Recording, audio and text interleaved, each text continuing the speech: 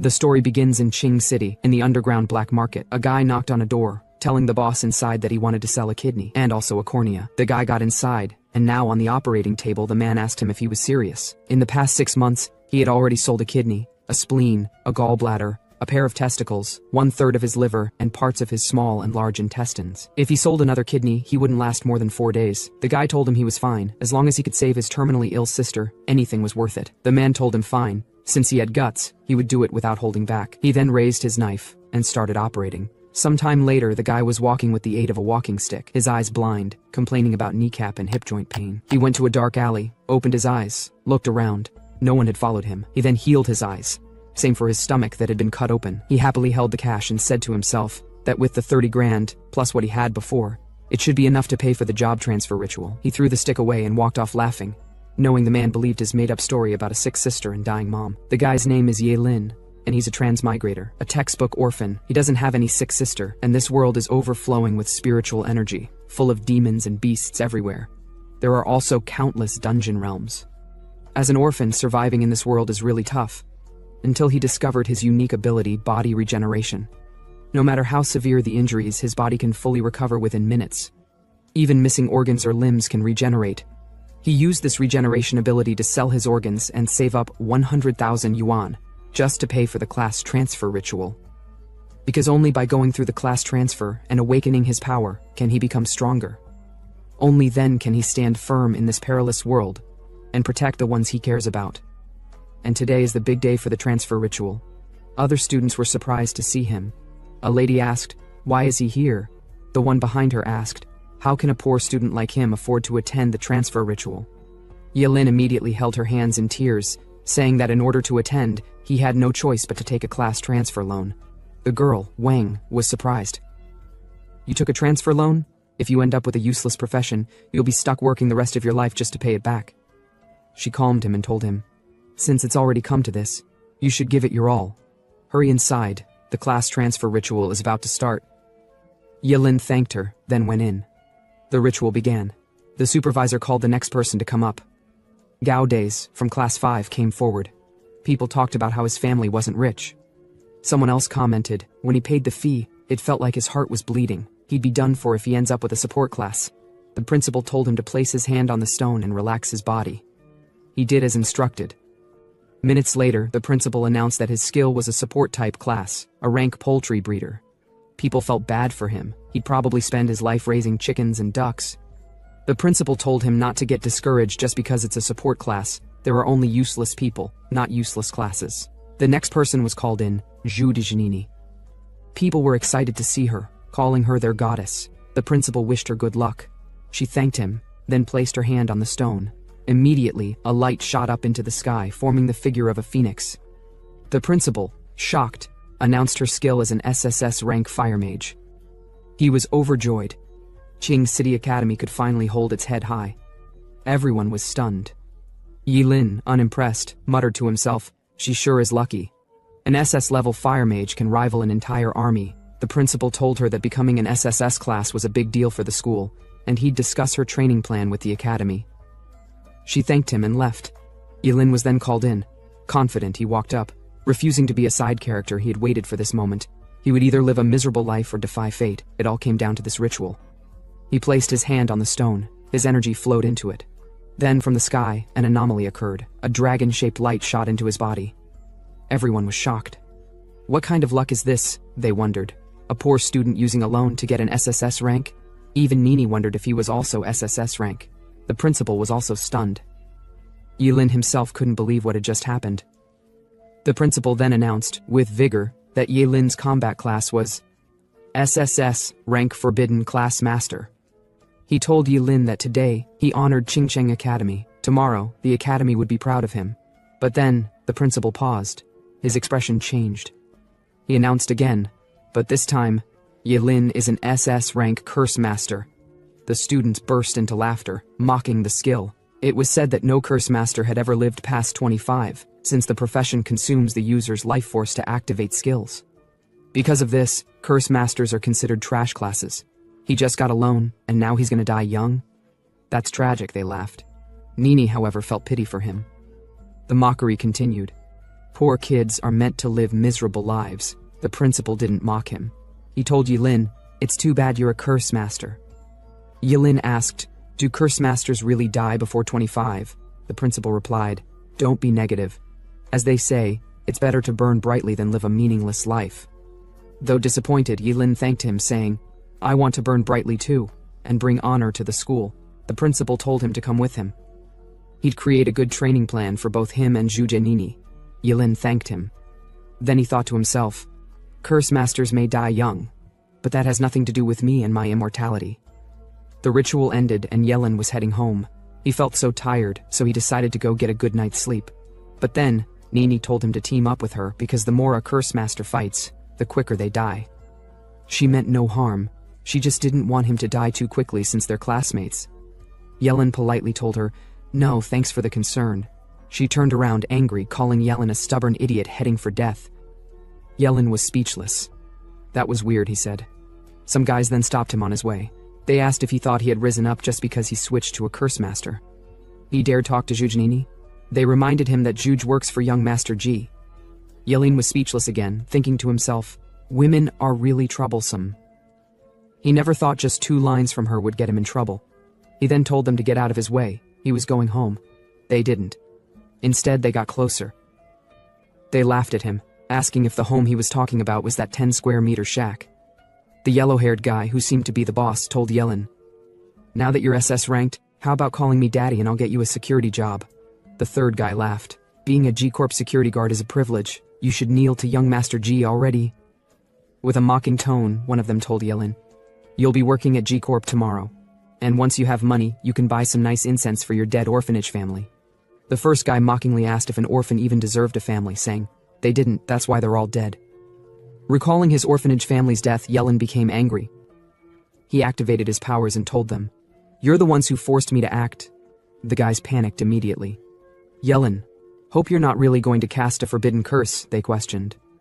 "Are you trying to kill yourself or something?" Yelin shot the attack. With vigor, he told them, "Why wouldn't I? Don't speak of my dead family." He struck the spell at them. Though it only hit the ground, it didn't really harm them, but the fear was engraved in their bodies. The boss panicked and asked Yelin if he had gone crazy. "Do you really have to use a forbidden curse?" Yelin told them to come at him, but they fled immediately, not wanting to interact with such a crazy psycho. Yelin sighed. He called them a bunch of trash. They just ran off with one move. As he walked up, he felt a sharp pain in his duodenum. It felt like it had been scorched. Zhuge had seen him cast the spell. She called Yelin a fool for getting provoked by a few insults and being ready to throw his life away. "Even if someone like that isn't a curse user, they won't go far," she said. She then deemed Yelin unworthy to stand beside her. Yelin got to his rundown home and put his bag down. He sat and looked through his system panel. From there he could see. One in sacrificing a piece of duodenum summons a regular lightning bolt. On in sacrificing a bladder summons yin thunder from burial waters. And sacrificing a heart summons destruction purple lightning. If that's the case, he wondered, wouldn't I die summoning the most powerful chaos thunder? He then slept. His head was spinning. It seemed to be a side effect of his body recovering.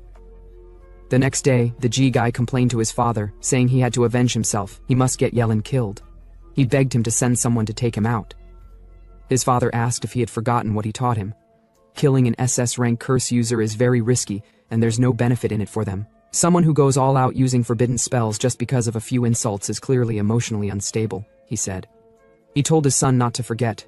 Yelin is from a poor background, and what the G family has the most is money, so you should learn to use your greatest advantage to target the enemy's weakest point. The next day, at Qingcheng Academy, Yelin yawned, still feeling sleepy. People who saw him gossiped, saying he was the one who switched to a curse user and even taught Ji Lingyu a lesson. Lingyu then appeared behind Yelin. He greeted him, "Good morning," then asked if Yelin had had breakfast yet. In his hand was milk and food. He bought it for Yelin. Yelin took it and asked, "Are you trying to poison me? Since I can't test it," Lingyu replied. "How could I dare poison you? The food is to thank you." Yelin drank the milk, then asked, "Why are you thanking me?" Lingyu told him he was grateful. "You struck me like a bolt of lightning and woke me up. Your appearance made me realize I've been wasting my life in a daze." Yelin told him, "Just say what you want to say. It's not like there was actually lightning." The guy then went on his knees and told Yelin he wanted to call him Big Bro. Yelin, surprised, asked, Did I hit you in the head too hard for you to be saying this crap? But Ling Yu told him he was serious. After the beating you gave me yesterday, I painfully reflected on myself. I deeply reflected. If I want to become a better person, I need a great role model. Since that was the case, Yellen told him it's only right to pay some tuition.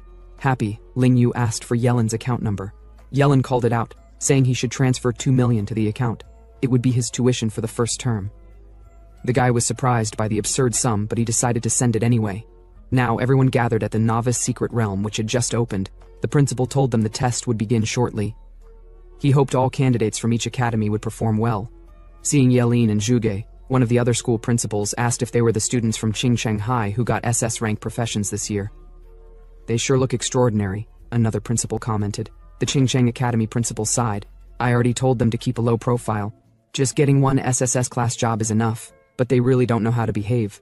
2 of them ended up getting SSS class jobs at once. Isn't that infuriating? He laughed boastfully. He looked back and asked the other principals, "Why aren't you saying anything? Were you all born mute or something?" Pissed, they bid him farewell, saying they specialize in combat, not in talking. It was then announced that all examinees should begin entering the field. Juge told Yellen once again, "It's not too late to team up with me now," but Yellen thanked her and said no. She deemed him so arrogant that she wouldn't stop him anymore if he was so eager to die. Yellen then went inside the gate. As he landed, he looked around, but he saw he was the only one there. He wondered if it was a random teleport, but then a monster appeared. He called it a little kitty. He deemed its appearance the perfect chance to test his forbidden spell. He then took it down in one strike. It was a level 1 leopard cat, and he was awarded 10 experience. He felt pain in his stomach, disappointed that the huge spell only gave him 10 experience. It didn't even justify the damage to his kidney. 1 only gives 10% experience. He'd have to kill 100 just to reach level 2. It's way too slow. So he decided to figure something out. Sometime later, hundreds of monsters were chasing after Yellen. As he ran, he was happy. This wave should give him a good amount of experience. He stopped running, then decided to test his newly learned Forbidden Curse on them. He activated Forbidden Curse, Destructive Surge. His energy exploded. The curse was so terrifying. His strength, agility, and spirit all increased twofold. With Burning Reincarnation activated, even a level 10 monster probably couldn't withstand his full-powered world-ending Thunderstrike. He then moved at an incredible speed, taking down the monsters in his path, leaving nothing of them behind. But then, his body started aging. He was surprised he was aging that much in just 5 minutes. If he didn't want to reveal his undying body, he decided to stop using the Burning Reincarnation curse after about 1 minute at most. He then rejuvenated himself using his immortality skill. He continued by sacrificing his hand, cutting it off to create a curse. This time it was more powerful than before. Forbidden Curse, World-Ending Fury. It instantly obliterated all the monsters in sight. He killed monsters ranging from level 2 to level 6, gaining a huge amount of experience. He then got a message that he had leveled up and learned a new Forbidden Curse, Hellfire Scorches the Sky. His hand also regenerated. He was amazed. His level had jumped straight to level 3. Sometime later, at the scene where he fought, Zhuge arrived. She couldn't believe her eyes, so many monsters had been incinerated to ash. She wondered what on earth had happened here. She saw the glow on a tree and realized it was hellfire. She observed closely and said to herself, there shouldn't be another fire element user in Qingcheng besides me. So how is there such an intense fire element fluctuation? Then she noticed smoke rising from a distance not far from the scene. She deduced the annihilation was the work of a human. The fire element wave might be as strong as mine, she thought. She then commented, looks like Qingcheng is full of hidden dragons. I'll definitely find out who that person is. At a spot not far away, Yellen was busy roasting meat and eating. He commented on how delicious the 3-eyed demon pig meat was. His body had used up too much energy earlier, so he needed to eat more. Minutes later, he stood up and put out the fire. He felt full. Now it was time to head to a farther area and grind monsters. But then, Zhuge arrived. She asked, what are you doing here? Yellen was surprised to see her. He wondered how she ran into him. What a hassle, he thought. He absolutely couldn't let her find out his secret. He told her he was just casually roasting something to eat. She walked toward him saying, I told you long ago, the Forbidden Spellcaster class is totally not suited for solo grinding. Then she added, it's too late for you to regret now. Following me won't help. I don't have time to team up with you now. I've got something to do, so stop tagging along. Yellen was speechless. What kind of logic is that? Is her brain missing a few cells or what? He thought. She turned back, then asked Yellen if he had seen anyone else pass through the area. He said, "That person is extremely powerful, very skilled with fire element manipulation, likely mastered hellfire." He pointed in the opposite direction, saying, "I saw the guy. He was a very handsome guy." He decided not to use the hellfire spell anymore going forward. He couldn't let that dumb woman cling to him. Sometime later, while she was walking, she muttered to herself, "It's Yellen's fault. Otherwise, I would have caught up with the hellfire wielder. I admit, the girl really has a few screws loose." Suddenly, she felt a presence. It was a level 8 dragon blood behemoth. She dodged its attack, wondering what was going on. Why is there a level 8 monster in the realm? There's no way I can win this. She looked around, wondering where Yellen was. The coward has definitely run away by now, she thought.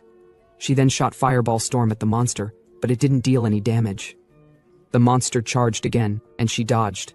She was determined to fight till the end.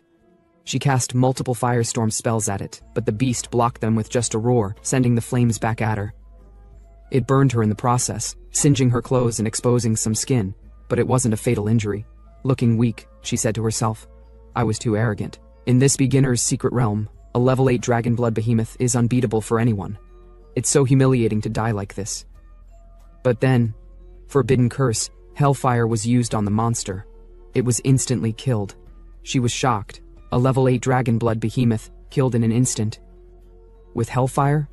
The person stood on top of a tree, his body engulfed in Hellfire flames. She thanked him for saving her life, then asked for his name. The person replied, "Call me Ling Yi, Ling from early dawn, and Yi from night." The girl then asked Ling Yi which school he was from. Since he saved her, she needed to thank him properly.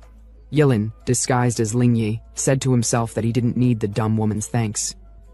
Then he told her there was no need to thank him. It was just a small effort. She tried getting up, telling him to wait, but he told her not to follow him. There were even stronger monsters ahead. It wasn't a place someone of her strength should be stepping into. Also, he suggested she should put her clothes back on first. Immediately, she dropped down to cover herself, then shouted for him to wait. She said she'd definitely catch up to him. One day, she'll stand proudly by his side. Yellen removed his disguise after getting to a certain distance, and said to himself that the insult should keep her from clinging to him. He had wasted time on her, so he needed to hurry up and level. He checked his system panel. He had obtained a new forbidden curse. Sacrifice 2.5 years of lifespan to negate 1 fatal injury. He was really disappointed at the weird spell. Truly, he deemed the forbidden spellcaster to be a short-lived class. It always had to screw with his lifespan. But for him, the skill was practically divine. With the forbidden curse, he could negate 1 fatal blow. That means, even if someone stabbed him in the heart from behind, he wouldn't be afraid. And what's more, with it, even forbidden curses that require sacrificing the heart or head. He could actively use them once. He deemed it to be so fucking good. Now he could grind levels recklessly, without restraint. He laughed, saying nobody could stop his leveling pace. Now, it was the last day of being in the secret realm. The audience outside was quite big, since today was the final day of the test. People were eagerly waiting for their kids. The principal then greeted the other principals with a good morning. They told him to stop showing off. So what if he had 2 SS rank job changers? Sometimes level was more important than class rank. Another principal agreed, saying the highest record for Ching Cheng's secret realm test was level 11, still unbroken, and the student was from Yukai Academy. The Ching Cheng Academy principal told them to just wait and see. He believed his student could definitely break the record. Someone then approached from behind, Zhuge Qiangxing. He told the principals they sure had refined taste, then asked if he could join the fun. The principals politely greeted him. He told them they were too kind, he just came to see his Nini. He asked Ching Cheng Academy's principal if Nini hadn't caused any trouble lately. He told him no, she hadn't. Then, someone came out of the portal. They were all surprised since time wasn't up yet. They thought maybe the person was injured. That person was Nini. She greeted the principals, then asked her dad why he was there. The principal asked what level she was now. She told them she was now level 12. They were all shocked. The record had just been broken like that. Her father told her she was too willful. If she had waited until the time was up before coming out, she might have even had a shot at level 13. She told him it was just too boring. It took ages to find a monster around level 10, and the experience reward was pitifully small. But in truth, she came out first specifically to find Ling Yi, not wanting him to escape her grasp. Yellen sneezed. He wondered why he was sneezing when it wasn't even cold. Maybe someone was cursing him. He looked around. There was no monster in sight. Even level 10 area monsters were gone. He thought maybe it was because he'd grinded too hard. He then decided to expand his search range. He should try out the newest forbidden curse he'd learned. Forbidden curse, instantaneous dance. The forbidden spellcaster sacrifices an organ. Based on the organ's importance, he gains agility, maximum of 10 times extra agility, with a 1-hour duration. He then sacrificed his kidney to use the forbidden curse, instantaneous dance, giving him 10 times agility. Even a level 50 assassin couldn't possibly have such terrifying speed. He deemed it to be so fucking awesome. He then moved at an extremely high speed. He saw a 3-headed storm mantis. He sacrificed his bladder and took them down using the forbidden spell, Ashen Fierce Thunder. At the same time, outside, people were coming out of the gate one after another. Nini found it strange. Ling Yi still hadn't appeared. One of the supervisors then announced, "There are 5 minutes left in the test. All candidates who have completed the test should please return to their school's designated area." Seeing the test was ending soon, one of the principals commented that it looked like the highest record this year belonged to Zhuge Nini. But then, they noticed the second SSS rank student had yet to come out. 3 minutes left before the gate closes. Nini wondered if she had missed Ling Yi, but she figured that wasn't the case. She'd been standing at the entrance the entire time. A figure then emerged from the gate. She thought it was Ling Yi, but it was Yilin. She asked why it was him that came out.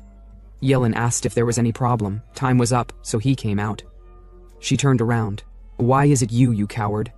Then told him to stay away and not talk to her. Yelin was pissed. He wondered what was up with this psycho. The principal then asked Yelin, "What level are you?" Yelin told him, "Level 16. Everyone was surprised. He broke Nina's record. They questioned how that was possible. To level up from 1 to 16 requires a total experience of 120,000. The highest level monster in the beginner's secret realm is level 10. Killing one level 10 monster gives 100% experience, which means he killed 1,200 level 10 monsters. The principal happily patted his back, telling him, "Well done, you're the pride of our academy." Mr. Zhuge also complimented him. But Nini told them there's nothing strange about level 16. They shouldn't forget, he's a forbidden curse master. If he recklessly uses forbidden curses, it's normal for him to level up quickly. Realizing this, the other principals finally understood how he could level up to such an extent. Other students gossiped, saying Yelin must be crazy for frantically casting forbidden curses in the beginner's secret realm just to level up. Other curse masters don't live past 25. With the way he's going, he probably won't even make it to 20. They deemed his behavior foolish, trading his life for empty fame. He's frantically leveling up just so they'll envy him. Since he paid with his life, they decided to let him have his glory for a few days. One of the principals worriedly asked Yelin to tell him honestly, did Principal Gao put him up to this? He's been deceived, trading his life for the school's honor. But Principal Gao told Principal Su to stop talking nonsense. He's a man of integrity. Yelin told them with a saddened tone, nobody forced him, it was all voluntarily. He grew up in a poor family, always looked down upon. Now that he has a chance to go all out, he won't be a coward. Even if he withers at his last brilliant moment, he don't care. He wants everyone to know that he can do it. Everyone was touched by his words. Mr. Zhuge clapped for him. Well said, he commented, telling Yilin that he truly has grand ambitions. In any case, he's the highest level student in this beginner's secret realm test, which is undeniable. He then introduced himself as Zhuge Changxing Nini's father. He can contact him if he need anything in the future. Nini then told them that Ling Yi is the true heaven's pride, and when he comes out, everything will be proven. Yelin looked at the stupid human, then turned around and told the principal and Mr. Zhuge, if there's nothing else, I'll head home now. Mr. Zhuge agreed and told him to take care of himself. Principal Gao also told him to go home and rest well. The formal exam is in 3 days. Yelin replied, understood, then left. Minutes later, the supervisor said that time was almost up. Nini worriedly asked where Yelin was. Could it be that while she was talking, he slipped away quietly? She blamed Yelin for that. Her father held her, speechless. Then she said, believe me, Ling Ye is truly a genius. He asked her if the reason she came out early was to identify him. She replied, yes. He found that strange, then asked if it's possible that Yelin is actually the Ling Ye she's been looking for. She argued, asking how he could possibly compare that Yelin with Ling Ye. Yelin saw the dragon blood behemoth and ran away in terror. Ling Yi, on the other hand, has extremely high mastery of the fire element, something Yelin didn't even know. Her father replied, Alright, if that's the case. Meanwhile, Yellen sneezed while sitting at home. He wondered who was talking behind his back. Must be that stupid woman, Jujanini, he muttered. Someone knocked on his door. He wondered who'd be looking for him. He opened the door and asked, "Who are you looking for?" The man asked if he was student Yellen. He said he was the manager of Qingcheng Brain King Oral Liquid Limited Company, and his surname was Wang. Yellen invited him in and asked what he could do for him. While taking something out of his bag, the man said he heard Yellen had successfully changed professions and broken the highest level record in Qingcheng's beginner secret realm. They sincerely wanted him to endorse their product. Of course, the remuneration would be substantial. Yellen asked, "How much are we talking?" The man gave him the product and said it would be 3 million. Yellen was surprised. The man explained that the bottle contains their Brain King oral liquid. It nourishes the brain, enhances intelligence, and promotes cell regeneration. "Drink 1 bottle and you'll feel several years younger," he said. Yellen opened it and thought to himself, "This is worth several of my kidneys. Looks like fame really does pay." The man encouraged him to try it, saying they're a century-old company with a 10 times refund guarantee if ineffective. Yellen drank it. "Tastes okay. Sweet. Just making me feel a bit dizzy," he said, then collapsed unconscious on the couch. The man made a call. With an evil smile, he told his boss, 1 bottle did the trick. He's simply a fool. I even prepared a backup plan. The boss told him to bring Yellen over. Sometime later, the man arrived at a location. "I've brought him," he said, "but I don't understand. Why go to such lengths for Yellen?" The boss said, "Good job. Don't ask what you shouldn't. Without my order, no one enters. Violators will be killed." The man, who was the doctor Yellen had sold his organs to, bent down and examined Yellen's body. Smiling, he commented, "The corneas, coronary arteries, liver, gallbladder, kidneys, spleen, large intestines, small intestines. They've all regenerated. The organs he sold have grown back. Incredible." With a cigarette in his mouth, he added, "With Yellen, I can master the secret of organ regeneration." Then Yellen said aloud, "You'll have supreme power and wealth. Even the most powerful will kneel before you." The man replied, "Yes," then suddenly stood up in shock. "How is this possible? How are you awake? My sleeping drug could keep an elephant unconscious for 6 hours." Yellen said calmly, "I'm more curious how you tracked me down." The man drew a weapon. "I'm a level 20, Ji-Yugen Phantom Blade. I won't be polite now that you're awake. Surrender, and I guarantee you won't lose any limbs." Yellen realized he was also a job changer. He didn't want to act anymore. Using fire element will burn the place down, he thought. Better not cause too much commotion. He levitated upward and activated Forbidden Curse, Eternal Freezing Gaze. A Forbidden Curse master sacrifices their eyeballs, freezing everything within sight, but becomes blind. The guy was shocked. "What's going on? What kind of spell is this?" He panicked as the ice began spreading. He tried breaking it with his blade, but it shattered. Panicked, he shouted, "This is impossible. You're only level 16. I'm level 20.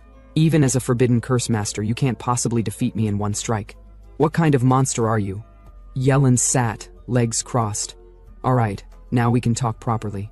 He asked the man, "Besides you, who else knows about my organ regeneration ability?" The man replied, "There's no way I'd tell such a good thing to others." Yellen said, "Good, I'll believe you. For now. So I'll make this quick." He then punched the man's head off his body, killing him instantly.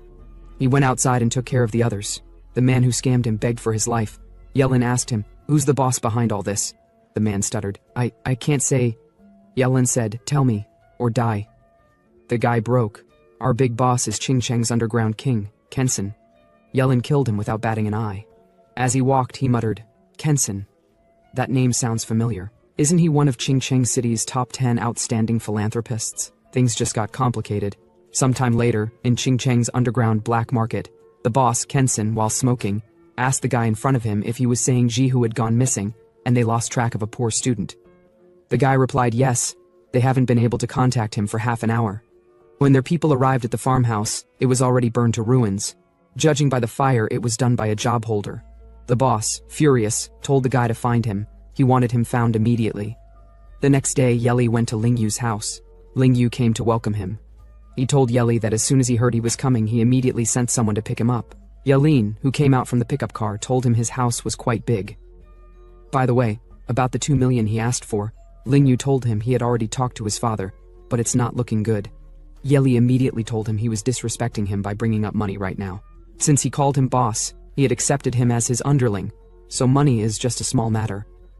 As they walked in, he put his hand around Yelin's shoulder, saying from now on, he should consider the place his own home. Lingyu grinned and said to himself that his father was right. Yellen is really simple-minded and cares about face. Yellen laughed in his mind, saying he didn't believe Kenson's people would dare come to the G family to catch him. But then he paused, as he saw beautiful maids in front of him. They greeted him. He was quite stunned at how revealing their clothes were. No wonder everyone wants to be rich. Life is really quite different when you're rich. Lingyu asked him which one of the maids he liked. He'd arrange for them to serve him in his room tonight. Yellen told him if that's the case he won't hold back then. Lingyu immediately instructed them to quickly help young Master Yellen change his clothes. The maids told Yelly to please allow them to change him, but Yellen told them he was just joking. Lingyu laughed and told Yellen not to be shy. He should change first. Today he'll take him to do something big. Yellen asked what it was. Lingyu told him he'd know when they got there. Hours later at the location, Yelly and Lingyu arrived at Ching Cheng's annual auction, a place that Yellen had never been to before. Lingyu told him big figures would be at the auction, then said he should introduce Yellen to a few people later. But something caught Yellen's eye, so he told Lingyu to go ahead with his business. He shouldn't mind him, he'd go fill his stomach first. Lingyu was speechless and mockingly said to himself that poor people will always be poor people. He's so inexperienced. Yellen was munching on food, saying he's been busy all night so he's starving. He even sacrificed a stomach. He definitely needs to eat more to compensate. But then Nini approached him and asked why he was here. The girl, Liu Yanwei, asked Nini, "Who is he?" Yellen ignored her and focused on his meal. He wondered why he keeps running into this stupid woman everywhere. Nini replied to her friend, "Remember what I told you about the secret realm test?" The girl said yes. Nini said she met a genius boy who controls the fire element, so she asked if Yellen was that boy. She told her, "No way. He's the coward who turned and ran, leaving me cornered by the dragon blood behemoth. Meeting him is bad luck," so she told her they should go to the other side. Yellen, still busy eating, said to himself that if the stupid human knew he was Lingya, he wondered what her expression would be. Some people then walked up to Yellen. Lingyu came with them. He told them that Yelly is his boss. One of the guys, surprised, asked Lingyu if he was joking with them. It made more sense for Yelly to call him boss, not the other way around. Lingyu scolded him, telling the guy to watch his words. Ordinary people certainly don't qualify to be his boss. His boss is at level 16 now. They were surprised. They realized he was the one who ranked first in the novice secret realm. Yellen placed his hand on Lingyu's shoulder, telling them there's no need to be surprised. They should calm down. Regarding leveling up, he does have some insights. But he sighed and told them if only they could go outside the city, he could help them all level up. Then he could help them get good results in the big exam. Surprised, they excitedly asked if he was serious. They called him boss, asking if he was really willing to help them level up. Lingyu told them it wouldn't be possible, because to prevent people from getting help from strong players to level up, they're forbidden from leaving the city before the big exam. Yellen told him he heard that the passage to the big exam trial is outside the city. If they could get there during the journey, it would be possible. But he sighed again, saying it still wouldn't work. His level may be high, but he doesn't have equipment. Lingyu tapped his shoulder and told him not to worry. Equipment would be easy. As long as he could help him level up, later at the auction, whatever equipment he wanted, he should just bid on it. Yellen asked if he was serious. Lingyu replied yes. If he can improve his performance in the big exam, his dad will support them no matter how much money it costs. Sometime later, a lady appeared on stage. She greeted them all, then said she's today's auctioneer, Ching King. On behalf of the Treasure Pavilion auction house, she welcomed them all. She hoped everyone could win the items they desired today. Without further ado, she introduced the first item, an epic skill scroll. A fire-type skill suitable for mage-type jobs. The starting price is 500,000. Each bid must increase by at least 10,000. The bidding war began, but then Mr. Zhuge closed the bid by offering 3 million. Yellen said to himself that since Nini awakened her fire attribute talent, her father is really spending big money to buy her skill books. Sure, money makes it easy to do whatever you want. Fortunately, as a forbidden curse master, he doesn't need any skill scrolls, because all his moves are forbidden curses. Yellen told Lingyu that since his profession is swordsman, if he sees any abilities that suit him, he should place a bid at the auction. Those abilities could save his life when it matters. The next item was then introduced. The lady announced that it's an exceptionally rare item, the Huanglong Rui ring. The ring increases spiritual attributes by 30% and comes with a passive skill known as Dragon Possession. The starting bid is 2 million, with a minimum increment of 100,000. And so, they began placing their bids. Yellen told Lingyu to place a bid. The item would be of great use to them, since it increases spiritual attributes by a full 30. Ling Yu then whispered to his dad to bid on the ring. His dad offered 8 million. He said to himself that bidding 8 million in order to get his son into a prestigious school was well worth it. Besides, the lifespan of a forbidden curse master is very short, so after a few years when Yellen dies, the equipment would return to the G family anyway. But then, just as the bidding was about to close, someone else entered and offered 10 million. Mr. G wondered why Kensen, the king of the underground, was here. Kensen greeted him and asked how he had been. Yellen finally saw the infamous Kensen, so he decided not to be discovered by him. Mr. G asked Kensen what offense the G family had committed, he should explain. With an angry tone, Kensen told Mr. G that he had killed his men. What more explanation did he need? Mr. G raised the bid to 12 million, saying he didn't know what Kensen was talking about. If he was looking for trouble, the GI group was not one to be messed with. Kensen accepted the challenge and told him, "Let's see who lasts till the end." He turned around and asked his men if they had confirmed it. Was the car seen near the warehouse really owned by the G group? The man confirmed, "Yes, there's no doubt. It drove back to the G family this evening." Furious, Kensen murmured, "The G family shouldn't blame me when I kill every last one of them." And so, the bid ended at 12 million. Mr. G handed the bracelet to Yellen, and Yellen thanked him. Ling Yu asked his dad who that man was. His father replied, "That's Kensen, the king of the underground. He's always wanted to go clean and become a proper businessman, but now he's trying to stick his finger into the G group's pie." Yellen addressed him as Uncle G, and advised that it would be wise to stay cautious. G group is a big organization that attracts unwanted attention. The man agreed. Yellen then put on the ring. It increased his spiritual attributes by 30% and could be refined further. As for dragon possession, the wearer is blessed by dragon energy, and luck increases by 10. Yellen was surprised by the effect. He assured Mr. G not to worry. Even if he had to carry Ling Yu on his back, he would make sure he got into a prestigious school. Mr. G laughed and told Yellen not to be overly formal. "You and Ling Yu are as close as brothers. Just let me know if you need more equipment." Hours later, Ling Yu and Yellen were sitting in a room.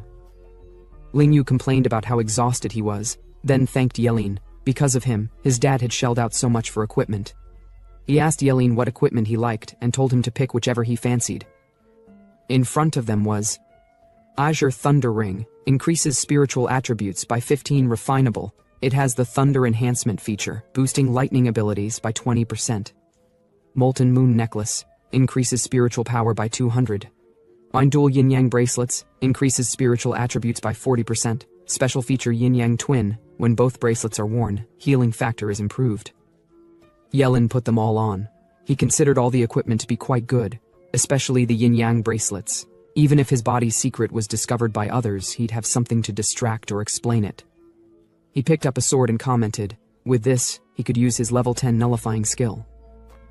The sword was called Starfall Fracture, increases strength by 300. Has the Starlight skill. Under Starlight, the strength bonus can continuously increase up to a maximum of 100. He then used his nullifying spell on the blade.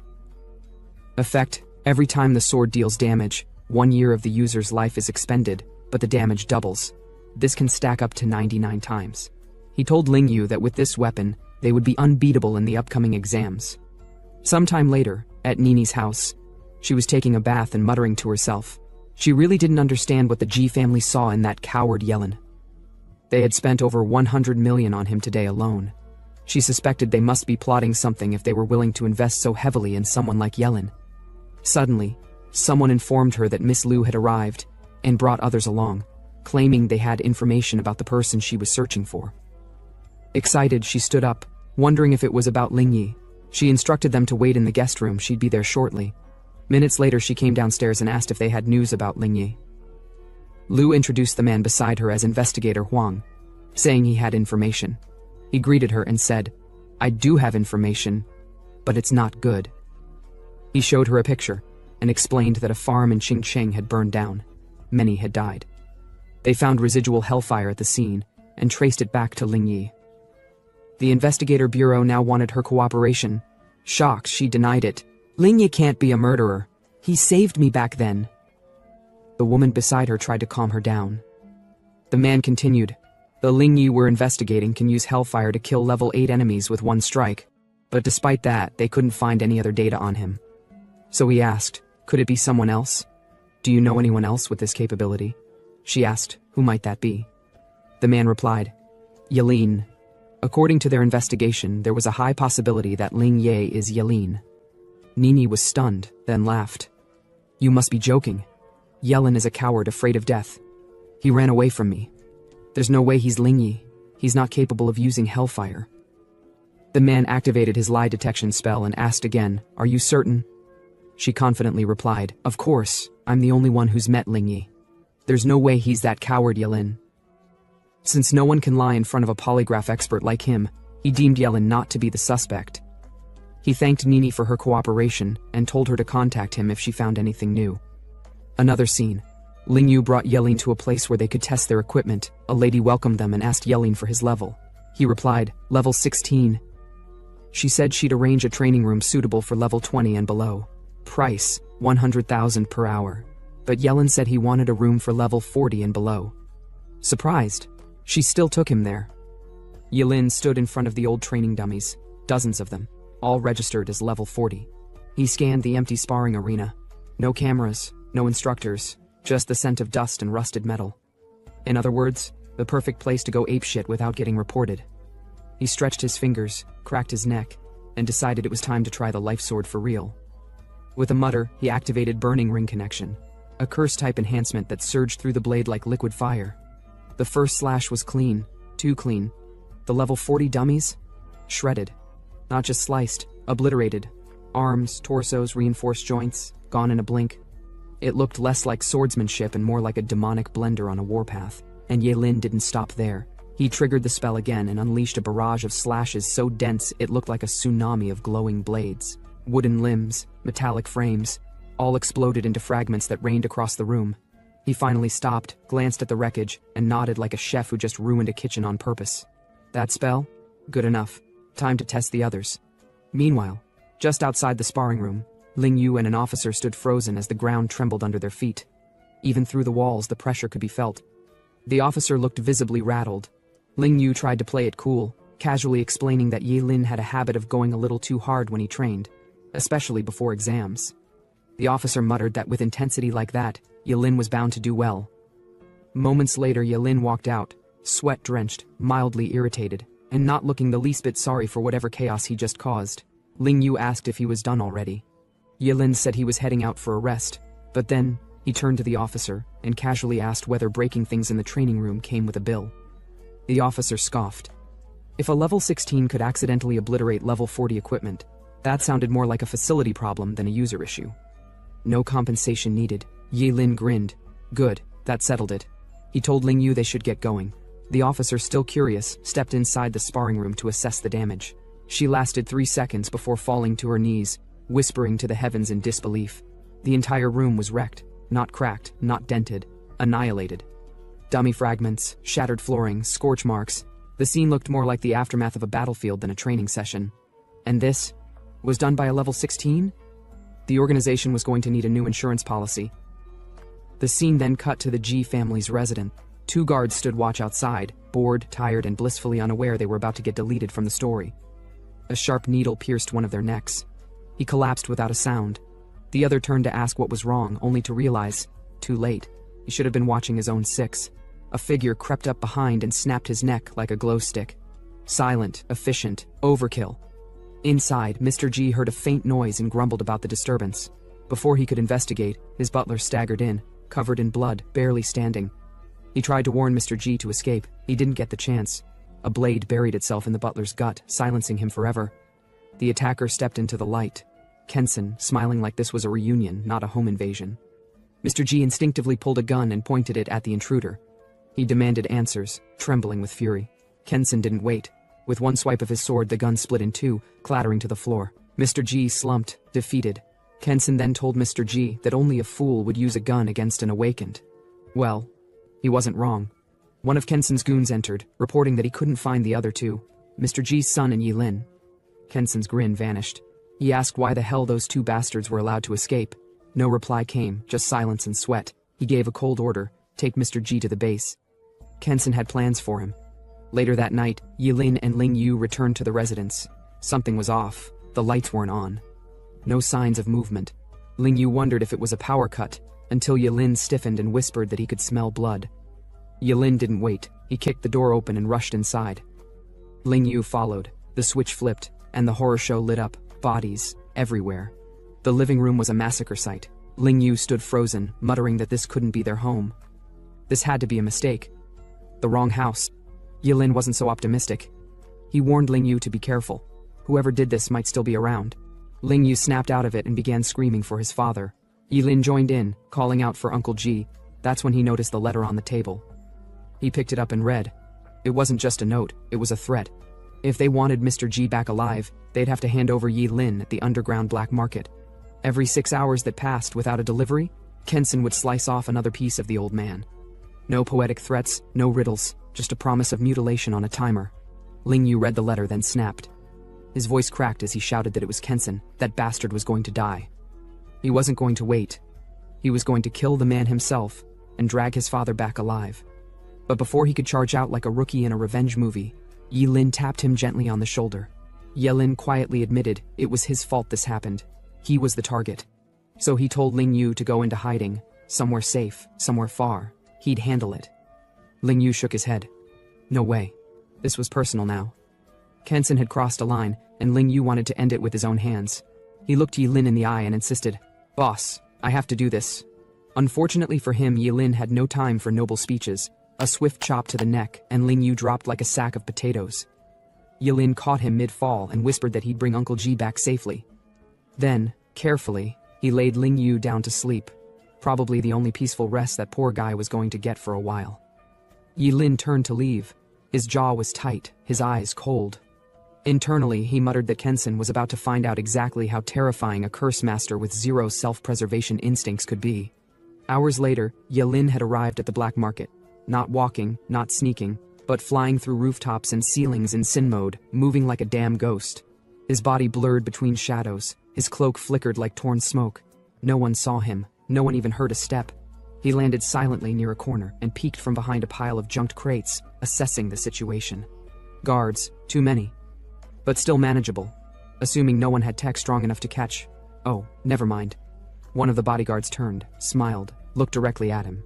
Yilin froze. That should have been impossible. Seconds later, multiple rifles locked onto his position, laser dots lighting him up like a cursed disco ball. The first guard mockingly asked what century Yilin thought they were in. Was he really hiding in the shadows like some dollar store ninja? Yilin cursed inwardly.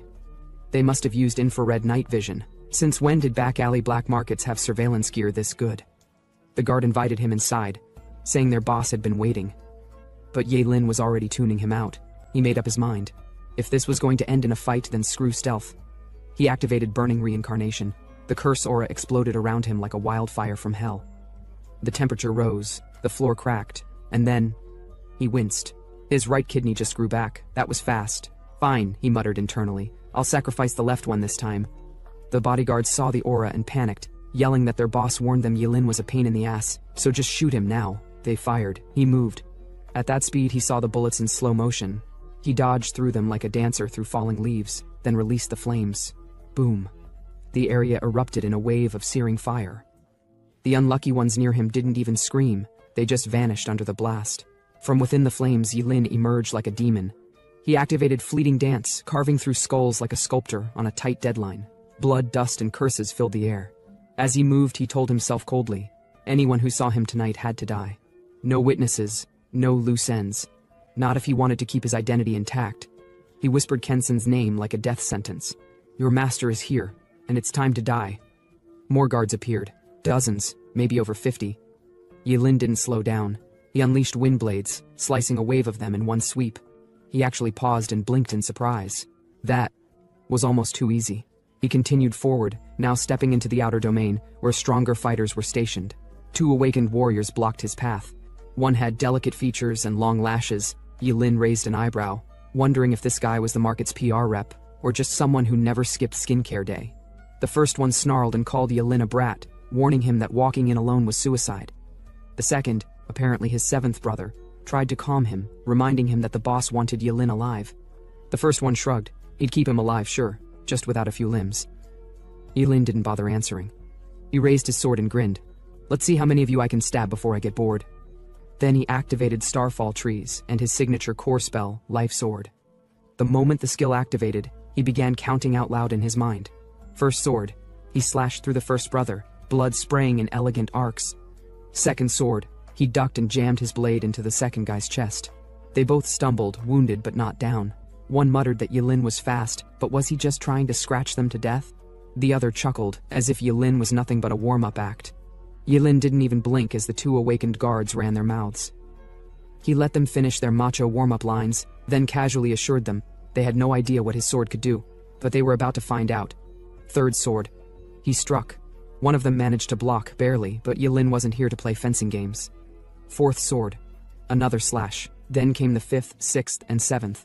Each swing building momentum, each strike heavier than the last. The guards started realizing this wasn't a regular sword technique, it was a goddamn countdown to destruction. And then, eighth sword. It landed clean. The first guy's weapon shattered like glass, and he was launched into the sky like a ragdoll caught in an explosion. The second guy trembled. He turned, calling out to his seventh brother like a kid looking for backup in a horror movie. But this wasn't the time to hold hands. Death was still standing right in front of him. Yilin glanced at his own sword and muttered inwardly that the eighth one definitely packed a punch. He almost felt bad for the guy. Almost. He followed up, slashing the second man with surgical precision. The guard collapsed, shaking, confused, and very much bleeding out. He mumbled something desperate, asking what kind of sword technique this was. Yilin simply told him he didn't need to know, and opened his neck like a broken water pipe. The seventh brother screamed for his fifth brother, only to realize the reply came in the form of silence. And a corpse. Turns out the fifth brother was already dead. He called Yilin a monster. Yilin rewarded the insult by incinerating him on the spot with a curse flame that reduced him to blackened dust. As he left, Yilin muttered that he intended to keep his word. No one leaves this place alive tonight. And just like that, the massacre continued. He carved his way into the second base, fire trailing behind him. Every swing of his sword felt like a hammer of judgment, every step forward a death sentence. Flames roared, bodies collapsed. Chaos bloomed in his wake. Some guards tried to rally, but panic spread like plague. One of them screamed that Yilin couldn't be killed. No matter how much they shot, slashed, or begged, nothing worked. He kept slashing. First sword, second, third. Over and over. The sword count reset for every new victim. And that meant one thing. If you ran, he'd have to start from scratch. And nobody wanted to be first sword. One guy thought he could escape. Yilin scoffed. Don't run, he thought. If you run, I'll have to start the combo all over again. But before he could chase, something shifted. A presence, heavy, crushing, and ancient, entered the scene. Yilin turned toward the source. A massive man emerged from the shadows, wearing a traditional kimono like he walked out of a Soul Society fanfiction, carrying an axe that looked more like a medieval monument than a weapon. He smiled with bloodlust, introduced himself without shame. Zaiziuchi, level 42, Black Market's top enforcer, a living wall of muscle, steel, and murder. He casually wondered what kind of freak Yilin was to survive this long. Then he asked about Yilin's secret. What kind of curse master bleeds this much and keeps fighting? Yilin stared at the axe. It looked like it weighed a few 100 kilograms. He replied dryly. The guy could put down the axe, and maybe then he'd share his secrets. Zai Ziuchi grinned. Not happening. Instead, he said he'd kill Yilin and study his corpse for answers. Bang. The axe came down like a meteor. The old staircase vaporized on impact. Yilin dodged at the last moment using fleeting dance, his figure flickering like a glitch in reality. Zai Ziuchi let out a raspy laugh. So it was true. Yilin was a curse master. But how long could he keep burning his own life just to swing a blade? The fight turned brutal. Zai Ziuchi attacked relentlessly, each swing faster and more ferocious than the last. He didn't give Yilin space to breathe, much less heal. This wasn't a fight, it was an execution. And then, disaster. One clean strike knocked Yilin's sword from his hand.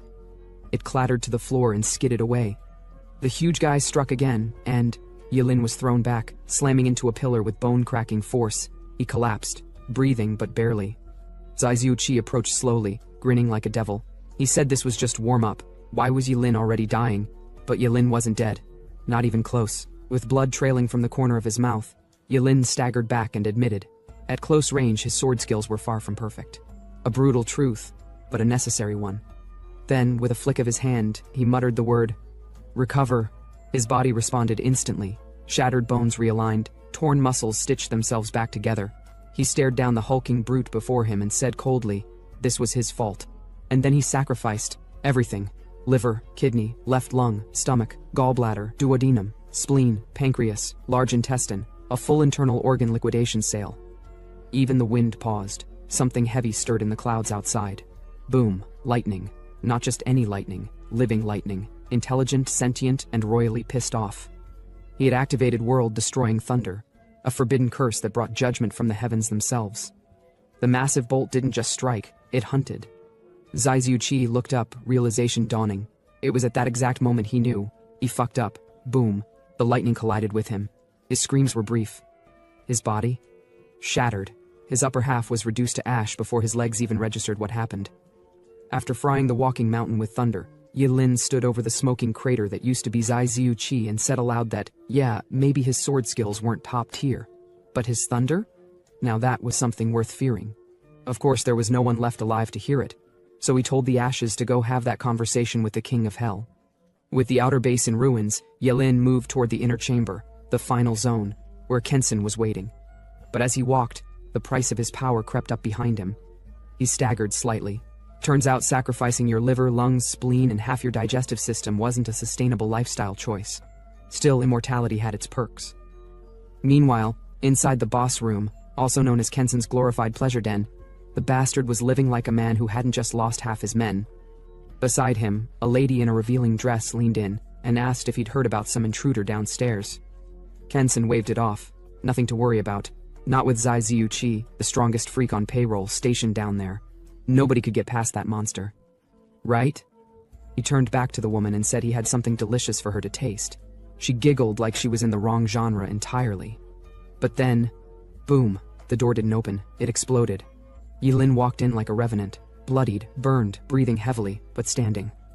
He looked directly at Kensen and asked one thing, "Where's Uncle G?" Kensen shot up, fury twisting his face.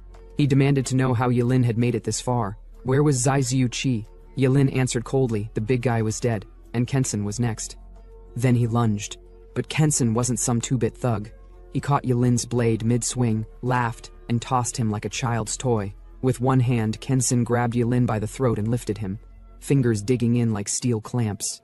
Then, with a vicious squeeze, crack, Yilin's neck snapped. Kensen dropped him like trash. He scoffed. Just another brat who didn't know when to die. But before he could sit back down, Yilin rose again, neck intact, body glowing faintly, eyes locked onto Kensen. Kensen froze. He demanded to know how the hell Yilin was still alive. Yilin smiled darkly. Dead? He hadn't even checked his phone yet. What kind of idiot dies before finishing his daily notifications? This time Yilin wasn't playing. He sacrificed his left eye, activating the curse spell, Eyes of Eternal Freeze. A wave of frost spread instantly, locking Kensen's legs in place like they were submerged in liquid nitrogen. He groaned, struggling. His muscles refused to move. Yilin approached and demanded to know where Uncle G was. Kensen refused. Wrong answer. Yilin's hand lit with fire. He warned Kensen that if he didn't talk, those fancy arms of his were coming off. Then, bang! Flames burst forth. Kensen screamed as his arms were roasted. Skin blistered, bones crackled. The scent of charred arrogance filled the room. But before Yilin could finish the job, a loud thud cut in. The woman, the same one from earlier, had dropped from the ceiling with a pistol aimed straight at Uncle G, who was tied in the corner, gagged and beaten. She shouted at Yilin to stop or she'd pull the trigger. Yilin stopped, then smirked. Oh, she wanted a hostage exchange now? He let go of Kensen, who was still frozen in place, and slowly approached her. She warned him not to get any closer or she'd shoot. She meant it. Yilin kept walking. He asked if she really wanted to negotiate, or if this was just a badly written bluff. Behind them, Kensen barked at her to get out. He didn't need some desperate woman saving his life. He told her to run, that she couldn't kill Yilin, not even with a gun. But it was too late. She'd already made her choice. She fired. Bang. Yilin dropped. The woman rushed to Kensen's side. She clung to him like a dumb puppy who just tried to fight a tank. But Kensen only looked at her with pity. He muttered that she was an idiot. You can't kill him. The woman blinked in confusion, and that's when she heard movement. Yilin stood again, unfazed, brushing off the bullet wound like an inconvenient mosquito bite. He didn't even look at her. He walked past, went straight to Uncle G, and began cutting the ropes. As the man slumped into his arms, Yilin turned back to the lady and cast a cold, frost-heavy spell at her hand, freezing her wrist, elbow, and the gun solid in one blast. She gasped. So he was a curse user? No shit. But Yilin had no time for side characters. He turned back toward Kensen, Kensen, still stuck in place, shouted that if Yilin wanted to kill someone, then fine, kill him. He claimed full responsibility. The woman knew nothing. Yilin didn't care. He sliced clean through Kensen's shoulder. The blade cut down diagonally, and Kensen's head dropped like a rock, rolling to the ground with a final stunned expression.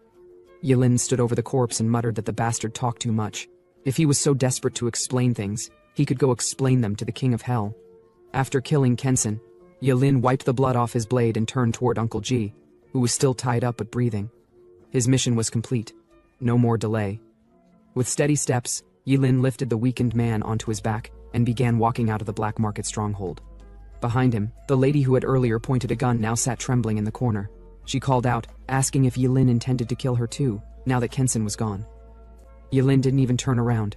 He simply waved it off and told her not to be silly. He didn't kill women. She could go on her way. The woman was stunned. After all the carnage, this was kindness? Well, maybe. Because the moment Yilin stepped out of the building, he unleashed his soul flames, a blazing, devouring inferno that engulfed the entire black market in a purifying firestorm. Every criminal, every witness, every twisted deal, gone. And yes, too. Some kindness had limits. Scene shift. G family villa. Mr. G lay in bed, wrapped in bandages and treatment seals.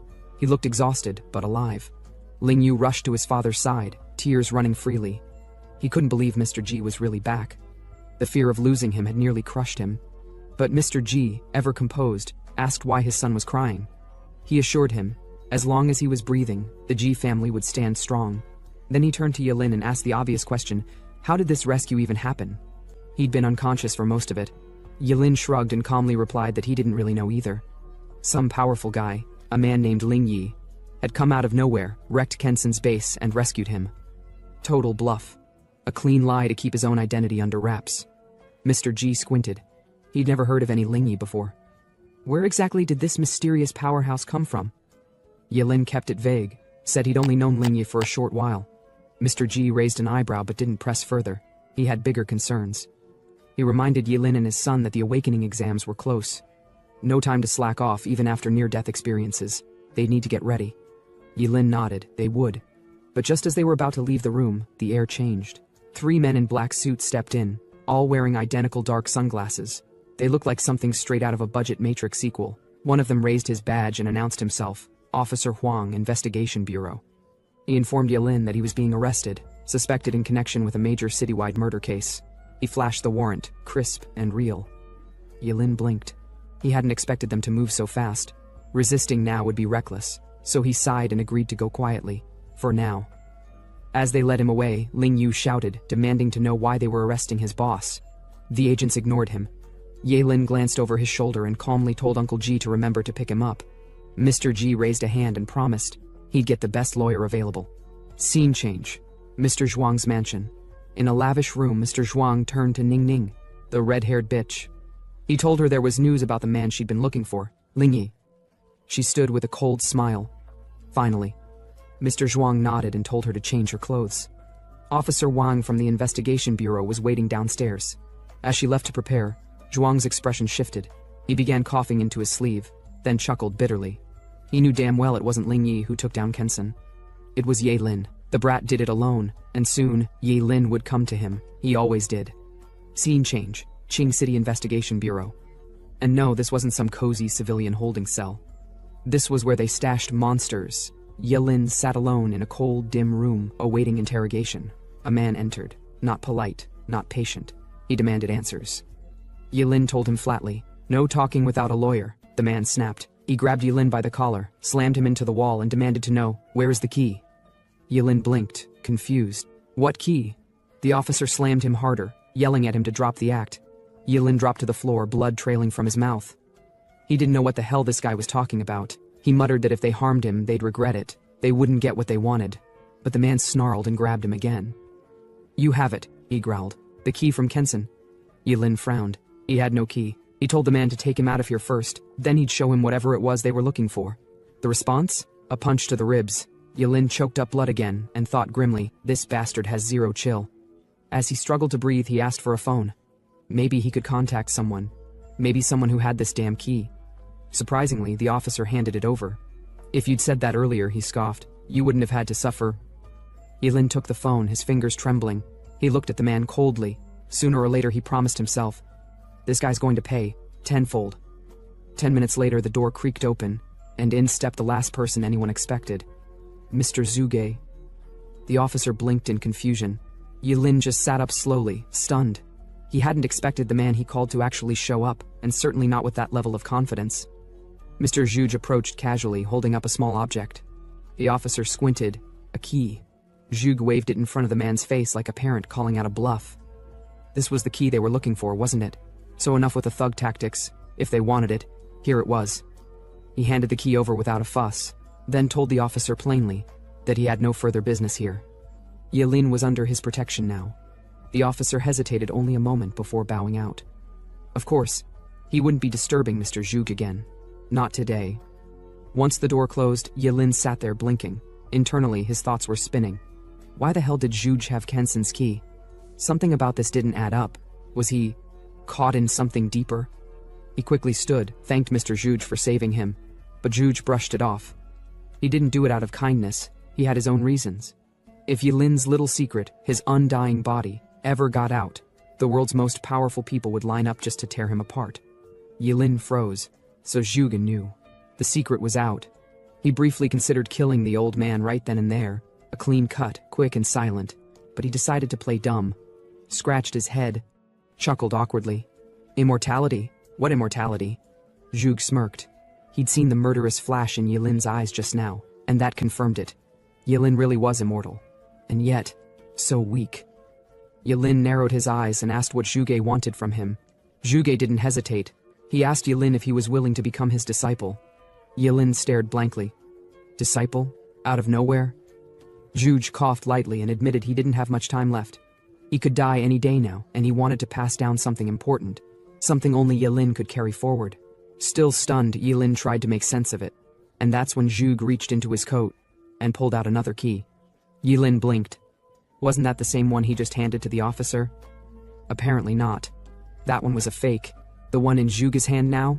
The real deal. The ancient heavenly key. Zhuge handed it to Yilin, explaining that long ago, when the heavenly gate descended upon the world, it didn't just bring monsters. It brought 7 ancient artifacts, each containing power beyond imagination.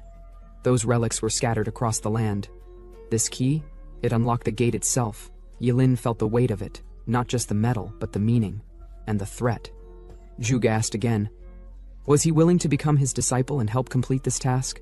Yilin thought it over. The man knew too much. Denying him now was risky.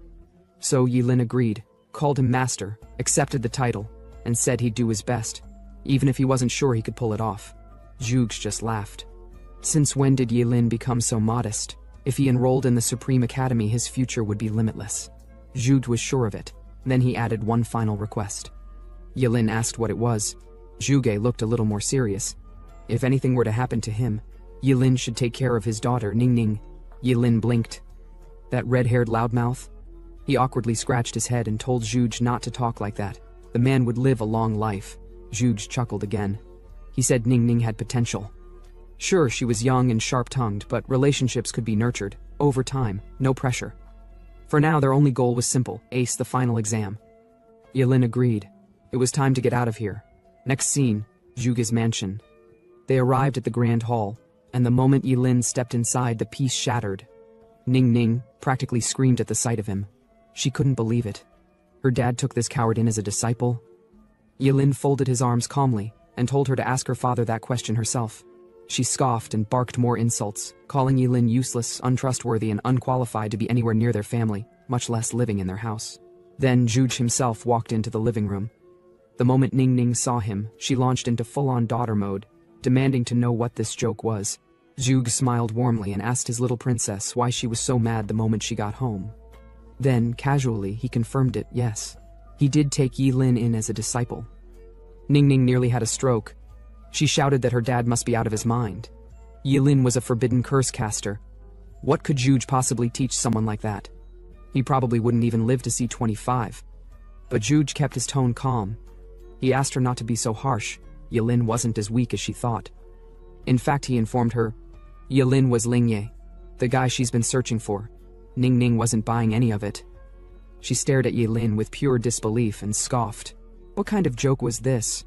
There was no way this coward was the legendary Ling Yi she'd been hunting for. To her, the idea was so ridiculous it hurt. She snapped at Yilin, calling him not just a coward but a liar too. And worse, someone who had even tricked her father of all people. As far as she was concerned, the man had no shame and no class. Before leaving, she threw one more dagger. As long as Yilin stayed in this house, she wouldn't. And he better be ready, because she'd find the real Ling Yi and rip off whatever mask he was hiding behind. She was gone in seconds. Yilin stood there silently for a moment, then turned to Mr. Zhuge, asking if he should, maybe keep an eye on her. Zhuge waved it off without concern. This was Kunsheng. Nobody dared to lay a finger on Ningning here. And as for her little tantrum? Zhuge told Yilin not to mind her. She was arrogant, sure, but not bad at heart. Then, like nothing just happened, Zhuge handed Yilin a small wooden box. A gift. The final test was coming.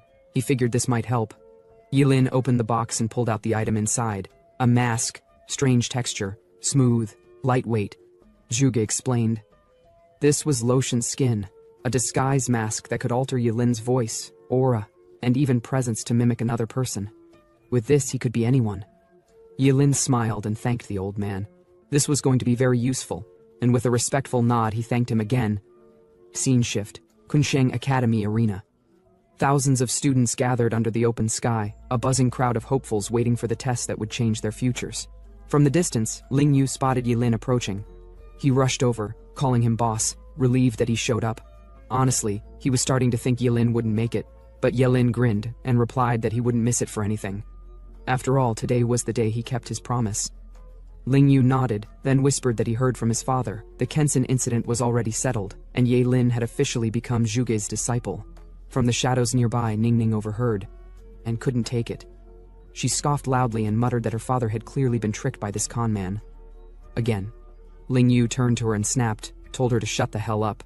Yeah, he used to like her, but he wasn't going to let anyone defame his boss without proof. Ningning scoffed harder.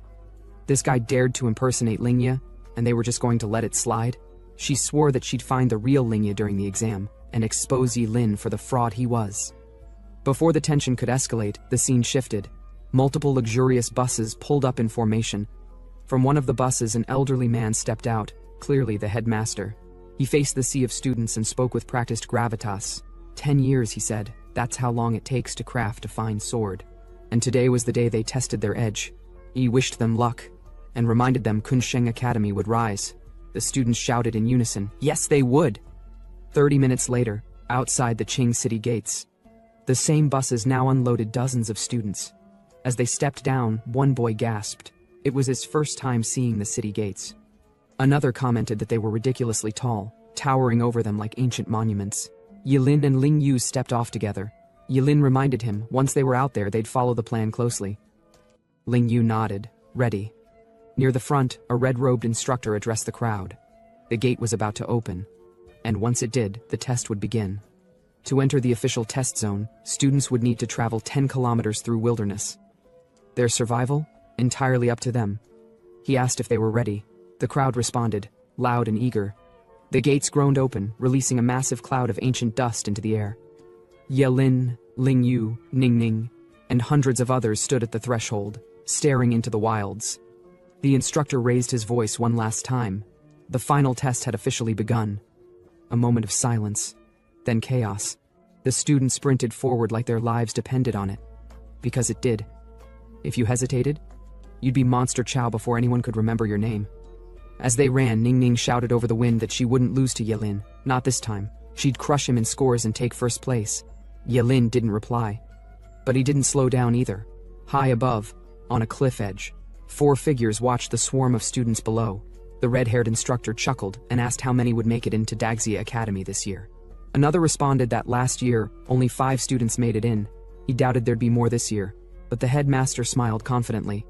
He believed at least 2 Kunsheng students would make it this time. The red-haired man frowned, warning him not to get cocky too soon.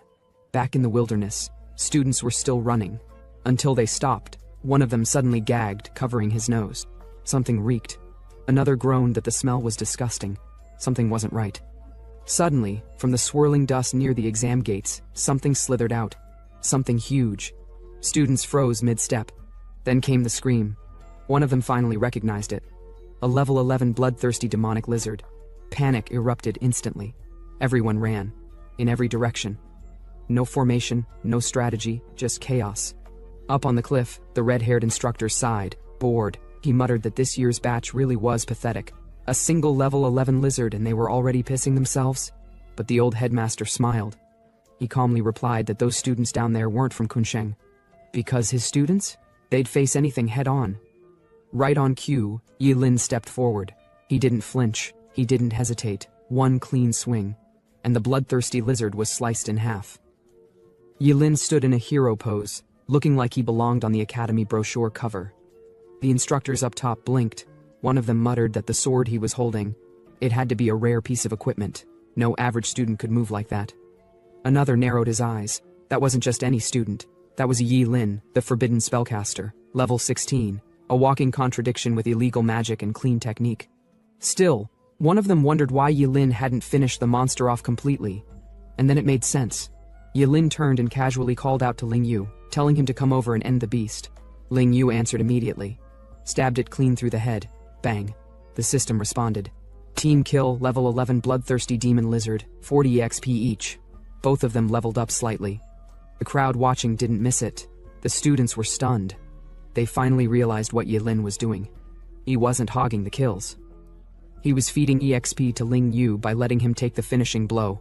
One of them muttered that Yilin was the ultimate leveling tool. Another swore they wanted a teammate like that. Meanwhile, from the side, Ningning clenched her jaw. She watched Yilin work with Ling Yu and scoffed. Sharing EXP meant having rewards. She was soloing the entire raid. That meant all the EXP was hers. If Yilin kept splitting his kills, he'd fall behind. She smiled coldly. She'd let them have their little bromance. She'd win this test with numbers. Back in the thick of the wild zone, the raid continued. Yilin and Ling Yu slayed one monster after another, with Yilin doing all the work and Ling Yu doing all the stabbing. The XP was shared evenly. Level 11 werewolf, 40 XP. Level 13 skeleton Asha, 60 XP. Team kill bonus activated. Eventually Ling Yu's level ticked up, level 8. He practically jumped with joy. He called out to Yilin, declaring that no matter what, he'd follow him as his one true boss forever. Yilin smirked and told him not to get too excited. The outer monsters were done. If they wanted real gains, they had to go deeper. Ling Yu gulped, then asked nervously.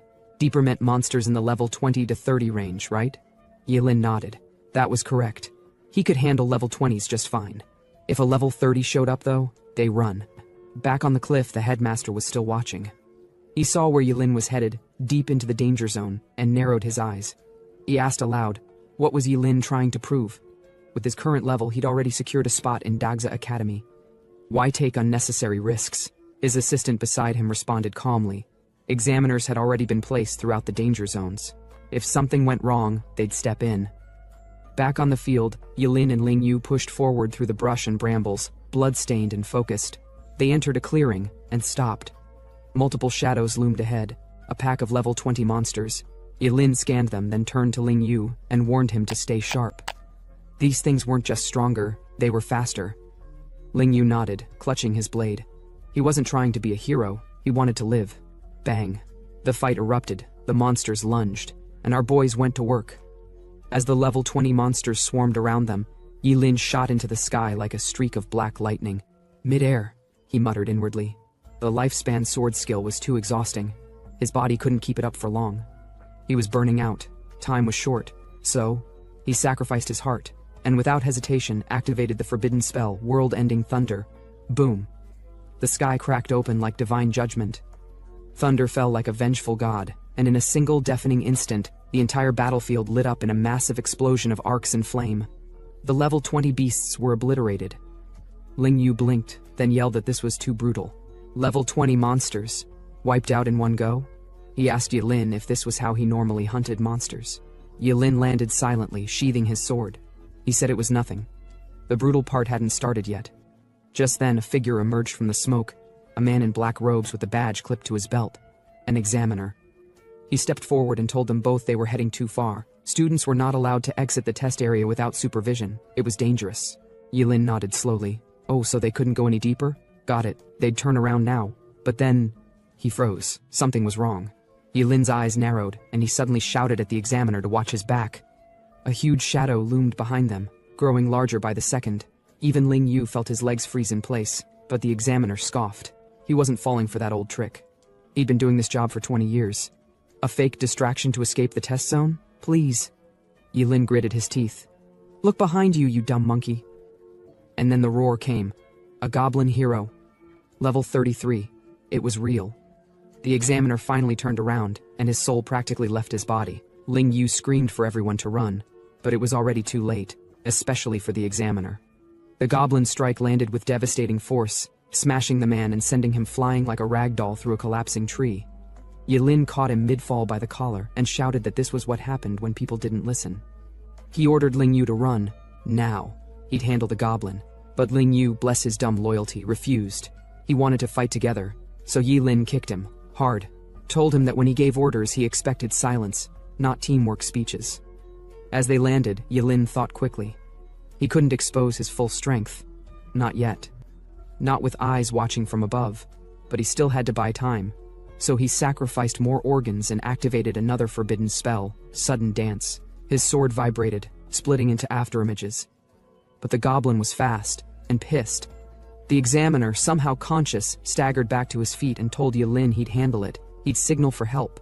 Before he could finish his sentence, the goblin slammed him again and launched him across the clearing like a broken doll. Yilin caught him again, barely, dragging him to safety while muttering curses under his breath. Mid-run, the examiner groaned and fired a flare into the sky. A red streak of smoke spiraled upward and exploded like a warning beacon. Yilin winced. Now more examiners would come. That meant more witnesses. That meant less freedom to fight how he wanted. In fact, he wished the guy had just passed out. Would have saved him the trouble. Too late now. Within minutes, 2 examiners arrived at the signal point, sliding into formation. One of them saw the goblin hero and called out that this zone had escalated. The other turned to Yilin and told him to leave. They didn't want to hurt him in crossfire. Yilin nodded. Fine.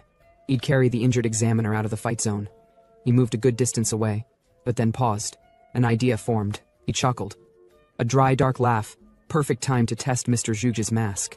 Yilin pulled out the lotion skin mask, scanned the examiner's face, and placed the mask over his own. Instantly, his voice, aura, and appearance shifted, identical to the injured examiner. He laughed again. Now this was fun. Meanwhile, the 2 examiners fought the goblin hero, trying to keep collateral to a minimum. The female one shouted they needed to kill it quickly, without ruining the final test. The other agreed, charging forward with his blade drawn. Just then, a third figure appeared. The examiner, also known as Yilin in disguise, yelled out, calling them colleagues, and declared that the filthy beast dared disrupt the test under their watch. He told them to stand aside and watch him finish it. Internally, he activated another forbidden spell, Eternal Arrow. A bow of pure energy formed in his hands. He pulled it back, infused it with power, and fired. The arrow ripped through the air like a divine spear and smashed into the goblin hero's skull, shattering it completely. Bang! The monster dropped. Team kill, level 33 goblin hero, 220 XP. Item obtained, Talisman of Symbiosis. Yilin, still in disguise, stepped forward and picked it up. As Yilin picked up the glowing talisman scroll from the goblin hero's corpse, he muttered inwardly that the drop rate for rare items was absurdly low. This was pure luck. Before he could vanish into the woods, one of the examiners behind him yelled in frustration. The man demanded to know which department Yilin was from. He hadn't helped during the fight, and now he was walking off with the loot like a damn bandit. But Yilin just waved him off. He told them not to get sentimental. He didn't leave names when doing acts of kindness. If they needed a name, they could just call him Kind Man. And with that, he walked away with the reward in hand, unbothered. The male examiner clenched his fist and growled that kind his ass. That guy was a loot-stealing bastard. The female examiner sighed, telling her colleague to forget it. They had an exam to oversee. Once it was over, they'd find out which department that guy actually belonged to. Meanwhile, Yilin slipped away into the trees, smiling under his breath. The mask peeled off his face, back to his usual look. They wouldn't find him. They didn't even know who he was. Mission accomplished. Right now, Yilin is far away from the surveillance of the school, because he ventured away from the test zone. As for the examiner he impersonated, still out cold. Not even a passing squirrel could wake him. Yilin sat alone in the shadow of a ridge, reviewing the item again. The Talisman of Symbiosis. A rare scroll, powerful and insanely useful. The effect? 2 awakeners within 10 levels of each other could share all gained EXP for 6 hours, but only once. The scroll was single-use and bound to the first user.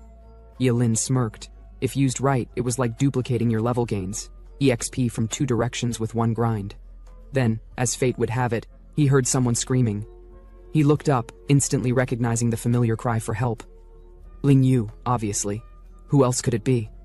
The guy was sprinting full speed, crying like his rent was due and a giant monster was the landlord. A massive beast chased behind him, swinging claws like wrecking balls. As the monster's attack was about to connect, Yilin stepped in, calmly parrying the blow and saving Ling Yu from being dismembered live. Ling Yu nearly sobbed. He was overjoyed to see Yilin safe and alive.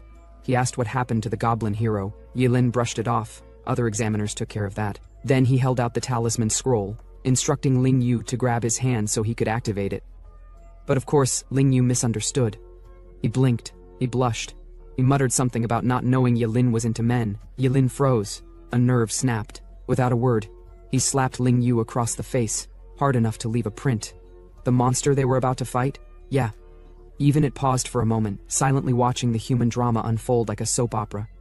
Ling Yu, dazed, pointed back at the monster. The beast was still there, by the way. Yilin sighed.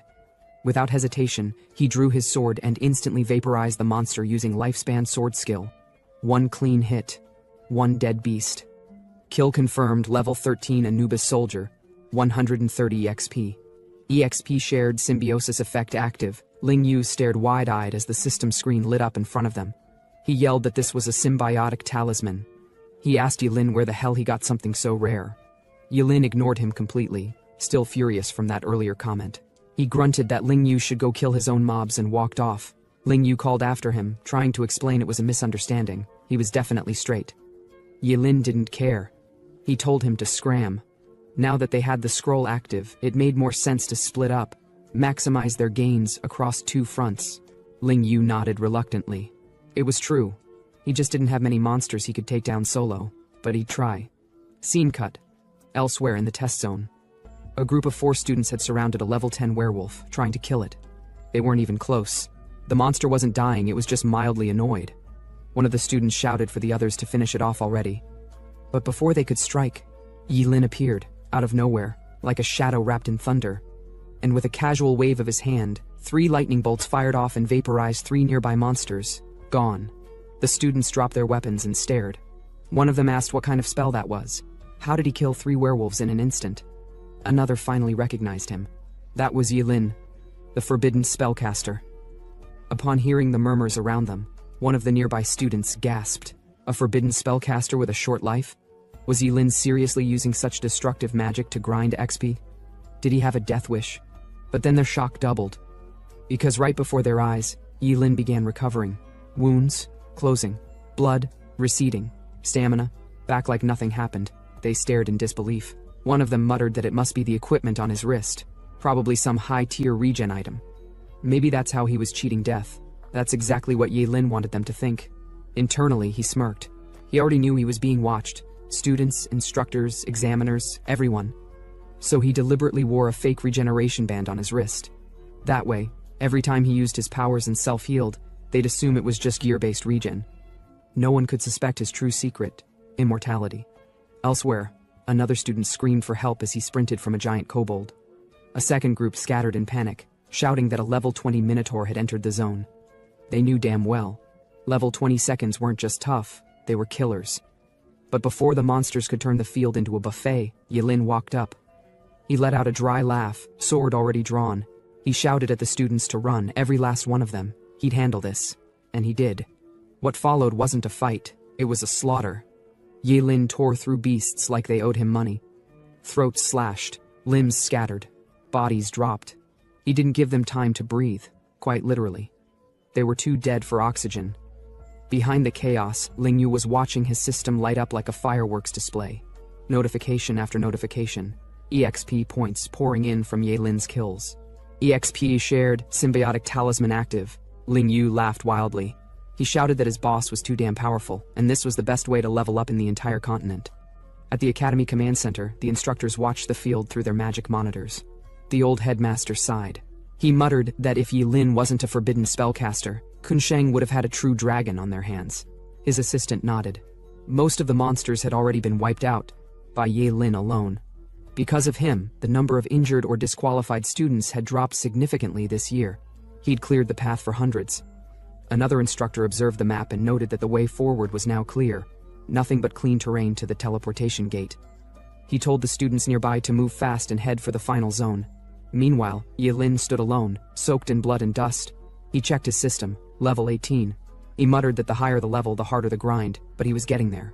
Ahead of him stood the teleportation gate, a swirling column of light that led to the final stage. Yahello stepped in, entering the void. Moments later, he emerged in a massive circular hall, the final examination zone. All around him, other students were arriving. Many looked exhausted, others confused, some just terrified. Then from the side, a familiar voice rang out. Ling Yu. He ran up like an excited puppy, calling Yahello his true boss, praising his greatness, talking about how amazing the EXP gain had been. He was about to hug him. Yahello instantly stepped back and told him to knock it off. Ling Yu, unfazed, shouted that he'd already hit level 15, thanks to the XP share. Yahello frowned and told him to stay away. He didn't want another gay misunderstanding on record. Meanwhile, not far off, Ning Ning stood alone, arms crossed. She gritted her teeth. Despite all her efforts, she'd only leveled up twice. And Yahello, already pushing near 20, but she told herself it didn't matter. In the final test, only skill would matter, not numbers. Suddenly, the atmosphere shifted. Multiple examiners descended from the sky, dramatic and over the top like Soul Society captains trying to make an entrance. Was it necessary? No. Was it cool? Absolutely. As they landed with coordinated flair, one of them stepped forward and raised a hand. He shouted for silence. All test takers were to listen carefully. The chief examiner was about to speak. The chief examiner raised his hand and addressed the students with a practiced calm. He welcomed them to the 886th final test, declaring himself as chief examiner Lin Yuan. He explained that the forest outside was just an appetizer, a gateway test. Only survivors of that little forest carnage were qualified to even step foot into this hall. Now, the real trial began. The final test would be split into two parts, a comprehensive assessment worth a maximum of 100 marks, with 10 stages, each scoring up to 10. And then the brutal, ego-crushing ring battle, worth an extra 50 marks if you managed to win. But there was a catch. Only those with at least 85 marks in the comprehensive part could even dream of fighting in the ring. Top scorer, 150 marks. Dream, glory. Fail, go back and farm slimes. Lin Yuan then laid down the law. No special items were to be used. Anyone caught cheating would be disqualified. And just like that, he signaled the start of the test and ordered the students to form groups of 10. As the crowd moved into lines, Yahello followed quietly. He muttered to himself. This was it, the stage that would decide his future. If fate was going to play games, he was ready to rewrite the rules. Meanwhile, as the last of the students entered the assessment rooms, Lin Yuan stood behind, flipping through the status reports of each participant. Just then, a confident woman entered the hall, Sheng Xin, Supreme Academy Supervisor. She greeted him, apologizing for arriving late, but Lin Yuan waved her off. She was right on time. In fact, he'd been expecting her. She leaned closer and asked if there were any outstanding candidates this year. He didn't hesitate. There were a few, but one stood out. Yahello, already level 18. Sheng Xin blinked. That was Supreme Academy territory already. But then her smile faded. She muttered it was a shame. With an A-class profession, he could have walked into their academy with honor. But he was a forbidden spellcaster, and that changed everything. Lin Yuan nodded. If Yahello wasn't bound to the most cursed class in the profession chart, Qin Sheng would have welcomed another dragon. Inside the assessment room, Yahello stepped forward and placed his hand on the glowing orb. The system buzzed. Incomprehensive assessment, Stage 2, Attribute Scan. Strength, 480. Agility, 270. Mental Strength, 1,199. The instructors watching the readings immediately choked. One of them pointed at the screen. 480 strength? For a spellcaster? Was he trying to bench press monsters? Another whispered that this wasn't just odd, it was ridiculous. That kind of raw power exceeded even most frontline warrior classes. Lin Yuan didn't flinch. He simply told them to wait. They'd understand more once Yahello reached Stage 3. Then came the call. Stage 3. Attack Demonstration. Students were to use their strongest skill on a training dummy. Yahello stepped forward slow and quiet. They told him to go all out. He smiled inwardly. Yeah, no. If he used Godly Chaos Thunder, he'd probably delete the building and every name in the registry. So instead, he picked something small, relatively small. With a flick of his wrist and the silent sacrifice of one of his organs, he activated the forbidden spell, World-Destroying Thunder. Bang! 7 dummies disintegrated on impact. One of the female instructors screamed. Those dummies were designed to handle attacks below level 25, and they got shredded like paper. Another lecturer leaned forward in disbelief. This kid was level 18, and he just nuked through reinforced targets like it was a joke. They whispered, forbidden spells were rare. But this strong? Even Lin Yuan looked up. His jaw didn't drop, but his eyes said it all. What the hell is this kid? The system didn't waste time. And Stage 4, Agility Test, full marks. Stage 5, Explosive Power, full marks. And just like that, Yilin's score was piling up. Stage 6 of the assessment, Sustained Damage Output. Yilin didn't even blink. Full marks. Stage 7, full marks. And somehow, even the final stage, another perfect 10. By the time his name flashed on the results screen, most of the instructors weren't even shocked anymore. They were just tired. The chief examiner exhaled and muttered that this kid was tossing out forbidden spells like they were candy wrappers. At this rate, it'd be a miracle if Yilin even lived to see 20. After all, everyone knew forbidden spells didn't just cost mana. They ate into your lifespan like starving piranhas. One of the lecturers leaned forward and asked the chief examiner if he planned to raise the difficulty level of the final stage, just to keep things interesting. But instead of replying directly, the chief turned to Sheng Xin. He asked her bluntly, if Yilin scored full marks, would the Supreme Academy still consider him? Sheng Xin didn't even hesitate. She politely declined the idea. From her perspective, there were other outstanding students, Luo Jun, Nini, Zheng Lin, and even Ling Yu, all of whom were safer bets. Her reasoning was simple. Yilin may be at the top right now, but a forbidden spellcaster was a bad investment. He'd burn bright, and then burn out. The academy needed candidates they could train, not bury. The chief sighed again. What a shame. As the comprehensive assessment came to a close, students poured out of the test domain. Naturally, Ling Yu was first to show up next to Yilin, like a happy puppy. He announced proudly that he got 96 marks. Yilin, of course, immediately snapped at him. Why not 100? Ling Yu looked away awkwardly and muttered that he got penalized during the combat stage. Apparently, not knowing how to fight was frowned upon. Now came the big moment. The chief examiner stood before the students and began to announce the results. First place, Yilin, 100 marks. Second place, Nini, 100 marks. Third place, Luo Jun, 98 marks. Fourth place, Ling Yu, 96 marks. The rest? Honestly, who cares? They weren't making the highlight reel. Any more names and we'd still be here by breakfast.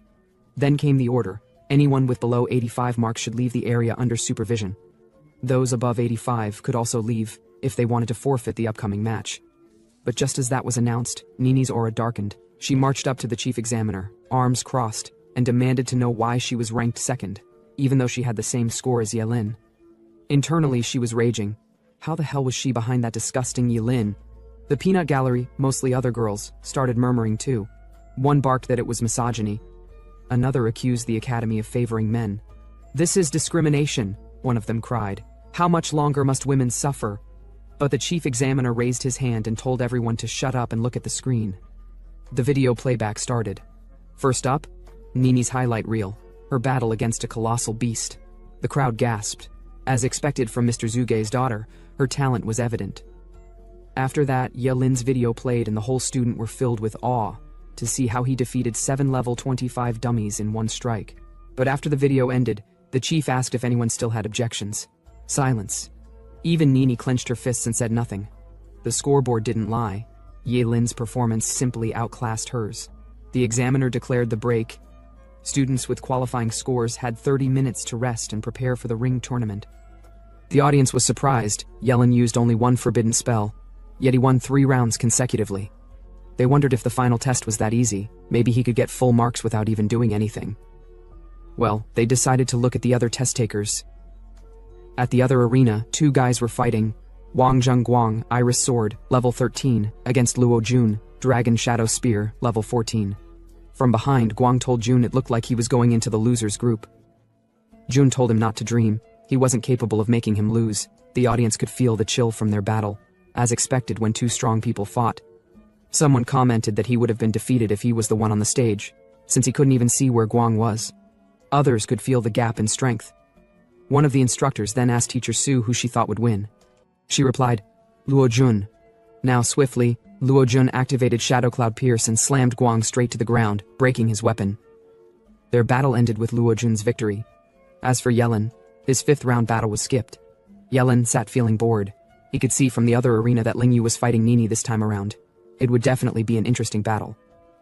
While midair, Nini told Lingyu that she didn't understand why he was going so far. What did Yelin give him for him to serve him? Lingyu told her Yelin was his boss, and one day she would regret it when she saw who her boss really was. She told him not to be stubborn, then activated Phoenix Flame Explosion and shot it at him. Lingyu was surprised to see this. He never expected her fire elemental spell to be instant cast. He dodged the first attack since he was a close combat fighter while she was a long-range attacker. It would be wise for him not to get hit. As soon as he dodged midair, Nini immediately attacked again, redirecting the flames from below straight at him.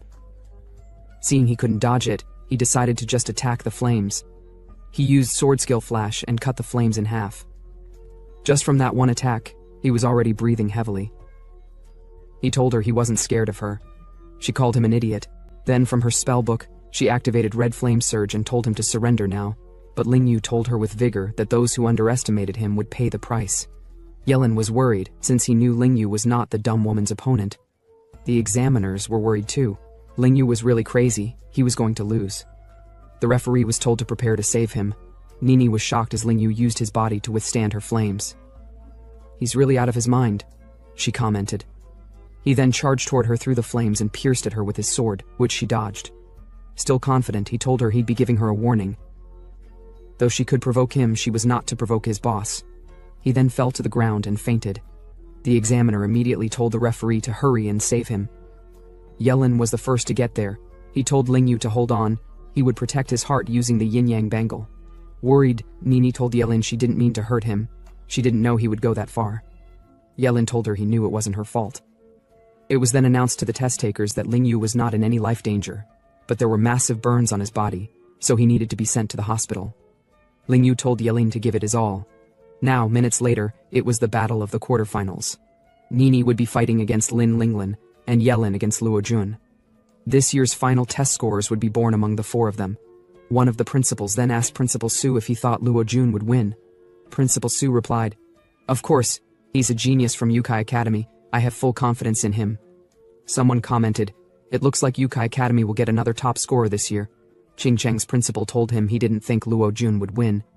His opponent was a level 18 forbidden spellcaster, so he couldn't possibly win. Principal Su, confident, told him it didn't matter if he was a forbidden spellcaster, it was just a tournament. Will Yellen really use forbidden spells continuously without regard for his own life? He might not even last a single spell. The principal told him it was yet unknown who would get the final laugh. Now it was Luo Jun and Yellen's turn. Luo Jun confidently pointed his spear at Yellen, telling him that he was the only one he saw as a rival. As long as he defeated him, he would be this year's top scorer. Yellen drew out his sword and told him to try his best, and so their match began. Luo Jun charged out, telling Yellen to kneel down and beg. Yellen decided not to use any forbidden spells for now. He wanted to see how many hits Luo Jun could take from his sword skill. As they clashed, Luo Jun was surprised to see Yellen using a sword. He commented, saying he never expected a forbidden spellcaster to be skilled in close combat. Yellen told him not to be surprised, he'd show him the strength of a forbidden spellcaster's sword skill. He then used Lifespan's sword skill, striking at Luo Jun continuously. The audience was surprised. They wondered if all forbidden spellcasters fought in such a way. Someone asked why Yellen wasn't using any spells as a spellcaster should. Was he just going to clash with Luo Jun? What was going on? Everyone was curious too. They thought Yellen would be casting forbidden spells everywhere, but now he was doing something different. His sword skill wasn't normal either. A principal questioned if the sword skill he was using was a forbidden spell. Xing Cheng Academy's principal replied, "Yes, it was the Lifespan sword skill. It was a sword skill that consumed lifespan to make each slash stronger than the previous." The principal, surprised, asked how many times he had swung his sword. Was winning a match worth sacrificing his life over? King Cheng's principal told him Luo Jun would pose a threat if the battle went on. Principal Su told him not to get excited just yet. As the strikes continued, Yellen asked Luo Jun why he hadn't surrendered yet. Luo Jun realized he was definitely going to lose if the fight went on. He then struck at Yellen using the heavy shadow strike, ready to use his trump card. Yellen blocked his strike, but realized something was wrong. Luo Jun grinned, telling Yelin if he thought he was the only one who knew how to use forbidden spells. Then, to Yelin's surprise, Luo Jun used a forbidden spell talisman, activating the forbidden spell Shadow Dragon Meteor, and pierced Yelin in the chest, determined to kill him. Though Yelin blocked the strike with his sword, it still pierced through his chest, blood dripping from his mouth. Luo Jun, confident with a smile, told Yelin he wouldn't live much longer, so he should just die already. The audience was surprised Luo Jun won. They never expected him to use a forbidden spell talisman, since it was something that heavily damaged the user's body. One of the examiners told his colleague that he never thought Yukai Academy's principal would actually let Luo Jun use a forbidden spell talisman just to become the top scorer. The guy told him only winning would get you a future. It's a pity though that the examinee Yelin's life is in danger, he added, then told them to call medics. Principal Gao angrily said to Principal Su, "You bastard. You actually allowed your students to use a forbidden spell just to win. Do you even have a conscience anymore?" Principal Su told him to stop saying nonsense. Luo Jun himself agreed on its use, so you should acknowledge a loss as a loss. I don't care about what you say. This year's top scorer will be Yukai Academy's. Nini, surprised, said to herself that she never thought Luo Jun would use a forbidden spell talisman to win. Even she wouldn't have been able to dodge that strike. What's more, Yelin had died just like that. But she had no idea why she felt bad. If he had listened to her advice, he wouldn't have ended up that way. While in thought, her father told her not to be anxious, the match wasn't over yet. Luo Jun, still confident, told Yelin it didn't matter if he was level 18, he was still losing to him. But then, he was surprised as Yelin told him to stop daydreaming. He hadn't lost yet. Yelin pulled out the spear from his chest and levitated midair. Luo Jun, shocked, asked Yelin how he was still alive when his heart had been pierced. Yelin told him it looked like it had been too long since a forbidden spellcaster had appeared. People had forgotten how terrifying the class was. Nobody can kill a forbidden spellcaster. They can only die by their own spell. Yelin then used the forbidden spell Undying to heal himself. The audience was surprised he was still alive. Someone asked if forbidden spellcasters were this terrifying. His heart was pierced, yet he was still alive. Was he immortal or something? The examiner asked his colleague how Yelin had learned the long-lost forbidden spell Undying. The guy told him it was quite unfortunate Yelin was a forbidden spellcaster, since he definitely had great potential.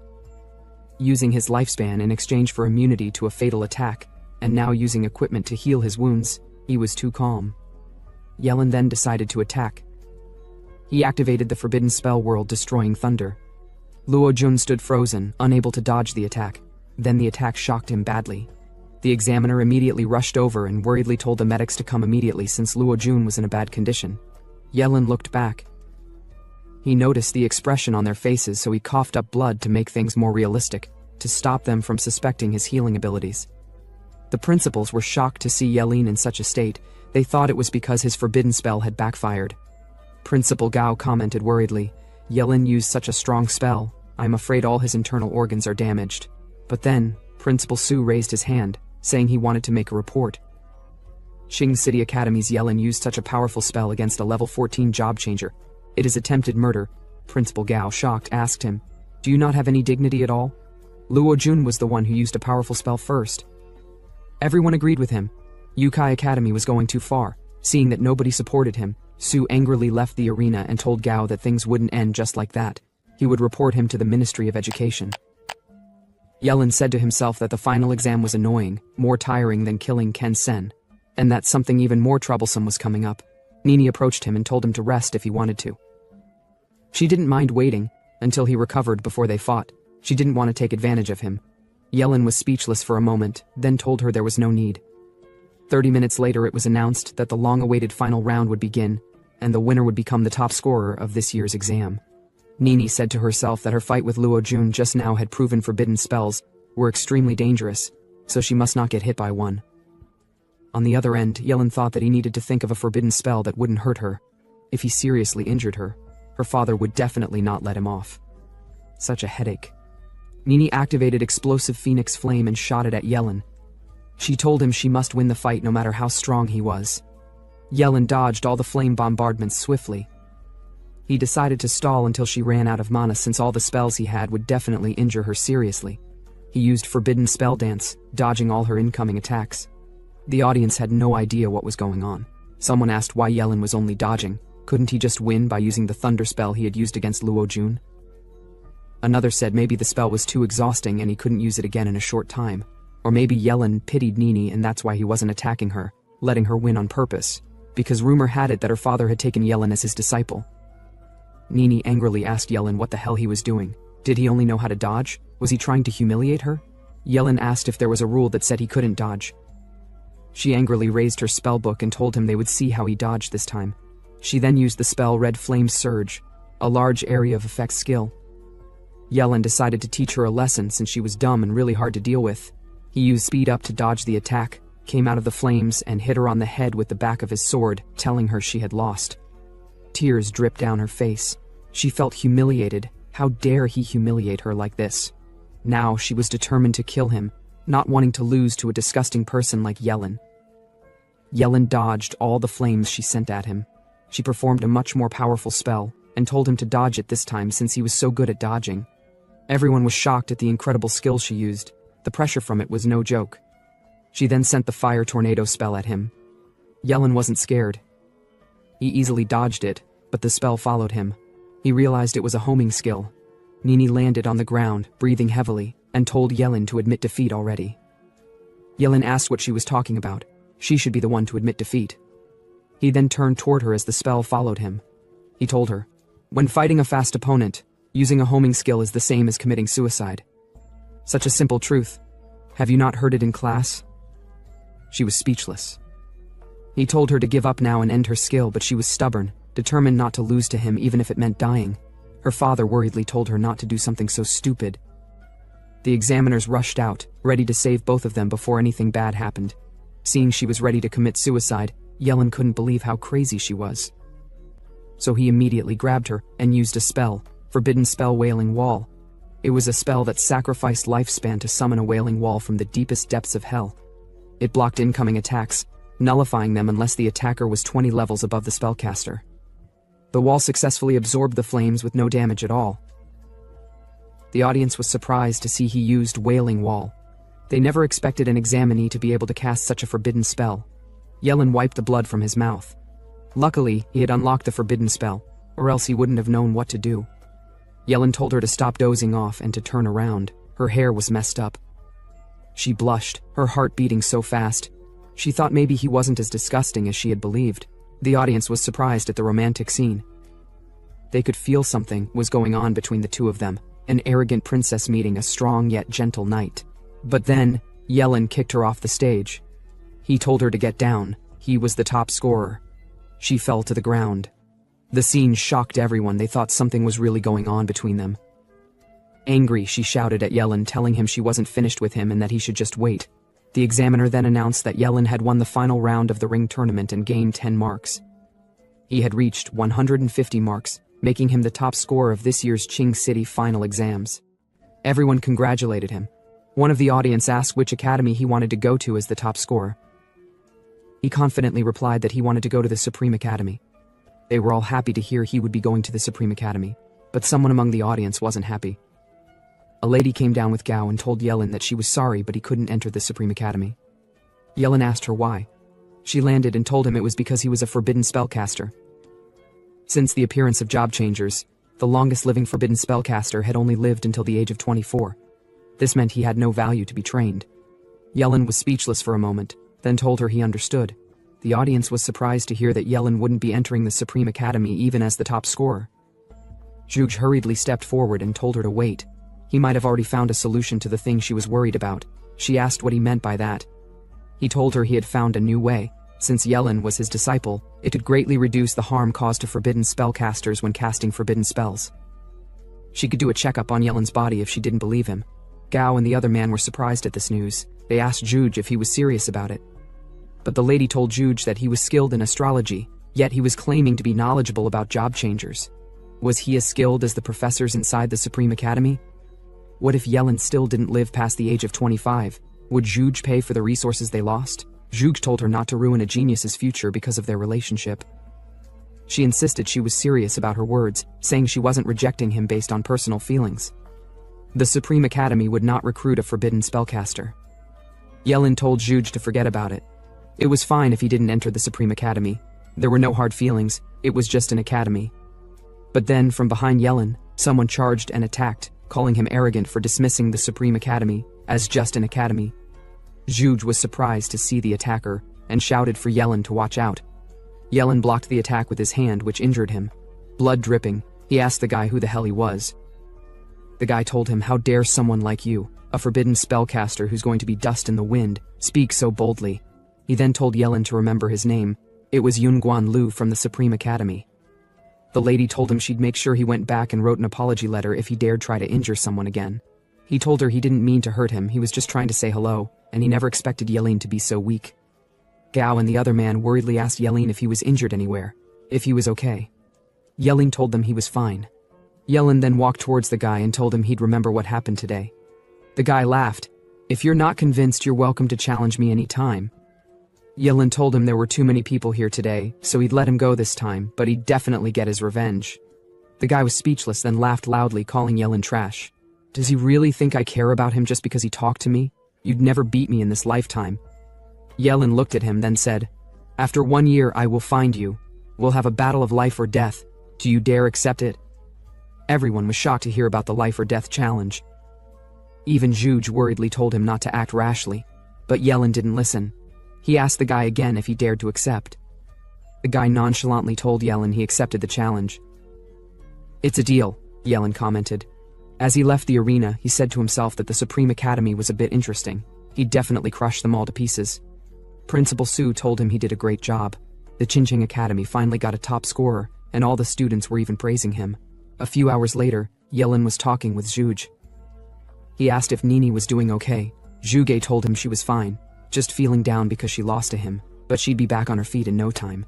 Yellen then asked about his relationship with Su Chengxin, the lady who disapproved of his application to the Supreme Academy. Zhuge already knew Yellen would ask, so he decided to tell him since it was already a known secret.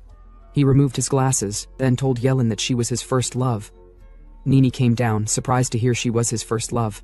Even Yellen was surprised. Zhuge sighed and told them it was a long story. Back when he was just a kid who had just entered the academy, he fell in love with her and had a short honeymoon period with her. But after a while they broke up due to their differences in personalities. Until 5 years later, she suddenly came to him saying she couldn't forget about him and wanted to reconcile. But there was no way it was possible since he already had Nini. He sighed and told them to forget it. He just didn't expect it would affect their futures. He told Nini that with her strength and talent, she should be able to enter the Supreme Academy. She shouldn't worry about too much and just do her best there. And as for Yellen, his next best choice was Daxia Academy. Yellen agreed to go there since Daxia Academy wasn't bad either. Not having anything more to say, Zhuge told them both to rest early, as the people from the admission offices would probably be waiting for them at school tomorrow morning. The next day, inside a building, there were reporters together with other academy scouts. Principal Gao was happy since the geniuses of Qincheng Academy got good grades. He then told Yellen and Nini to come closer. He introduced them to the City Lord of Qincheng and Teacher Su from the Supreme Academy. Yellen greeted the City Lord and the principal. The lady gave Nini a book and told her that as the representative of the Supreme Academy, she officially invited her to become a member of the Supreme Academy. Nini thanked her. She was happy she got into the Supreme Academy and that she had finally won against Yellen. Principal Su happily told Yellen to come over. The City Lord was here to give him the top scorer reward, a $5 million prize. Yellen was surprised he'd be given $5 million. The City Lord shook Yellen's hand and praised him for how exceptional his temperament was as a top scholar. With a smile, Yellen asked the City Lord when the $5 million would be given. The City Lord told him to rest assured, not a penny less would be given to him. Yellen thanked him, then told him he was scared of being poor since he had been living in the slums for years. The City Lord then told them to bring the rewards. There were also skill scrolls. As a representative of Qincheng, the City Lord told Yellen that he not only prepared $5 million, but also an epic grade self-selection skill scroll for the top scorer. On top of that, there was a precious admission qualification for the top scorer realm. Yellen was surprised since the top scorer realm was a secret realm only the top scorer from each city could enter. Principal Gao told him yes.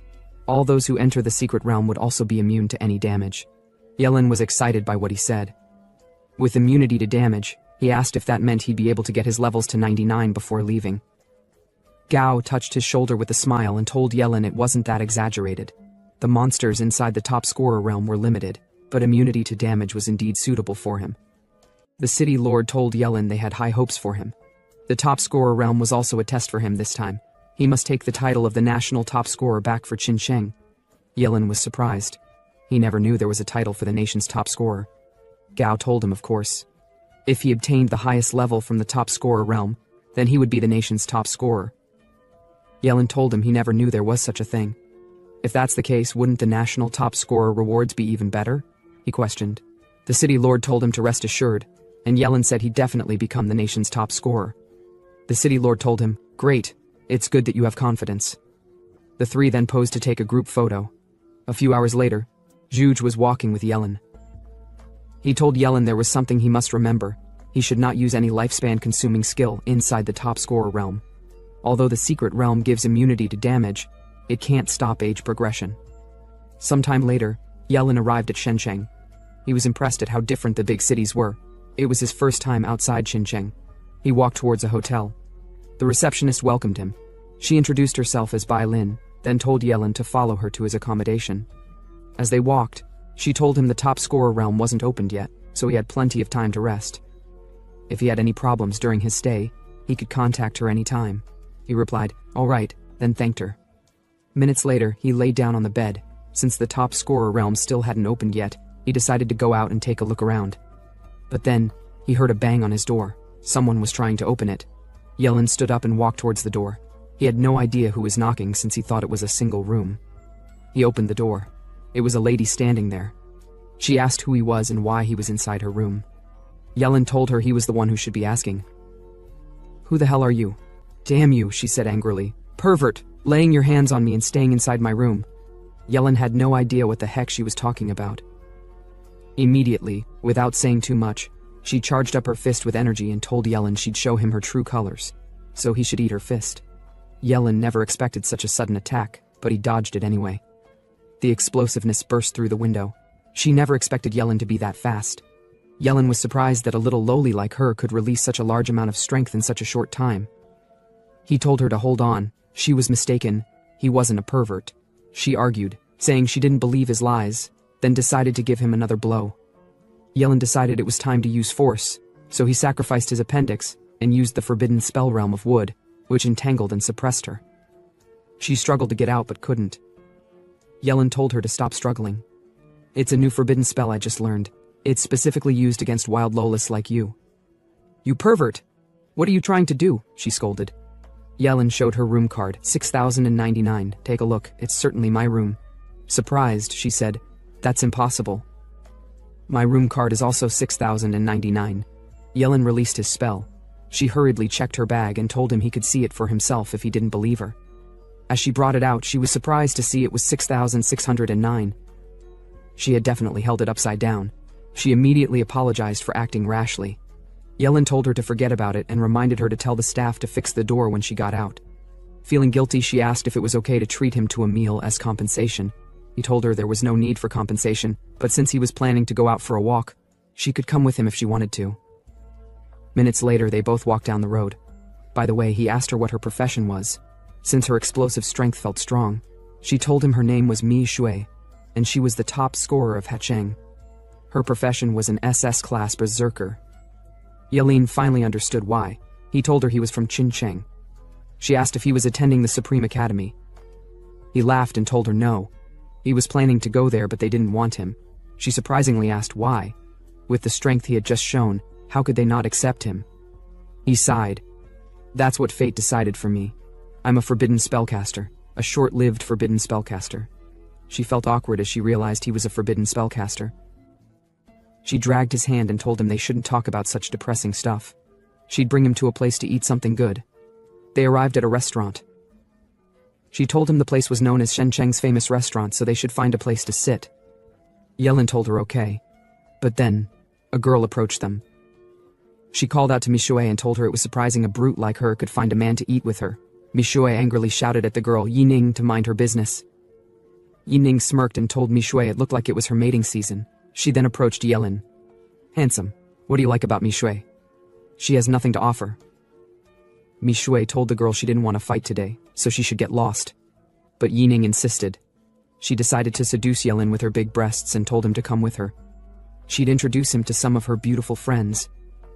Yelin pulled back and told her to please stay away from him. She had bad breath. The words, bad breath, hit her so hard that Mishue couldn't hold in her laughter.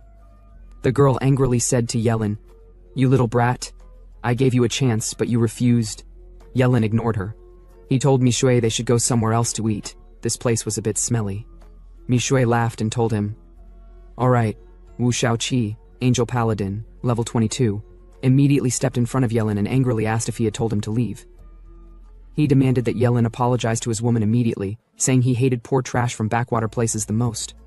The girl said to the guy, "Babe, you have to teach those two a lesson."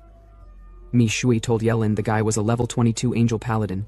She was afraid the two of them couldn't beat him. Yellen shrugged. "What a coincidence.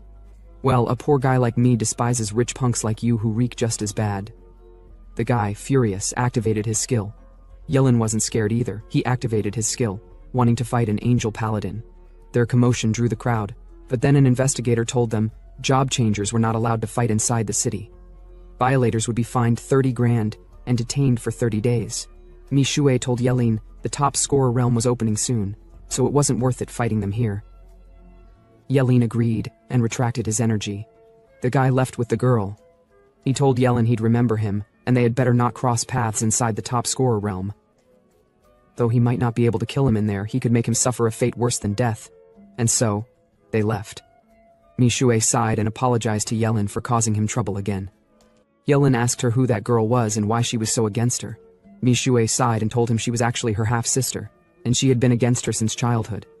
For this year's final test, she was afraid that she might snatch the top scorer from her, so she intentionally moved to a smaller city to take the final test. She told Yellen that she wanted to repay him by treating him to a meal, but instead, she got him into trouble. Yellen told her it was fine. He suddenly felt a bit hungry, and they should hurry up and find a place to eat. She asked if they were still eating in the restaurant. Yellen replied, "Of course. Didn't you say this place is famous? We should go eat, my appetite is great." Now, on the third day, everyone gathered in front of a very rally portal. A man introduced himself as Zheng Kanqi, the supervisor for this time's top scorer realm. He said the top scorer realm was opening now, so everyone should please be ready. Yellen asked Mi Sui why she was preparing so much food. She told him they were going to stay inside the secret realm for a few days.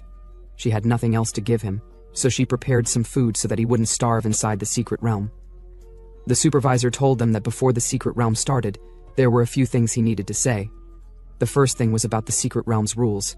Inside the secret realm, although all test takers were immune to damage, the effect was available only inside the secret realm.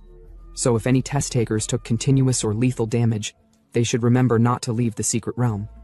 They had prepared priests above level 50 to heal everyone at the entrance, so they should please get help before leaving the entrance, or else the consequences would be severe.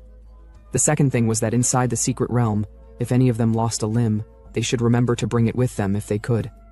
They should find a priest to reattach it before leaving the secret realm, because regrowing a new limb would be difficult. The third thing was to remember not to get eaten by a demonic beast. It wouldn't be good news if their torso got digested. Yellen realized that the body was just immune to all damage inside the secret realm, not blocking it. Lastly, he wished all top scorers would get a good grade and come back safely. He then instructed them to open the teleportation portal. Now that it was opened, he told the top scorers that they had 10 minutes to find a teammate. Of course, they could go alone if they were confident. Mi Shui suggested to Yellen that they should form a team. Yellen agreed and told her she could follow him, but she'd have to carry his bags. She told him okay, she was a berserker. Such little weight was nothing to her. He could increase his speed all he wanted. But then, an idiot butted in. He told Yellen he was too ungentlemanly. How could he make such a cute girl carry a heavy load for him? He then told Mi Shui to form a team with him instead. He definitely wouldn't let her do such menial work. Mi Shui immediately activated her energy and told the guy to scram before she punched him into a pulp. Then, from behind them, the paladin was clearly showcasing his rank, while the girl was shouting, telling those who wanted to live to come and join them. They said they could only accept those who were above level 20. People started running over to their team. The guy approached Yellen saying he had already investigated him. He was from Qincheng, a small county town. The girl added that it was quite rare for him to reach level 18 inside such a small county town, but a redneck would always be a redneck, he wouldn't be able to climb higher. The guy, while exuding his radiant energy, told Yellen he'd give him one last chance. He should kneel down and kowtow 3 times, and then he'd forgive him for what happened that day. Or else, after entering the secret realm, who knew what would happen? Yellen laughed and called the guy an idiot. The guy angrily sent a punch at Yellen, but the supervisor stopped him. He told the guy that this was not the Wu family. If he dared cause any trouble, he'd revoke his examination qualification. The announcer tells everyone that provoking people in the secret realm may bring consequences. Xiaoqi glares, promising to settle the score inside. Lightning surges over the gate as it activates. Students begin entering. Yelin tells his subordinate not to worry and to follow him. He steps through the barrier with Mishui. Inside the realm, Yelin and Mishui appear in a forest. Yelin notes that the entrance transported them to the same location again, but despite the peaceful look, the forest hides threats. Moments later, rocks shift above them. Yelin pulls Mishui back as boulders fall. A monstrous beast leaps out. Mishui charges forward, saying she will distract it while Yelin handles smaller threats. Stones erupt as creature emerges. An earth-type demon. Yelin identifies it as a level 20 armored demon, resistant to physical attacks, and requiring magic-type damage to kill. The demon charges with heavy impact, then disintegrates in a burst of energy. Mishui looks at the remains, confused by the instant kill. She notes that only job class users above level 20 can do that. A system message appears awarding their team EXP as Ye Lin kills the demon in an instant attack. Mishui asks Ye Lin why he is so strong. Ye Lin states he only advanced because he completed previous trials. Mishui says the method sounds brutal. Ye Lin then says it's time to move deeper. Stronger monsters are still alive. They continue through the forest. He warned him that monsters ahead would only grow stronger. He nodded tightly, keeping close as she instructed. Hei followed a faint trail through the underbrush. Mishui mentioned hearing strange noises before, ones she assumed were spellcasters. Yelin corrected her, unmoved, saying the deeper they went, the more common such things would become. Yi scanned the distance, muttering to himself about how messy the new environment was becoming. Then his expression sharpened. Something in the distance caught his eye. Sharp sounds split the air. Elin's instincts screamed before his thoughts did. A massive crimson monster dropped from above, the air trembling under its weight. Mishui froze as the creature's shadow swallowed the light around them. Its level, 25, flashed across Yelin's vision like a threat made visible. The monster lunged. She gasped, asking if it was far too strong. His answer was a grim nod. The beast struck again, fast, wide, merciless. They rolled across the dirt, barely ahead of its claws. The ground fractured under its attacks, showering leaves and stone around them. Final, brutal swipe sent Mishui coughing as she hit the ground. Ye Lin stepped in front of her without hesitation, telling her to leave it to him. Dark energy crackled around his arm as he activated his skill. Synchronization. Power surged through him, blue light gathering at his feet and around his fist. The forest trembled. A brilliant beam tore through the air, ripping the world open with its sheer force. Forbidden spell. World-destroying thunder. The sky split as the attack fell, engulfing the monster in blinding light. The ground shook violently under the impact. Dust rose like a storm, swallowing the trees. Then came the aftermath. The scorched earth revealed no trace of the monster. Only the lingering echo of Ye Lin's power crackled through the air. He barely had time to breathe before the next threat appeared. A poison scorpion, level 22, lunged from behind, its stinger slicing through the air. Ye Lin reacted instantly, shoving Mishu aside. But the ambush wasn't over. A skeleton, blade shield warrior, level 25, rushed in from another direction. Mishu warned Yelin. Without wasting a second, Yelin killed all the remaining monsters when silence followed. Notifications flickered before him. He exhaled once, finally leveling up.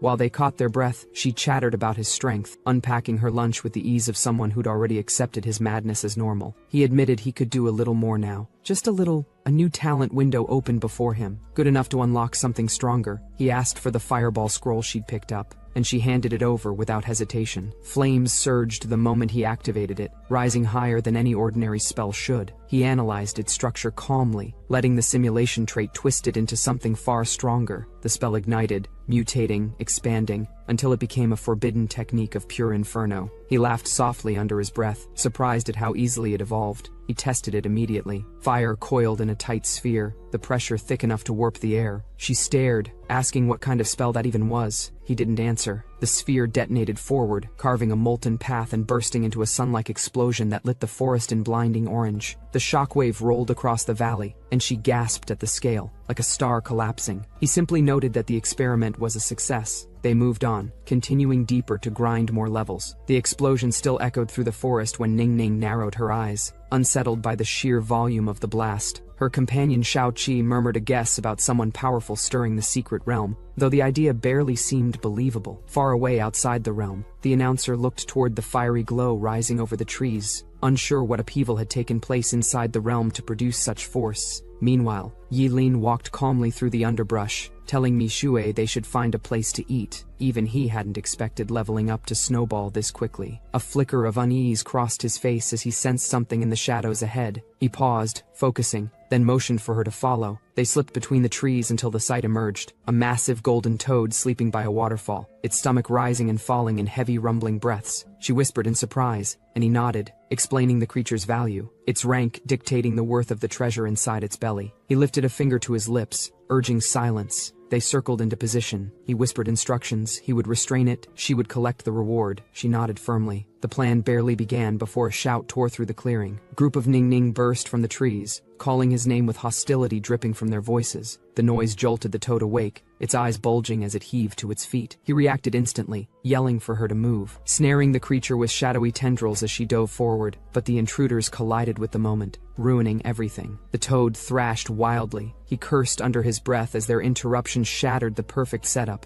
The group descended with old grudges on their tongues. They mocked him, talked of debts, and claimed even death would be the lighter punishment. Their leader smirked, believing they had cornered him at last. He raised his hand slowly, a molten orb of swirling flame forming above his palm, heat distorting the air around it. He warned them, voice calm and edged like a blade, that they had interrupted his hunt and his meal, and that he was no longer in the mood for mercy. If they wanted to experience what he had just learned, they were welcome to step closer. They laughed, calling him an idiot, but their laughter died the moment the fireball blossomed overhead, expanding into a swirling molten sphere far beyond the scale of any basic spell. Fear rippled through the group. They barely had time to react before Yilin unleashed it, an inferno roaring across the field, lighting up the treetops. Panic surged through the attackers as the blast hurled them back, burning a crater beneath their feet. Xiao Qi demanded to know how this was possible. Ning Ning yelled that Yilin was courting death by attacking the disciples of Dixai. He didn't bother answering. Ice blue light wrapped around him as he calmly switched elements. The temperature dropped sharply. Frost spiraled in his palm. An ice vortex formed, then ruptured into a rain of massive crystalline shards descending like a frozen meteor shower. Their confusion turned to disbelief. Fire and ice, both at forbidden tier strength, they stumbled back, realizing they had severely underestimated him. Yilin advanced through the storm, voice cold as the falling ice. He told them they'd experience exactly what he'd felt moments before. The frozen barrage hammered the ground. The frozen barrage hammered the ground around them, sealing their movements. Xiao Qi shouted to attack together, unleashing golden sword energy in a desperate counterstrike. The clash tore through the clearing, but the frost swallowed the attack whole. Explosions of ice and fire rippled outward, shaking the forest. A few survivors who were watching all of this stared in shock. They questioned if he was an elemental mage, or something far more dangerous.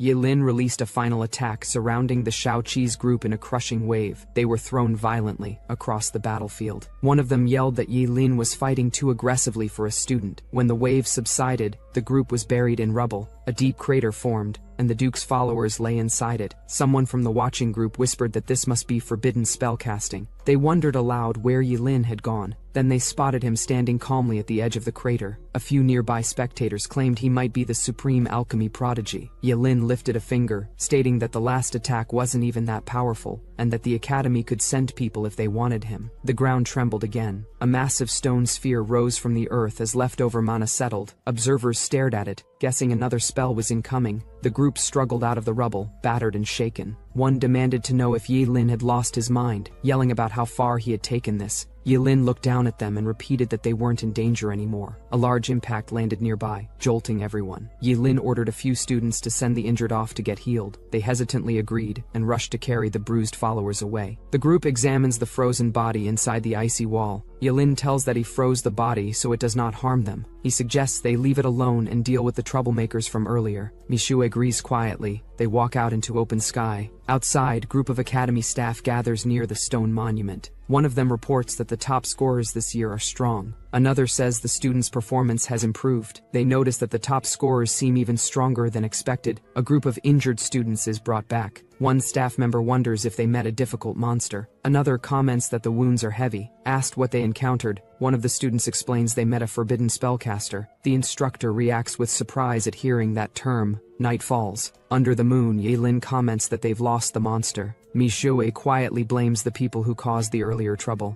Yahello and Mishue sit near a campfire. She asks if he isn't scared about encountering another monster. He answers that the higher the level, the stronger the monsters, so they need more training. She agrees. Mishue, eating her food, thinks she must work harder because she can't keep up. A sound draws her attention. She looks up. A massive three-headed red beast appears under the moon, identified as a high-grade monster, Cerberus. It roars. Mishue warns Yahello. They retreat. She remarks on how big the monster is, but Yahello says size isn't the issue. They both recognize it clearly. It's Cerberus. He admits he didn't expect to meet a monster as dangerous as this. The two prepare themselves. Yahello warns her to be ready, telling her not to misjudge its abilities. She tells him to be careful. Cerberus launches an attack. Something fiery drops from above, resembling molten energy. Yahello slammed his attack into the Cerberus, forcing the creature's head back in a burst of impact. Yahello and Mishue stared at the scene, startled. Yahello noted that the monster wasn't slowing down at all. Cerberus writhed as green, spiraling energy wrapped around its body, its movements turning wild. The two stood ready as the monster thrashed. Tentacles burst outward. Yahello dodged,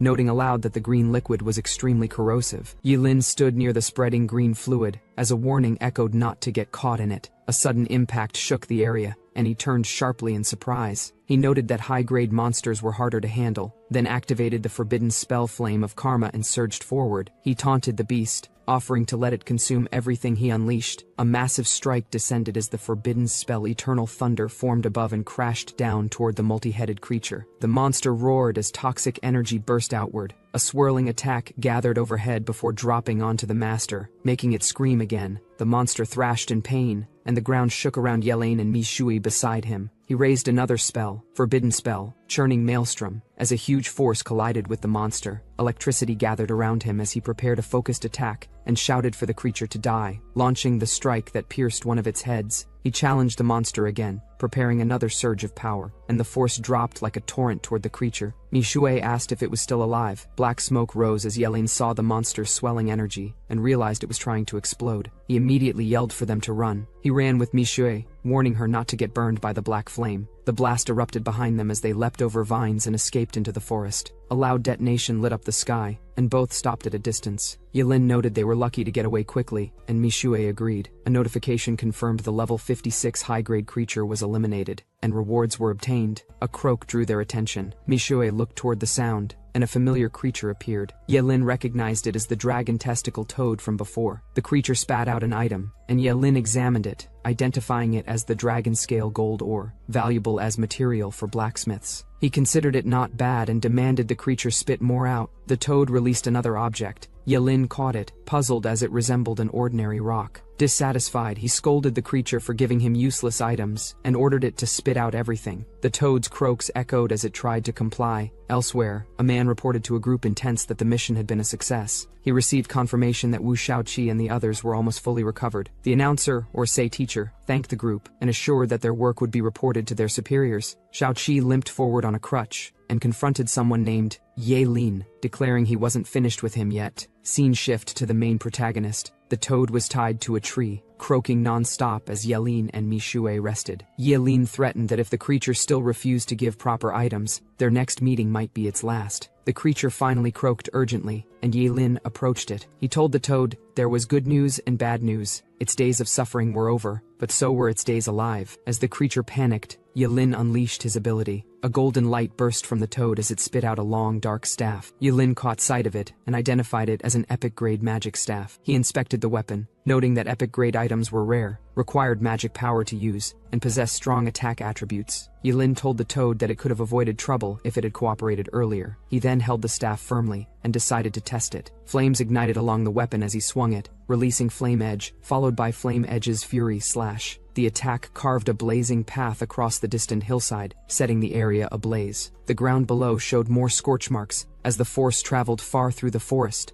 Mishue reacted with surprise at the staff's strength. Yahello considered it acceptable. stating that the toad had provided helpful items and should now leave. The toad croaked in response and hurried away. Wait, did we just witness animal exploitation? Yilin then told Michue that they needed to find more monsters, and she agreed. They traveled across rocky terrain, but Yilin noticed the absence of any creatures. Michue pointed out that it was likely due to him. The monsters were avoiding the scent left by the high-grade beast he had defeated earlier. Yilin accepted the explanation and prepared to continue searching. The sky darkened as they moved on. Yilin remarked that the secret realm wasn't over yet, and there were still monsters worth hunting. Ahead, a large red portal opened among clouds of mist. Nearby, 3 people discussed their mission. They noted that the portal had already appeared, and anyone capable could enter the secret realm. One man commented that since Wu Shaoqi's group was still recovering, they would wait a little longer. He wondered what that group was doing now as he looked toward the distance. One man noticed Yilin approaching, and one of them urged that they move since too many people had gathered. At the portal entrance, a teacher asked Yilin if he understood what entering the secret realm meant. He explained that stepping into the secret realm meant life or death. Yilin confirmed he understood. The teacher told him to record his level, instructing him to place his status book near the measuring device so it could register. Yilin complied and raised his book. The recorded result displayed level 25. People nearby reacted with disbelief, questioning how he had reached level 25. Conversations broke out. Some wondered how long he had been inside the realm. Others said that even leveling up from 7 to 8 required days for an average student. One person added that if he stayed longer he might have gotten killed. Yilin asked his teacher if he could leave, but the teacher refused, explaining that he likely hadn't adapted to the realm yet, and staying longer would help him become more stable. He remarked that other students had spent 3 to 5 days inside. Another student murmured that it was an unlucky day. A group standing together discussed whether to continue or retreat.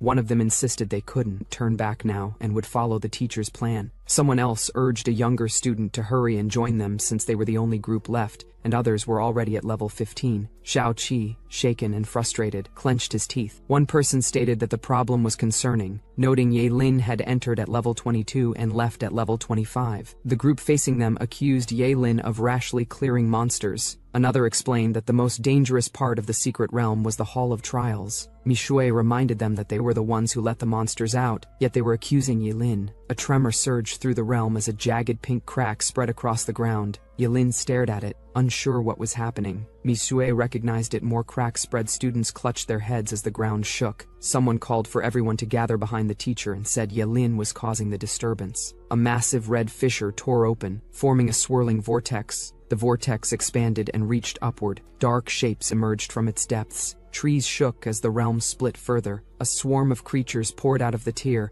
Yilin and the teacher looked up as the creatures descended, the teacher identifying them as demon knights. The teacher muttered that it was impossible, calling it an impending catastrophe, and noted they were all heading toward the summoning altar. He rushed ahead with Yilin following. Above, a dark portal pulsed, and a pale woman descended, remarking that he finally had a way back and mocking the humans for thinking they could leave. He floated lower, his eyes glowing as he scanned them, saying they were next. From the ground below, the trapped students screamed about certain death. The teacher swung his sword and shouted for everyone to retreat, insisting the demon lord acted like a human. One of the demon knights landed behind him, weapons drawn, but the teacher intercepted the strike. The demon lord ordered his knight to attack, but the teacher blocked again, telling the demon lord to face him instead. The teacher shouted for the demons not to touch anyone. The demon lord ignored him and simply said he was only here for one person. He revealed his level, 20, and warned them not to interfere. Behind the group, a few students discussed strategy, noting he wasn't ascending any further. One decided he would fight her, stepping out and challenging him directly, while others commented on his level and attitude. He demanded to Demon Lord stop underestimating humans, insisting he'd show him their strength. The Demon Lord replied with a casual strike, knocking him back with a single hit. He flew into the air and crashed down.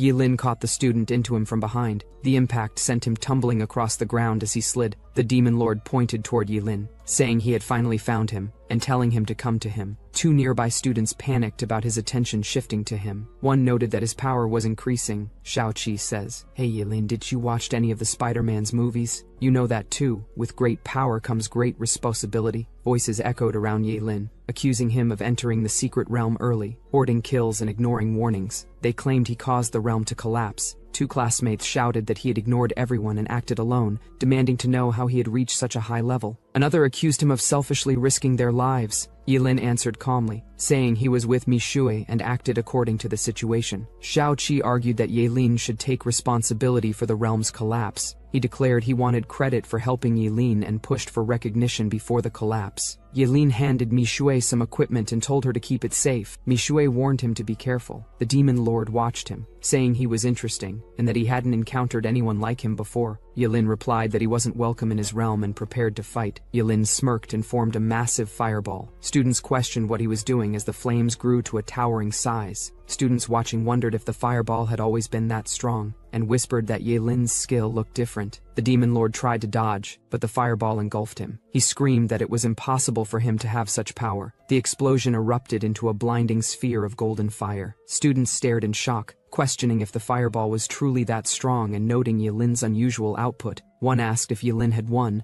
others shouted in relief that they were saved, but then a student shouted for everyone to look. They noticed Yelin's fireball being absorbed. The flames twisted as the demon lord rose unharmed from within the vortex. He said it was interesting and called it a worthy opponent. The demon lord commented that he liked Yelin and invited him to be at her side, saying he would give him endless honor and a dog's life. Yelin replied that he liked him too, but didn't want him touching his soul, and added that he hoped the illumination spell would give her a surprise. He activated the spell, forming glowing rings of light. Demon Lord said it looked like he was preparing something, and that he would kill him before he finished. He rushed toward him, but a blast came from behind, interrupting his attack. Yelin invoked Forbidden Spell, Sudden Dance.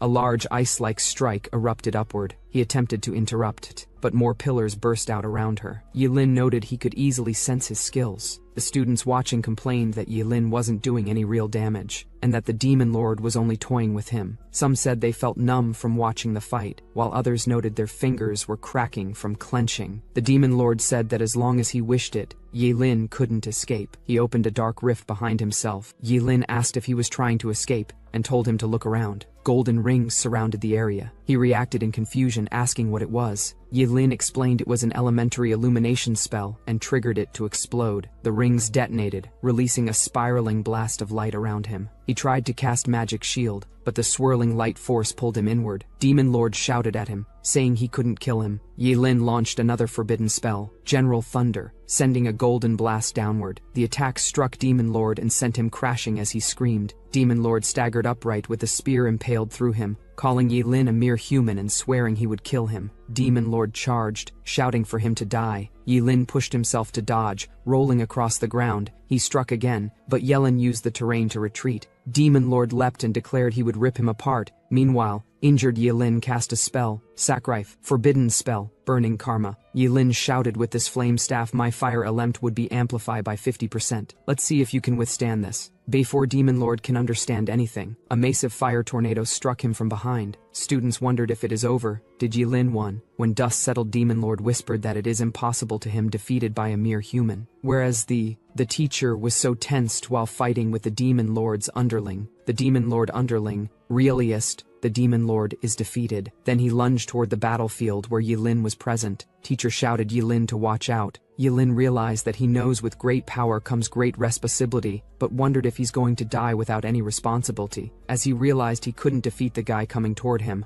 the beast was cut in half as a red strike split its body. Nearby, the students turned toward the arrival of a figure. One of them recognized him as the City Lord. The group identified him as Green City Lord He Yun Feng, and he told them he had come because the disturbance from the demon realm could not be ignored. He ordered them to stay back and not get in his way. He Yun Feng stepped forward and said the demon should have stayed in their realm. He raised his hand as golden light gathered in his grasp. 3 beams shot downward and struck the remaining demons, forcing them down. The impact sent dust rising. A girl watching said He Yun Feng was strong. Demon hiding behind rubble urged their lord to retreat, saying the human was too powerful. Demon Lord shouted that he would remember him, promising to cut off his head one day as repayment. They retreated toward the sky. The Demon Lord shouted that they would meet again. He Yun Feng asked if he was trying to leave and said he would not allow it. He hurled a beam upward. The Demon Knight shouted for his lord to watch out as the attack closed in. The Demon Lord's eyes widened. But then from Demon's realm a voice shouted He Yun Feng's name as a massive purple claw rose from the ground. The voice told He Yun Feng not to get too cocky. The claw blocked the attack. The beam burst inside the claw, releasing a shockwave. The force spread outward, shaking the terrain. A student below said the pressure was extremely strong. He Yun Feng stated that demons were only good at running. The demons yelled for everyone to retreat into the demon realm before it closed. He Yun Feng warned that the day would come when humans would enter the demon realm to eliminate demonkind. He stepped forward, and the ground shifted under his feet. He explained that the demon realm's sudden appearance caused abnormalities. which was why the top scorers were brought here to handle things. The students told the city lord He Yunfeng not to blame himself, insisting it was the demon realm's fault. Another said the demons were despicable. A student declared that one day humans would drive all monsters and demons out of Donna Land. He Yunfeng explained that the teleportation point was ready, and they should prepare for the score results. Another instructor told the students to return to the hotel and wait for the numbers. Students complained about almost dying and hurried toward the hotel. Yilin watched them leave and said it was finally over. Later, inside the city hotel, Yilin returned to his room thinking that the top scorer's secret realm was dangerous.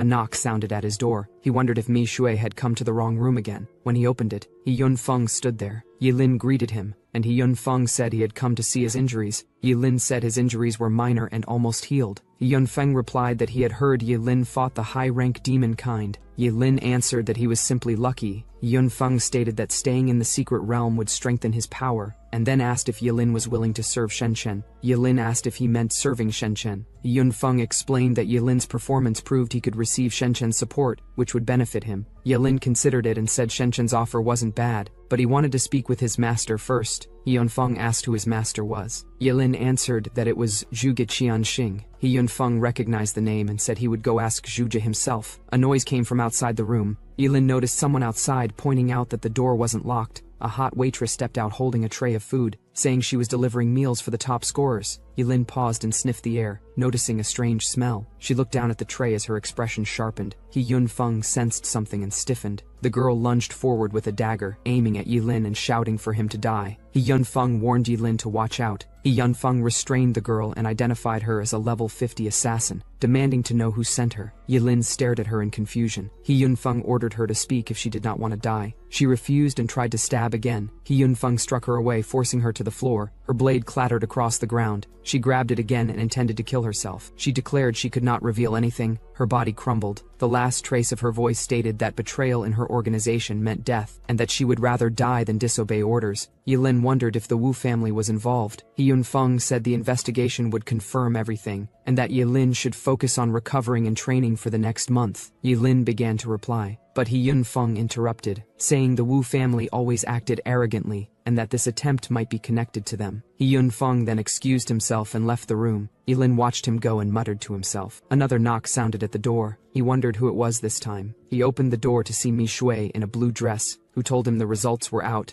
and the certificates for the top scorers had been delivered to the rooms. Yilin reminded her he was an orphan. She hesitated, then checked her phone. She said the award was technically given to the student's guardian, but that he could have it for now. She invited him to take a picture together and stepped closer with her phone. Mi Shui noticed a dead body behind them and questioned the dead girl is wearing clothes like that. Yilin told Mi Shui to call someone to clean up the area. Mi Shui turned back to Yilin and asked about the assassin. Yilin explained someone from the Wu family wanted to kill him. She reacted immediately, stating that the man tried to kill him and insisting they go teach him a lesson. Elsewhere, Shaoqi shouted at a subordinate to explain why even 50-level assassin failed to kill Yilin. He called him trash. The subordinate lowered his head. Wu Zhan appeared before his son. Shaoqi addressed him as master and father. Wu Zhan demanded to know if his son was still treating him as a father. Wu Zhan insisted he didn't care about the training score. Shaoqi explained he hadn't expected Yilin to be there either. Wu Zhan berated him for losing face, saying the Wu family's carefully maintained fame had been destroyed by a level 1 rookie. Shaoqi lowered his head and answered. Far away, skyscrapers towered over the city. He Yunfeng called out to Yilin, congratulating him for winning first place in the secret realm. He told Yilin it was time to award the prize. Yilin stepped forward as He Yunfeng listed the rewards: a legendary skill scroll and high-quality equipment. Yilin accepted the items, thanking him. He opened the box and saw a ring. The description identified it as the Great Hengzu Ring, a legendary artifact that enhanced psychic power and stored multiple spells at once. The note explained that monks once used it against mages, and that it could convert psychic power into physical force. Yunfeng stated the ring would increase Yilin's damage output and grant portable storage space. Yilin examined it, noting the transformation ability. He imagined using it while surrounded by mages, converting all his spells into force for a powerful attack. He understood its value. He Yunfeng said the stronger Yilin became, the safer the city would be. He instructed Yilin to attend the main ceremony at the portal later. Yilin thanked him and left. At the Qinsheng teleportation square, crowds gathered. A vortex opened, and Yilin stepped through. He emerged on the other side as the crowd chanted his name. The officials stated his strength now surpassed the top freshman rankings. Yilin hesitated, then saw the crowd rushing forward. Teachers shouted for them to stop pushing. Students pressed together while taking pictures, posing beside him. Yahello tried to calm them, asking if they were being too enthusiastic. He stumbled as people surged forward. The teachers helped drag him out of the mass,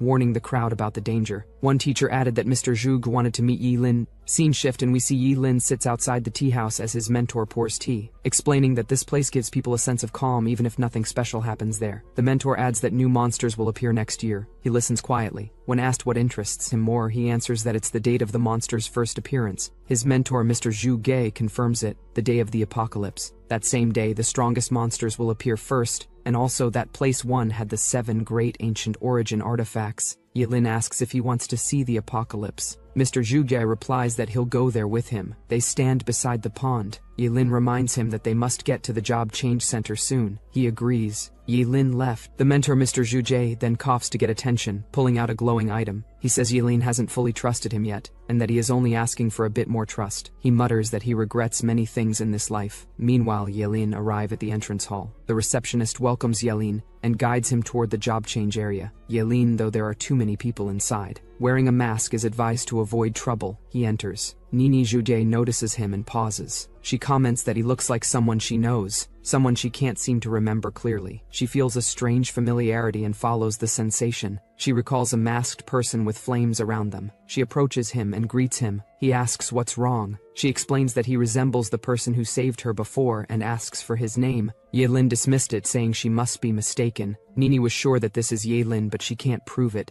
Nini rushed her hand to confirm it, but Yahello brushed it off, then asked about the attendant if this kind of situation is normal in Job Changer. The attendant politely say to Nini to not disturb the customer, or else she have to leave. Nini whispered that she won't cause any further problem. People were talking about how such a beauty goddess even interested in that guy. They wondered if the guy must be really rich. Yahello placed his items on the counter. The appraiser instructed him to show everything he wanted to trade. Yahello placed everything on the counter. Looking at the items, the students became shocked. The attendant asked if Yahello wanted to trade these items for gold coins. Yahello said he wanted to trade for another item. As the list appeared on the screen, Yahello selected one item and said he would trade it. The attendant apologized for interrupting earlier and asked if he still wanted to sell the equipment. He said it was fine and took out the item. When she saw it, she reacted with surprise, identifying it as dragon scale gold ore. The ore flared with energy. People nearby exclaimed that a dragon scale gold ore had appeared, and several wondered if they could buy it on the spot. Others commented that such ore was extremely rare. Someone shouted that it must be worth a huge amount. Nini said Yahello was amazing. As the commotion grew, a teacher rushed over and demanded to know why the crowd was gathering. A student blamed the dragon scale ore for attracting everyone. The teacher told them to behave, saying a situation like this required proper handling. Yahello examined the ore and noted that the purity seemed higher than normal. The teacher confirmed dragon scale gold ore was rare and asked how Yahello obtained it. Yahello answered that he had found a single stone. The teacher muttered that the ore was valuable enough for equipment strengthening, especially for high-grade gear. Yahello asked if they could sell it. The appraiser offered 800 pieces. Yahello countered with 1,000. The attendant agreed, saying he could come back if he wanted to sell more. Yahello held up another equipment piece, saying he still had one more item to trade. Light burst upward from the stage, startling the crowd. People exclaimed that a legendary skill scroll had appeared. A girl recognized it as a legendary rank scroll, noting it could only come from the strongest monsters. Others said the appearance of the scroll must have drawn the vice president out. The vice president approached and asked Yahello to step aside so he could examine the scroll. He said the scroll was probably connected to whatever Yahello had just used. He introduced himself as Wang Lechuan. Yahello replied that he wanted to strengthen his equipment using the dragon scale piece. Wang Lechuan asked if Yahello had any other skill scrolls. Yahello answered that he had several and listed the kinds he possessed. Wang Lechuan reacted with surprise. Nini questioned how he could have that many scrolls. Yahello explained that his team had simply encountered many monsters. She accused him of hiding his strength. He replied that she was overthinking it. Wang Lechuan asked if Yahello wanted to strengthen his equipment or sell the scrolls first. Yahello answered yes. Wang Lechuan called for the staff to bring the young man to the evaluation room so they could begin strengthening Emerald and Broken Star. The staff saluted the vice president and escorted Yahello. They handed him a card explaining it was the permanent membership card of the Lin Group Job Change Guild and would allow him access any time. Outside the building, the staff reminded Yahello to take care and said they would contact him soon. Yahello walked away, saying he still had something left to do. The vice president commented on Yahello's unusual talent. noting he had never seen someone with so many scrolls. A resident Wang companion said the boy was interesting and that the school might need to observe him closely. The vice president agreed and added that they should not underestimate his potential. That night, Yilin returned to the estate. A man inside wondered if his daughter was back. She arrived with Yilin and told her father that she had brought Lin Yi. At the street, Yilin was going home. Nini called him so that they can go home together. She was still unsure if this is Yelin or Ling Ye, that's why she says she involve investigators. As soon as Nini said this, Yelin accepts to go home with her. At night, Nini walks through the corridor and tells her father, Mr. Zhu Ji, that she has brought Ling Yi back. She thinks to herself that she will expose Yilin's true face today. Her father looks at her and begins to speak, but Nini interrupts and presents Ling Yi, insisting that Ling Yi and Yelin cannot be the same person, and saying, Ling Yi is better than the cowardly Yilin. Her father observes Ling Yi and thinks. Nini tells him that he should choose an apprentice, and suggests he take Ling Yi instead of Yelin. Yelin, who is still wearing illusion mask to be Ling Yi, reacts with hesitation. Her father calls Nini's name and tells her that Ling Yi is outstanding. He says he will have a talk with Ling Yi. Nini agrees and says she will go change clothes, adding that she wants to invite guests tomorrow to show them Ling Yi. After she leaves, her father asks Yilin if he will not tell the truth about himself. He says that although all of this is a coincidence, it might not be a bad thing, and adds that he suddenly has another idea. Yilin asks if Mr. Zhu Gie is going to let him enter the Gate of Apocalypse. He says he will enter as Ling Yi. Rain strikes the wooden surfaces around them. Yilin stands under the rain and says that this way, Yilin has never appeared at the Gate of Apocalypse, so he can go all out as Ling Yi. A close view of his eye accompanies his thoughts, saying that it does not matter if Ling Yi disappears at the Gate of Apocalypse. He turns toward Mr. Zhu Gie and asks for confirmation. The man,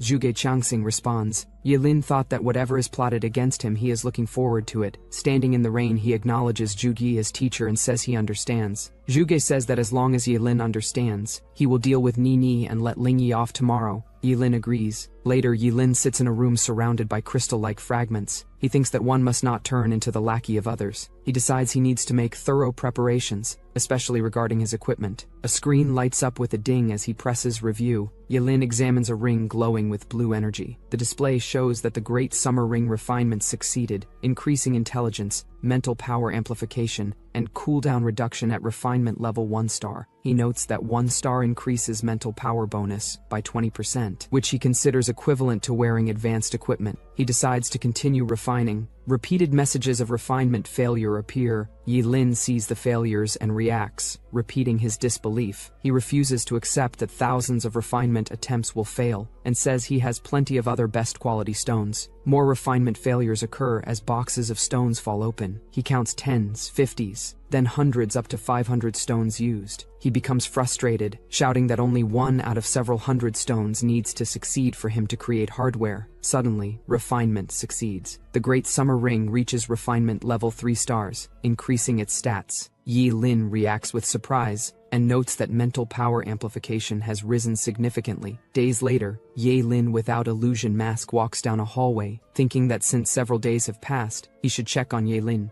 At the stairs, Nini calls out to Ling Yi, asking if he is getting some fresh air. Yilin turns and questions why it is her. Nini complains about him working in her house without her permission, and says her father has already found Ling Yi. Ling Yi says he is leaving after picking up his things. She tells him to hurry, saying she will not see him off and instructing him not to leave anything behind. Scene shifts. At the Ji family villa, Yilin walks with Zhu Gie Changxing. Ling Yu spots Yilin, rushes toward him and says he missed him, asking why Yilin did not notify him so he could send a car. Yilin asks if Ling Yu's wounds have healed. The man replies that his father found the best priest in Qingcheng. Yilin says he came this time for something important. When Ling Yu asks what it is, Yilin says he needs him to help spread some information. Yilin whispers instructions to him, stating first and then continuing with the second part. When Ling Yu asks if that is all, Yilin confirms. They walk together, and Ling Yu tells Yilin not to worry, saying the task is easy and he will handle it. Later, images of Yilin's injured appearance circulate among many people, drawing attention and discussion. People wonder how a national top scorer fell so far. Someone explains that Yilin is a forbidden spellcaster whose magic naturally backfires, and that using forbidden magic shortened his lifespan to 2 years. Another person says that if he were not a forbidden spellcaster, Qingcheng would have produced a true dragon. Someone else comments that it is hopeless. Yilin, wearing Ling Yi's mask, returns home, thinking that after these days of build-up,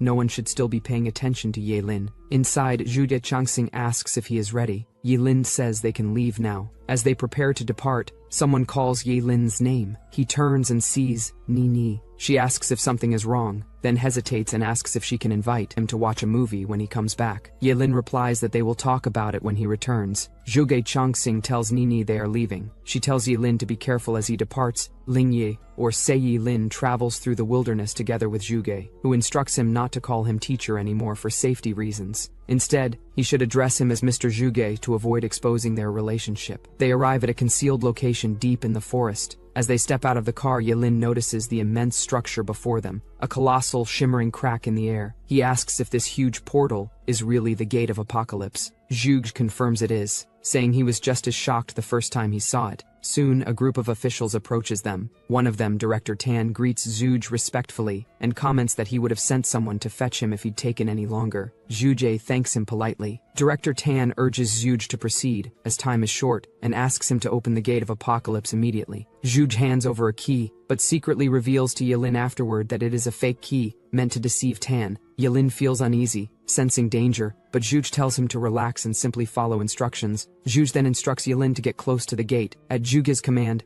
Yilin places his palm onto the swirling energy surface. A flash of blue light erupts, and the Gate of Apocalypse begins to open. Everyone watches in awe as the legendary portal fully activates. It is said to be the ancient place where mysterious objects and relics once entered the world. With the gate open, Director Tan demands the key be returned to him, since it originally belonged to him. Zhuge agrees and hands him the fake key. Director Tan begins speaking excitedly about the gate's significance, but suddenly reacts with confusion. He turns around and notices something unexpected. The Job Change Guild has arrived, and they weren't invited by Zhuge or Tan. Their sudden appearance shocks Director Tan, who asks if Zhuge was the one who called them. The guild elder, appearing cheerful and eccentric, steps forward with a laugh, clearly pleased to be there. Zhuge insists he would never do something foolish. President Wang addressed Mr. Zhuge and Director Tan, asking why they hadn't taken him along for treasure hunting. Director Tan reminded him he had done no work and should not expect a share from the start. Director Tan then suggested letting the Job Change Guild take the lead and scout ahead. He reasoned that, since they were already there and capable, sending them first into the dangerous Gate of Apocalypse made sense. President Wang agreed, thanking Director Tan for his generosity, and the guild members moved forward. Yilin was noticed by President Wang, who called out that the younger brother had also come. Yilin allowed him to proceed first. President Wang accepted and led his group inside, with Mr. Zhuge and Director Tan entering as well. Everyone rushed deeper into the Gate of Apocalypse. Someone remarked that darkness had suddenly turned into a strong light, and warned that things inside were unpredictable, urging caution. The group ran across the barren ground.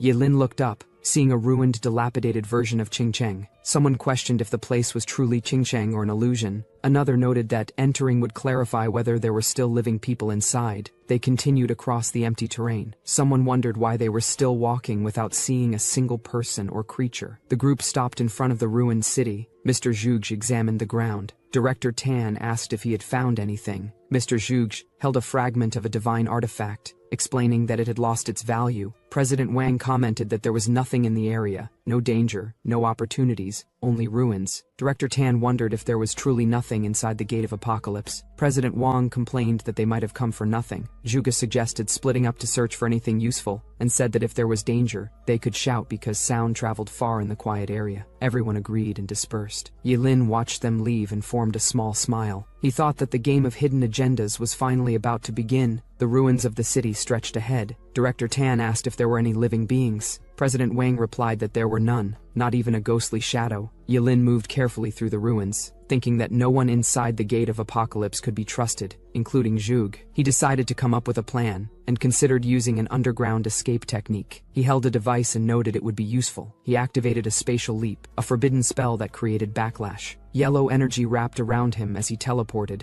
The energy streaked through the ruins and entered a narrow, abandoned corridor. He materialized inside and recognized the place as his home in Qingcheng. As he explored, he heard a voice calling Yilin's name. He turned toward the sound. A large, brain-like creature with tentacles appeared. He questioned what it was. The creature declared itself the guardian of the origin ancient prophet and said it had been waiting for Yelin for many years. Yelin asked the creature if it had been waiting for him. The creature answered yes and said that since he had finally come, the eternal gate should return to its rightful owner. It declared that the artifact belonged to him and explained that it was why he had the power of infinite generation. Yelin looked at the artifact and recognized it as his origin ancient artifact. He examined it closely as someone else approached in the darkness. That person commented that Yelin had truly found the place. A blue attack struck Yelin's hand, forcing him back. He landed and saw the attacker stepping forward. Yelin called out Zhuge Changsing's name. Zhuge told him to put down the origin ancient artifact. Yelin steadied himself, bleeding, and said that Zhuge had been using him to find the artifact. Zhuge coughed and told him it was too late now. The creature's tentacles moved toward Zhuge and said that Yelin take the eternal scale and run. The eternal gate had the power of infinite generation. It explained that Zhuge wanted the eternal gate to replace his own divine generation mind to himself. Yelin realized this was Zhuge's true purpose and said Zhuge wanted his power because he was dying soon.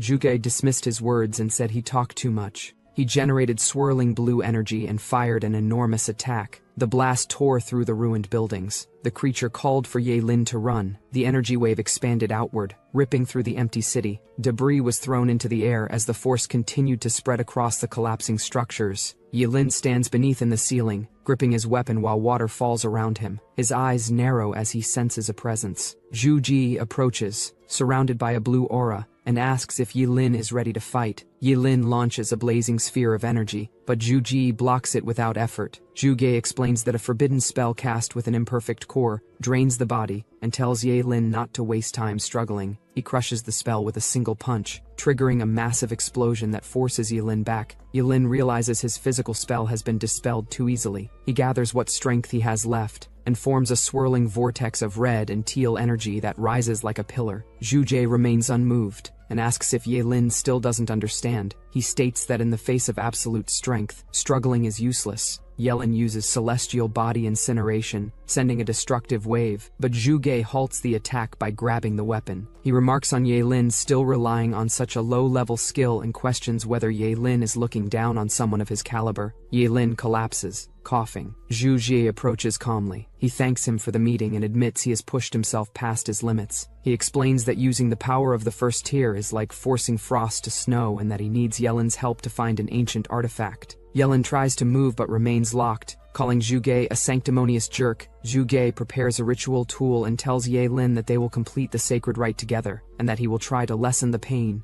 Energy tears through Yelin, forcing a cry from him. He feels as if his consciousness is sinking, and wonders if his immortal body has been destroyed. Zhuge continues the ritual, but the energy suddenly shifts in a way he did not expect. He pauses, confused, and watches the imbalance twist out of his control. Realization flickers across Zhuge's face. He questions whether the eternal scale is reacting. Yelin, now glowing with fractured patterns, rises as Zhuge explains that half of the eternal scale has always been inside Yelin. The eternal scale, half light and half dark, reacts when its balance tilts, amplifying ability on one side. Zhuge adds that those who possess both halves can wield the power of a forbidden ancient artifact. He explains that the eternal balance also grants an ability of equivalent exchange, as long as both parties agree, regardless of level, profession, lifespan, or even gender, they can trade equally. Yelin asks why Zhuge is explaining all of this, but Zhuge coughs and tells him to continue. The ritual surges again. A core of energy forms, and Yelin screams while Zhuge coughs blood. Yelin tries to stop the process, but the reaction erupts. Artifact streaks upward. When the energy settles, Yelin stands, breathing heavily, surrounded by the symbols of the eternal scale. He examines his hands, confused that he is still alive. Zhu Ji, exhausted and slumped on the ground, remarks that he succeeded. Yelin rises into the air on a burst of teal and red energy. He looks at his restored arm and realizes his regeneration ability has returned, stronger than before. Yelin demands to know why Zhu Ji chose to give up his immortality. Zhu Ji, weakened and coughing, asks what he ever did to make Yelin treat him with such disrespect, noting that Yelin would not even call him teacher. Yelin hesitates and finally addresses him as teacher, realizing he never truly understood Zhuge. Zhuge tells him not to worry about his reasons, only about the result. He explains that his choice was not for immortality but for humanity's future. Zhuge explains that for countless years he has observed the stars and witnessed every possible future for Nini, yet she always dies at the same point in time. That moment marks the destruction of the world and the likely extinction of the entire human race. Zhuge says that only Yelin's future remains unclear to him, and many potential futures suggest Yelin could be the one variable capable of changing the outcome. When Yelin expresses confusion, Zhuge repeats that he is the variable, only he will survive, and only he can alter the ending. Zhuge hands him a small pouch, and explains that inside is the clue to the origin guardian. Zhuge then reveals that the guardian is not a creature, but a fragment of the demon emperor. To defeat it, Yelin must grow stronger than Zhuge himself ever could. Zhuge collapses again, struggling to breathe. Yelin kneels beside him. Zhuge asks Yelin to promise he will take care of Nini. Yelin agrees. Zhuge expresses relief, repeating that it is great before his eyes dim. Yelin calls to him, but Zhuge no longer responds. Rain falls as Yelin bows his head and acknowledges how much Zhuge endured for humanity. Admitting he doubted him even in the end, Yelin vows he will keep his promise to Zhuge. He kneels and formally sees his teacher off. As he stands, footsteps approach from behind. Director Tan's group arrives and sees Zhuge's body. One man demands to know whether Yelin killed Zhuge. Director Tan orders Yelin to explain what happened and asks if he took anything. Another tells the group to search Guixing's corpse, believing he carried a treasure. One of the attackers leaps toward Yelin, demanding he hand over Zhuge's body. Yelin blocks the strike. He thinks of Zhuge, stating that dying to save someone like this attacker was senseless. His expression sharpens as he challenges the man, asking if he regrets provoking him. Roots erupt from the ground and bind the attacker. The man panics, unsure what is happening. More roots coil around him, draining him. He demands to know what Yelin did. Yelin states that anyone who threatens humanity's peace will die. Energy floods into Yelin's arm and body, absorbing into him. Director Tan recognizes that the attacker's power is being consumed, and wonder what kind of ability Yelin is using. As the roots finish draining the man, Yelin receives the attacker's attributes and abilities. He calmly analyzes the increase in his strength, realizing why men like Zhuge pursued power despite the risks. It is addictive and dangerous. More enemies rush in. Director Tan orders the squad to seize the ancient artifact and warns them that Yelin cannot be allowed to live. One man curses Yelin, saying he should have killed him earlier. Yelin watches the group rush toward him. He states plainly that they cannot kill him. He vanishes before they reach him, leaving them confused. One attacker notes that Yelin's speed technique is impossible for someone his age. A swirling vortex forms above them. Debris explodes outward, forcing the attackers to stumble back. One man recognizes the use of multiple elements, wood, fire, and earth, and wonders what Yelin's profession truly is. Wang studies Yelin from afar, acknowledging that Yelin is not simple and deciding not to act recklessly. A man calls Yelin out. Yelin answers that the favor Zhuge showed him will be repaid today. Water gathers in his hands. He summons a rushing water technique, surrounding himself with a massive barrier of surging currents. A wave erupts beneath him, lifting him into the air. As an attacker counters with a large chi blast, Yelin cuts through it, his blade gliding cleanly through the energy. Director Tan curses and summons a holy bow at level 62. He fires, but his attack fails to halt Yelin. He berates his subordinates and orders them all to attack together. They obey, preparing to charge as the battle escalates. Yelin gathers the attackers' incoming elemental attacks into a single sphere. Streams of fire, water, earth, and other energies converge toward him. He activates the Great Summoner Ring and absorbs them all. A ritual circle forms beneath him as the absorbed power stabilizes. He stands with a mark glowing on his forehead. He states that they forced him to unleash a massacre. World-devouring heavenly fire pours down over the battlefield. The attackers scream as the flame swallows everything around them. When the fire fades, only scorched ground remains. Director Tan calls the others useless and prepares to attack Yelin himself. Ice forms as he summons another ability and vows to finish the job. He unleashes Demon God's 100 sun arrows. A massive blast tears open the ground, sending sharp energy spears everywhere. He claims Yelin cannot dodge. Yelin moves but is struck by the attack thrown across the battlefield. He screams as the force pulls at his body, dragging him downward while the marks on his forehead flicker. Director Tan boasts that no one can dodge the demon god's mother-son arrows. Yelin strains on one knee, blood pouring from his mouth as he tries to rise. Director Tan mocks him and tells him to turn into a blood clot. A violent blast tears Yelin's body apart. Tan stands over the scattered remains. He claims that even with the eternal scale, Yelin cannot recover after being blown into pieces. Blood drips around him while he turns to leave. A heartbeat pulses within the mangled flesh. Dark tendrils coil, pulling the shredded pieces together. Yelin's upper body reforms. His exposed bone and muscle knit back into shape, and he stands upright behind Tan. Director Tan freezes when he senses movement. Yelin grips him from behind and begins draining him. The man screams as his power, attributes, and life lifespan are stripped away. His vitality is absorbed completely. Notifications ripple within Yelin's mind. His level rises to 28, then quickly to 29. His strength, agility, and spirit increase. His lifespan extends. He looks at his hand, surprised at how far his abilities have jumped. He calls out to the hidden observer Wang, telling him to stop hiding. Chairman Wang steps out from behind a wall, nervous as he addresses Yelin. He says he has never been Yelin's enemy and asks if Yelin intends to silence him.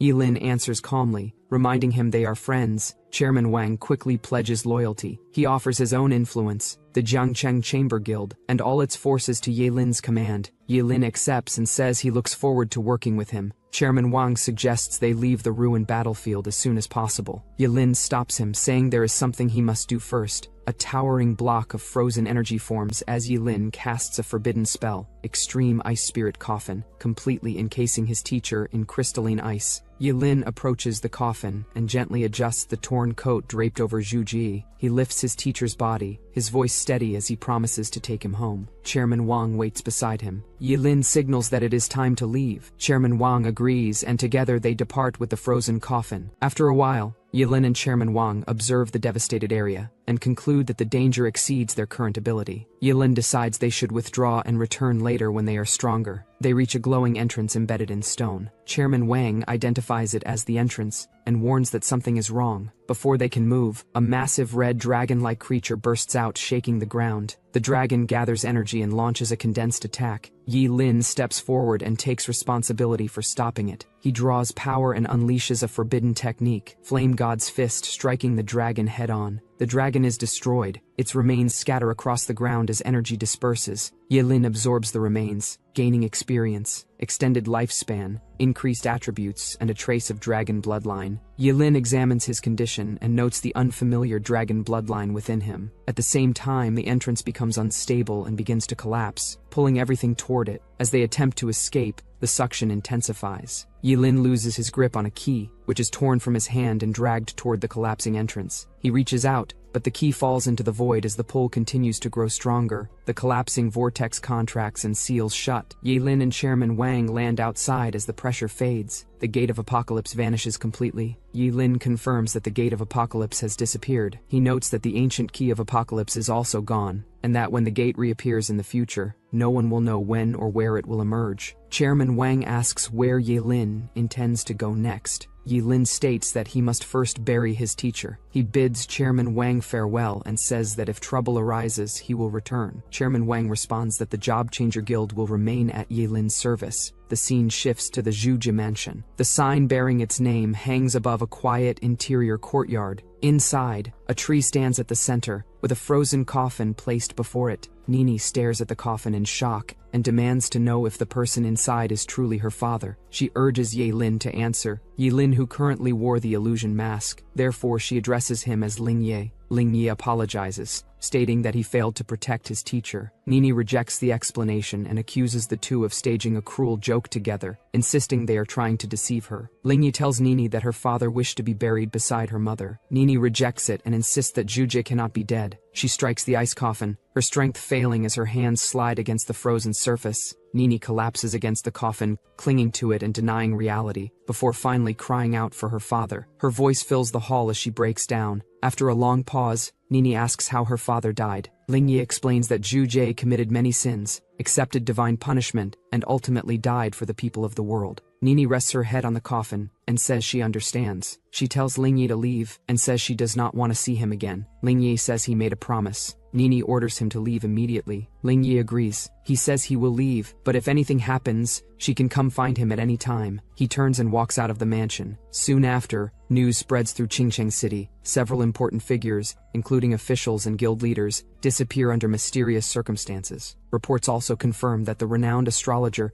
Zhu Geqiangxing has passed away, though the exact cause remains under investigation. Among the crowd watching, people quietly discuss the names involved. They note that each of them held significant influence in the city. Rumors circulate that Tan Xingjiang had recently taken people out of the city for unknown purposes. Another rumor claims that Zhu Jie left the city and was later returned in a coffin by someone named Ling Yi, whereas a guy or say an investigator issues orders to locate Yi Lin. He is informed that Yi Lin has become the national top scorer, making any arrest without concrete evidence dangerous. The investigator decides to first determine Yi Lin's whereabouts and then confront him personally. Later, the investigator appears in a private venue where drinking and gambling are underway. He is recognized by Yi Lin and invited to join, but he keeps his attention on his objective. The investigator asks where Yi Lin has been over the past week. Yi Lin responds that too much has happened to explain clearly. The investigator presses further and accuses Yi Lin of disguising himself as Ling Yi and following Zhu Gi out of the city. He demands a direct answer. Yi Lin lifts his phone and begins recording. He asks whether the investigator has any evidence to support the accusation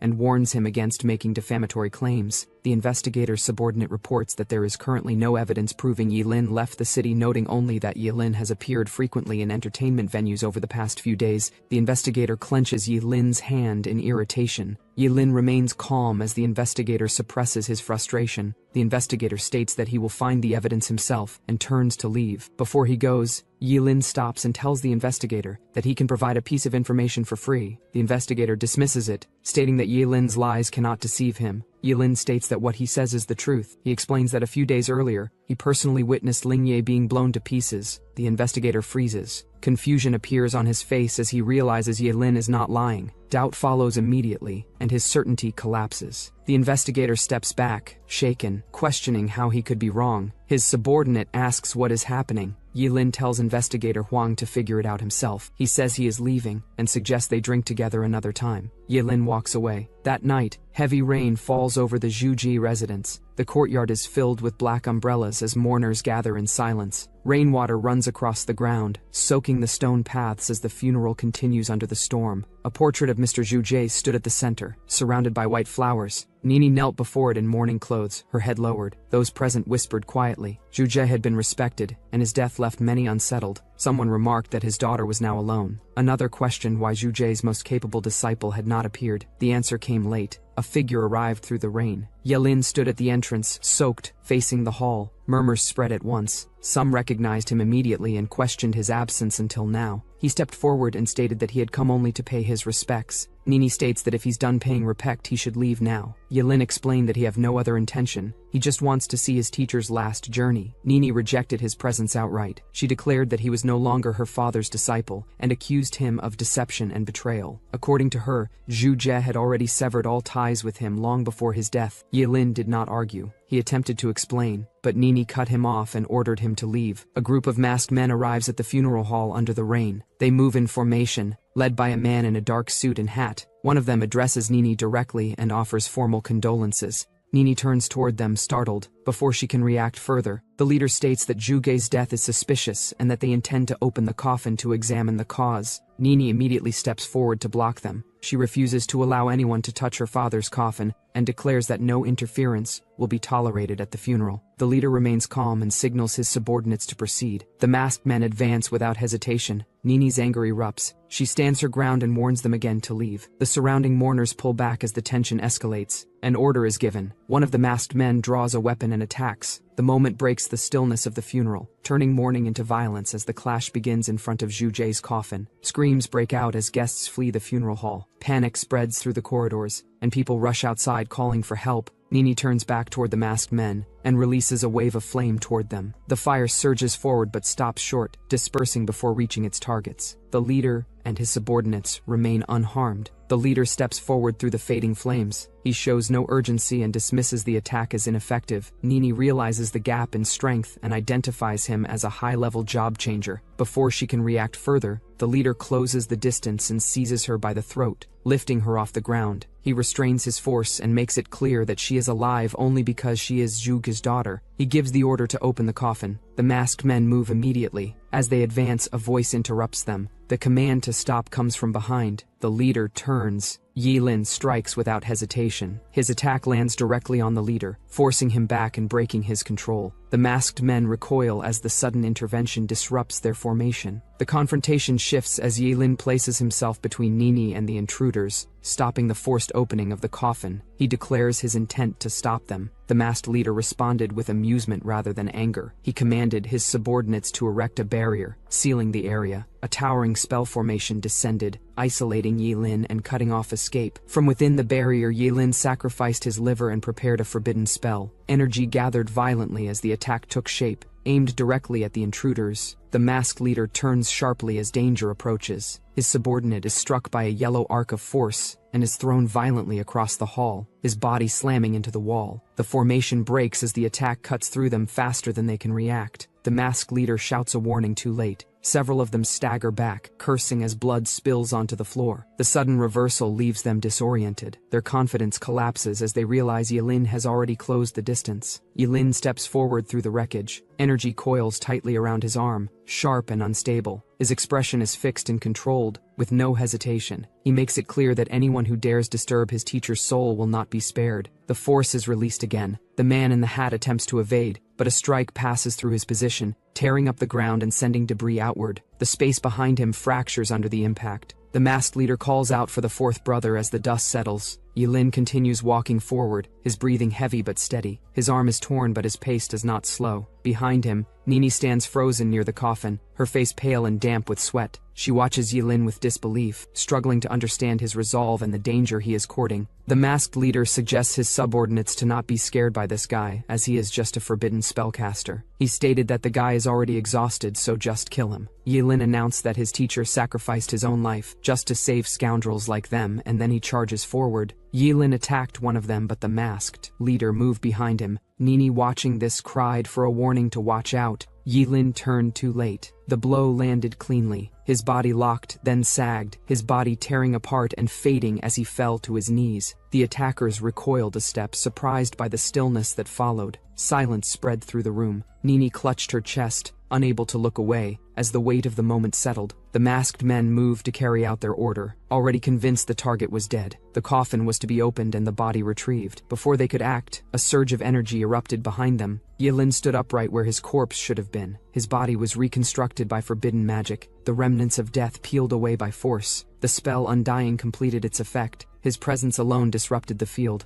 The masked man froze. Fear replaced certainty. A forbidden spellcaster who had already died should not have been able to stand again. Yilin advanced without hesitation. Cold spread outward as he invoked another forbidden technique. Ice surged from the ground in jagged pillars, engulfing the attackers mid-motion. Their bodies were sealed instantly, trapped in frozen silence. Witnesses hid in terror, realizing the level of power involved. A single spell had erased multiple high-ranked operatives. Yilin turned away from the battlefield. He approached the coffin and lifted it with visible strain. Despite surviving, his condition remained unstable. Every step carried weight. Nini, watching him, recognized the silhouette immediately. The familiarity unsettled her. When she asked where he was taking her father, Yilin answered calmly that he would handle the burial himself. He carried the body through the corridor without looking back. Elsewhere, a man received confirmation of the event. A masked man informed about their arrival. He states that inside a valley from 79 kilometers toward Qincheng, there were traces of Gate of Apocalypse. The man wondered about what Zhuge even did inside the Gate of Apocalypse that he lost his life. The masked man asked if they needed to send people to get the corpse of Mr. Zhuge. The masked leader decides against direct action. He concludes that further movement would draw too much attention. Orders are given to deploy observers instead, focusing on Yilin and Nini. Another target is added to the list: Wang Lishuan, the president of the Job Changer Guild. Later, under an open sky, Zhu Gechengxing is laid to rest. Leaves drift across the grass as the burial ends. Yilin stands apart, facing the grave in silence. Nini remains nearby. Nini thanks Yilin for what he did. She offers compensation, stating that the money is enough to cure his eyes and that the Zhuge family owes him nothing further. Yilin does not accept the gesture. He states that what he did was repayment to his teacher and that he requires nothing in return. Yilin turns to leave. Nini calls after him, questioning his actions. He stops briefly and tells her that she is overly dependent. He states that without Zhuge, she would have been ordinary and unprotected. He continues walking without waiting for a response. Nini remains behind. The words take hold. She acknowledges her own weakness, and reflects on how she lived under her father's protection, only to fail when it mattered most. She kneels before the grave. Her hand rests against the stone marked with Zhuge Changxing's name. She asks herself whether, without her father, she is truly useless.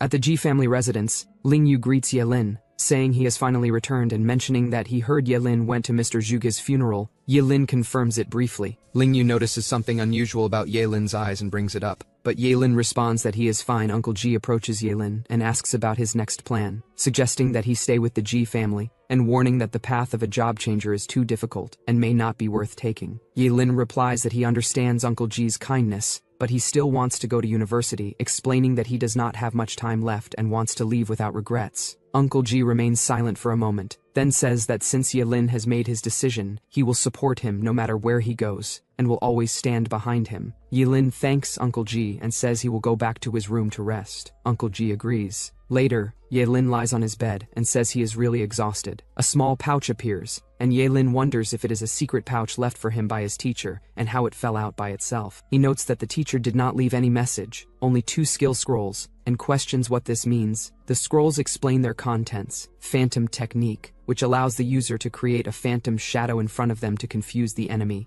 and Turtle Breath Technique, which allows the user to slow their breathing until it completely stops, entering a state of apparent death. Holding the scrolls, Yelin wonders if his teacher even predicted his second profession talent. A system message announces that Extreme Sublimation has activated successfully, enhancing the Turtle Breath Technique into the Great Void Technique. Another message follows, stating that Extreme Sublimation has also enhanced the Phantom Technique into 1 QI, transforming into 3 purities. The Great Void Technique is explained as a forbidden spell, where the caster sacrifices a bone of their own body every minute to enter a void state, achieving complete invisibility, but the spell is nullified when attacking or being attacked. The forbidden spell 1 Qi, transforming into 3 purities, is then described as costing the caster half of their lifespan to create a clone identical to the current self, with up to 3 clones existing at the same time, and notes that when a clone dies, the original is unaffected, but when the original dies, the clones disappear. Yelin reacts, realizing the teacher did not act without purpose and understanding that these scrolls are meant to help him get rid of the surveillance. Using the technique, Yelin creates a clone in front of him. He laughs lightly and notes that it really is exactly the same, then says this makes everything foolproof. He tells the clone that it will stay with the Ji family, and no matter who is watching, he is no longer afraid. Yelin turns away and says that all that remains is to see who exactly is monitoring him. He activates the forbidden spell and leaps away into the night, leaving behind shadowy figures among the trees. As he moves through the darkness, Yelin acknowledges that his teacher truly is the #1 astrologer and that everything was predicted. With his appearance changed, Yelin notes that he now has a completely new identity as he stands before the city gate. The guards ask if he is going out of the city. Yelin answers that he is. They warn him that monsters have been appearing frequently outside the city and tell him to be careful. Yelin thanks them and leaves. Outside the city, Yelin thinks that he can now freely kill monsters and go as far as he wants, then declares the start of his journey of leveling up.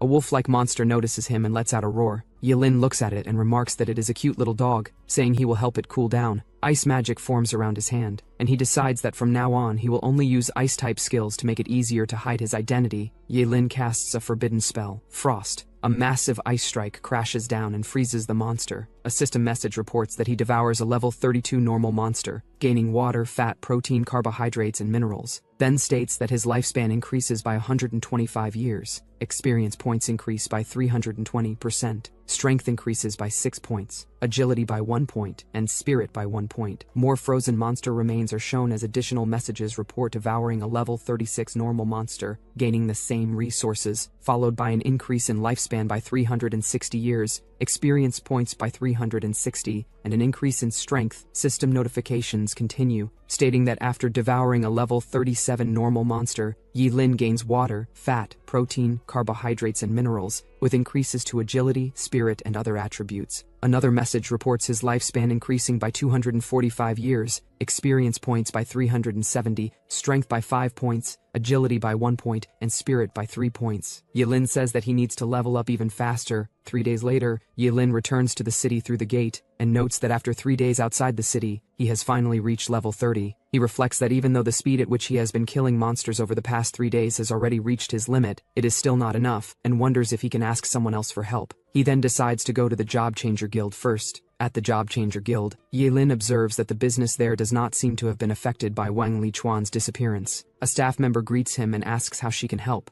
Yaelin says that he wants to post a mission, and she guides him inside. Another staff member asks what kind of mission he wants to post. Yaelin answers that it is for recycling monster corpses. The staff member asks what price he is prepared to pay for recycling, and Yaelin asks what the normal market price is. The staff member explains that the price depends on the level and type of monster, saying a level 10 normal monster corpse is worth 300,000 each, while special monsters like the golden armored demon rhino require extra payment of about 450,000. Yaelin says to follow the market price for monsters below level 20, and that he will take them all. The staff member hesitates and says that judging by Yaelin's appearance, he should be a newly changed enchanter, and explains that posting a task requires a handling fee. He adds that since Yaelin is collecting so many at once, additional requirements apply. Yaelin asks what is needed, and is told that verification of funds is required first. Yaelin places a card on the counter and asks if it is acceptable. The staff member reacts in shock, recognizing it as a top-tier Lifetime's VIP card. 3 days later, at the Job Changer Guild, people shout for others to make way and hurry, urging them to submit tasks quickly or they will have to queue. Some people question who would spend so much money and why someone would need so many monster corpses. Others complain that they have not seen a single monster corpse in days and cannot forge anything, saying the price is too high and that recycling at that price is a big loss. Another voice says that originally they wanted to use materials to advance from senior alchemist to master alchemist, but now they cannot buy any monster materials at all, and someone agrees. Later, a massive pile of monster corpses is presented. The staff member says this is the latest batch of monster corpses and asks him to inspect them. After examining them, Yaelin says they are not bad, and staff member tells Yaelin that he may leave now. The door closes. Yaelin remarks that with money, everything is easy, and adds that this is much more efficient than killing monsters by himself. A devouring process begins. System message states that after devouring one level 2 normal monster, Yaelin gains moisture, fat, protein. His lifespan increases by 10 years, experience points increase by 20, and his strength attribute increases by 1 point. Additional messages indicate devouring one level 8 normal monster and one level 5 normal monster. Yaelin pauses briefly. Outside, someone notes that he has finally come out, describing him as having short hair, wearing a gray hoodie, and a black combat suit inside. Another person recognizes him and says it is him. Yaelin walks forward alone as footsteps echo around him. Yaelin thinks that he has already changed his face but is still being followed, saying it does not make sense, and clicks his tongue. He stops and says that since they have followed him for so long, they must be tired. 2 people step out and identify him as the one posting missions to collect monster corpses. One of them says someone is paying for his life. Yaelin calmly asks how much is being offered, and says he will double it. One of them says that he is about to die and is still haggling, adding that after killing him, all his money will belong to them anyway. They rush toward him, telling each other to stop talking nonsense, deal with him quickly, and that the boss also told them to rush to Secret Realm number 79. As one of them attacks from behind, Yaelin uses a freeze spell. Ice surges out and freezes the attackers mid-movement. One of them reacts in shock, realizing Yaelin is a forbidden spellcaster. Yaelin tells them to speak properly and asks who sent them. One of them groans in pain. Yaelin asks if they are speechless. He raises a finger, and an ice blade presses closer. One of them panics and shouts for him to stop, saying he will tell everything. They explain that the people who want Yaelin dead are from the Life Skills Job Changer Alliance, and that it is because he issued the recycling mission and interfered with their business. They name Senior Forging Master Yin Shang, Senior Alchemist Yun Ying, and Senior Alchemist Zhou Hepping as the masterminds. Yaelin says he has noted it down and then asks about Secret Realm number 79. They explain that Secret Realm number 79 appeared recently and is located 30 kilometers north of Qingcheng, begging him to let them go and saying they have told him everything they know. Yaelin says letting them go depends on whether they can survive until the ice melts, then says goodbye and walks away. One of them desperately begs him not to leave, saying they will freeze to death. Later, a crowd gathers in front of a towering building as a dark, oval-shaped rift appears. People discuss what is really inside the secret realm, question why no one who entered has come back out, and note that the first group has been inside for almost 2 days without any sign of movement. Yaelin sits nearby and decides to wait until someone comes out before going in, thinking that there will always be more secret realms later, but only one life, and that since no one has come out, it could be a death trap. He suddenly looks up and tells himself to look quickly, asking what that thing is. As a strange glowing phenomenon appears ahead, a strange staff bursts out in a flash of light, radiating an overwhelming aura. People stare at it in shock, calling it an artifact and saying that such a terrifying aura can only belong to one. Someone declares that the artifact is theirs and threatens to kill anyone who tries to take it, while another responds that it depends on whether they have the ability, adding that such a treasure naturally belongs to the capable. Yaelin walks forward alone as footsteps echo. He suddenly senses something wrong, and thinks that if there really is an artifact here, it should not belong to these people, and that a truly strong person should have already arrived at this secret realm. Someone calls out to him, addressing him as brother, and asks if he noticed it too. A silver-haired woman steps out, saying she just feels something is not right with this secret realm. Yilin looks at her and asks who she is and why she is disguised as a man. She reacts in shock and asks how he figured it out. He points out her lip balm and says that with her figure she should hide it a bit more. She panics and asks if her disguise is really that clumsy. Yilin says that since something feels off he will not go in and is leaving first. She asks him to wait a moment as he starts to walk away. Yilin turns back and asks if she has anything else to say. The silver-haired woman says that, according to her guess, this is very likely a secret realm set up by demons to lure human job changers, and asks if he can team up with her and go in together. Yilin considers that demons are indeed powerful, and that if he could use Endless Devour to swallow a few demons, but then immediately dismisses it, saying the risk is too high. She says she can pay him. Yilin apologizes and says that the education he received as a child does not support doing this kind of thing. She then offers an epic-grade piece of equipment. Yilin stops, turns back, and says that it is not impossible, that an epic-grade item is a deal, and asks how he should address her, also asking her to hand over the epic-grade equipment first. She reacts in surprise, then introduces herself as Ji Xiaoxiao, and says he can just call her Xiaoxiao. She asks what kind of education he received as a child, and then says that as for the equipment, she will give it to him now, asking what profession he is. Yilin says he is an ice-type mage who can use anything and is not picky about equipment.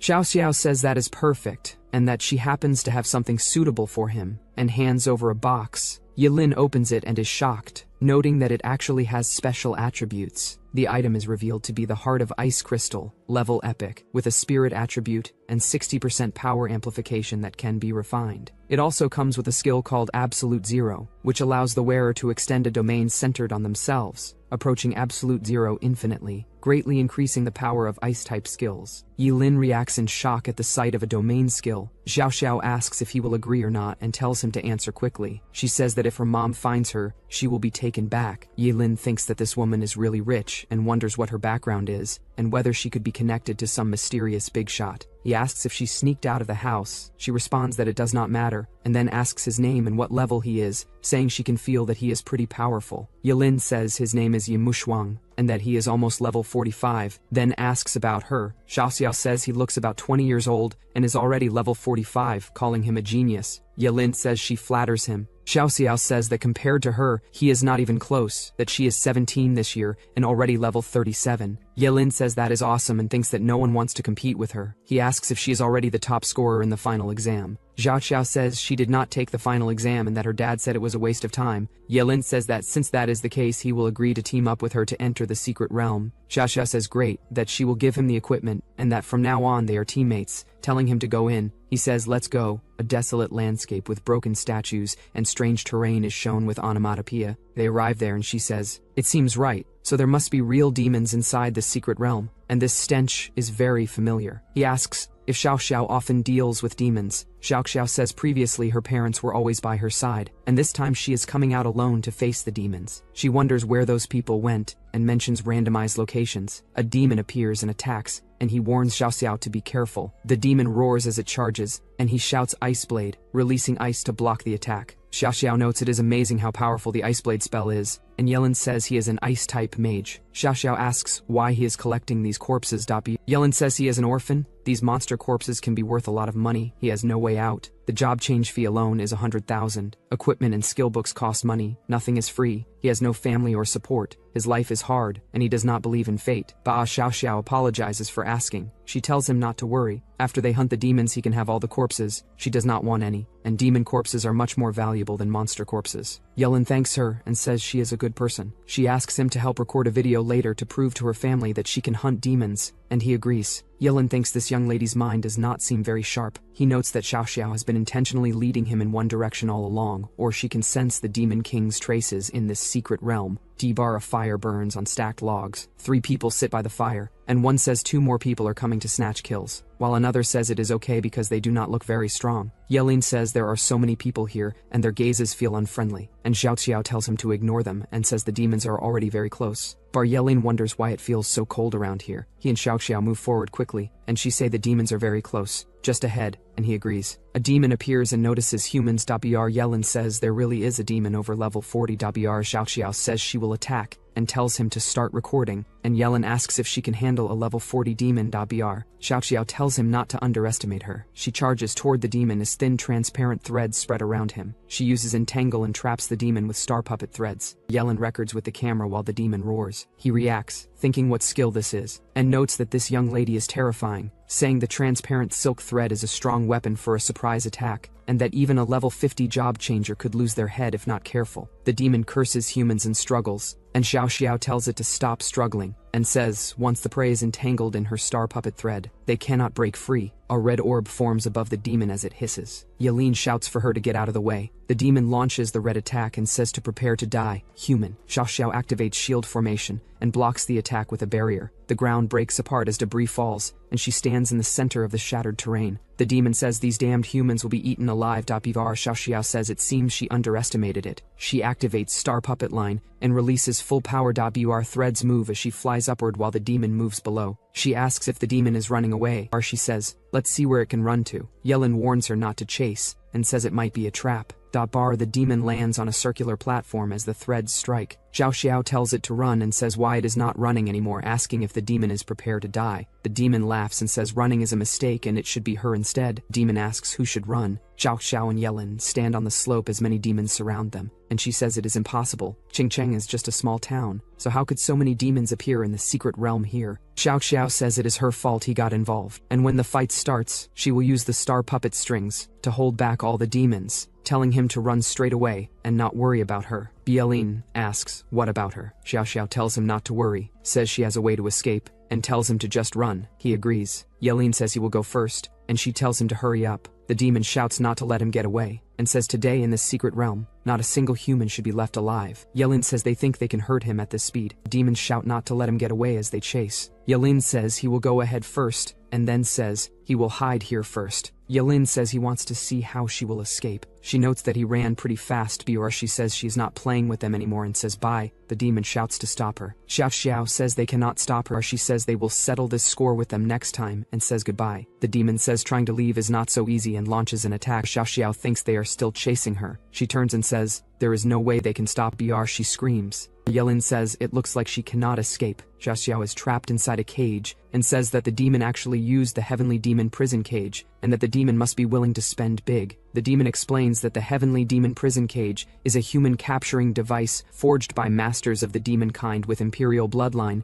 and that she will not be able to break free. The demon says this secret realm number 99 is connected to the demonic race with imperial bloodline. The demon says that at her age, being able to use the star puppet strings, a divine artifact, means her status in the ancient Daxia kingdom must be quite high, and that if he captures her and brings her back to the demon realm, the reward will exceed a single heavenly demon prison cage. Xiao asks if he wants to use her as a bargaining chip and tells the demon not to think about it. The demon tells her to first hand over her star puppet strings. Xiao tells him not to come any closer. The demon reacts and asks who is there. Xiao asks why Yellen did not escape. Yellen says he finished recording for her and tells her to keep the previous parts. Xiao says he did not run away and instead recorded the video for her in the dark and that he should have run away in such conditions and asks why he is still filming. Demon orders to kill this human. Yellen activates Absolute Zero and then activates Ice Vortex.be. He releases ice shards that explode outward. He is grabbed by a demon, and he uses Freeze to freeze it. He shouts Ice Blade and attacks. Xiao tells Yahello, who is disguised as Ye Mushuang, to stop fighting and run, and says if this continues he will die. Yahello tells her that if he dies, she should take him out of the secret realm and bury him,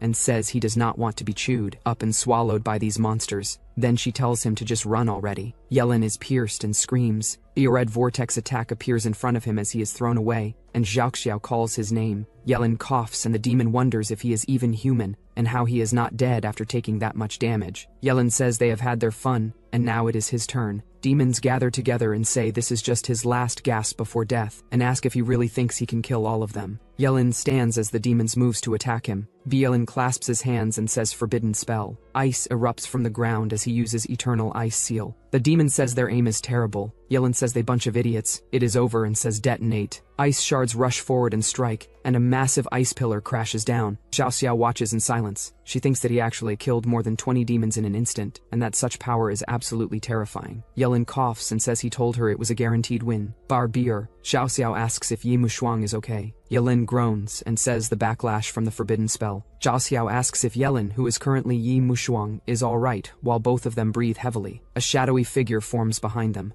Yelin tells her to watch out and get back. The demon appears and says he will kill him. Yelin is slammed into the ground and screams. Xiao Xiao calls his name and curses. A blue-winged figure appears as dark energy spreads. Xiao reaches forward and kills the demon in a single hit. Xiao Xiao tells Yelin to pull himself together and says she has medicine made by a top-tier alchemy master that will definitely save him. Yelin says it's too late now, they'll be coming. He says do not worry about him and says her to run. Xiao Xiao begs Yelin not to die. Yelin lies covered in blood, struggling to breathe while she weakly pleads for her not to. Xiao Xiao cries as she calls Yelin's name and promises that she will become stronger to avenge him and bring him out of the secret realm. She continues crying while holding him. Yelin coughs repeatedly. He urgently asks her to let go of her, saying she will choke him to death before the demons kill him. She then realizes he is still alive and says thankfully that Yelin survived. He answers that maybe the god of death does not want him, or the medicine she gave him has taken effect. Xiao Xiao tells him not to be afraid and says she is bringing him to a cleric right away, promising to find the best cleric in Danak. Yelin looks at her and asks what she is doing. She lifts him onto her back inside a large cocoon-like shell and tells him not to move because she will carry him out of there. She tells him to go, and they begin moving across the rocky ground. A massive statue stands ahead with a glowing portal beneath it, while several demons are gathered nearby and a dark mass lies on the ground. Xiao Xiao notices something and reacts with shock. She curses and realizes that the secret realm is a trap set by the demon kind to hunt humans. She states that they are killing every human who enters the secret realm, number 79. Yelin tells her to put him down and leave by herself, saying she should bring back people to save him because he does not want to drag her down. Xiao Xiao refuses, telling him he is not a burden, and that as her teammate she cannot leave him behind. A demon sitting on a rock says there are humans trying to escape. From above, several demons spot Xiao Xiao, carrying Yelin toward the exit and shout to stop her. One of them laughs and remarks that it is just one human with a crippled human, adding that they are simply wishing for death. Xiao Xiao steps forward and tells them to come and watch her tear them all to pieces. Behind her, Yelin asks to be let out, saying he can protect himself. Xiao Xiao agrees. Dark wings spread wide behind him as Xiao Xiao faces the demons. She declares that she will kill all these demons. A violent surge erupts across the ground, sending debris into the air. A demon is struck down. Seeing the fallen bodies, Yelin remarks that there are so many corpses of job changers and calls it great. Red and blue energy rise behind him as he activates Endless Devour skill. The system displays Devour level 22, stating that after consuming 5 job changers he gains moisture, fat, increased lifespan by 250 years, and experience points. It then displays Devour level 25, stating that after consuming 4 job changers he gains carbohydrates and minerals, increases strength by 8 points, agility by 6 points, and spirit. The system announces level up twice. The demons laugh and say the little girl will be tortured to death by them. Xiao Xiao declares that even if she dies, she will kill herself and will not leave her corpse to the demons. 2 demons suddenly pause. One tilts his head and murmurs in confusion. He stares closely and begins to realize something, saying this is something. Yelin steps forward as snow and debris scatter down the slope, several demons rushing toward him. He thrusts his hand ahead, releasing a sweeping surge of blue energy that crashes into the rocky ground and surges upward in sharp, icy waves. The force tears through the terrain and engulfs the charging demons. A demon shouts in disbelief, questioning how such a terrifying person could exist near Qingcheng, which is supposed to be only a small county town of the human race. Another urgently orders the alarm to be sounded, and to report to Lord Norris. A red flare shoots into the sky. Yelin realizes the demon race is calling for reinforcements. It becomes clear that escape is no longer possible, so they decide to leave this place first. Xiao Xiao states that the demon race is blocking the entrance, and that there must be more humans trapped in the secret realm besides just the 2 of them. Yelin agrees. He then notes that there are so many demons here, making it a great place to level up, and admits he is reluctant to leave. Later, in a forest at night, Yelin and Xiao Xiao sit by a fire roasting meat. Yelin says the food is delicious. Xiao Xiao tells him she truly admires his recovery ability, pointing out that he was seriously injured before but is now fine. He explains that it is her medicine, the 4-eyed demon pig she roasted, that healed his wounds. Xiao Xiao asks if that means she can become a chef. Yelin replies that after they get out he can open a restaurant. She excitedly says it is the first time someone has praised her cooking. Suddenly they both react to a sound. Yelin wonders if someone is in the forest and suggests it might be the 4-eyed demon pig watching them, or perhaps more humans have been found. Yelin rises and says they should go check it out. Elsewhere, an injured man explains that secret realm number 79 is nothing but a huge trap, and that what artifact could exist here when there are only ferocious demons. He adds that even high-level monsters are rare near Qingcheng, so it makes no sense for so many demons to appear from a secret realm, wondering if the demons are brewing some kind of conspiracy. He then says the urgent task now is to think of a way to escape. Another injured man holds his head and says the exit is filled with demons and going there means death. A man in red robes steps forward and says that at this point there is only one way to help them break through. The others call him Wu Hao and state that he is currently the strongest there, urging him to speak quickly if he has a plan. They promise that if he leads them out he will be a great hero,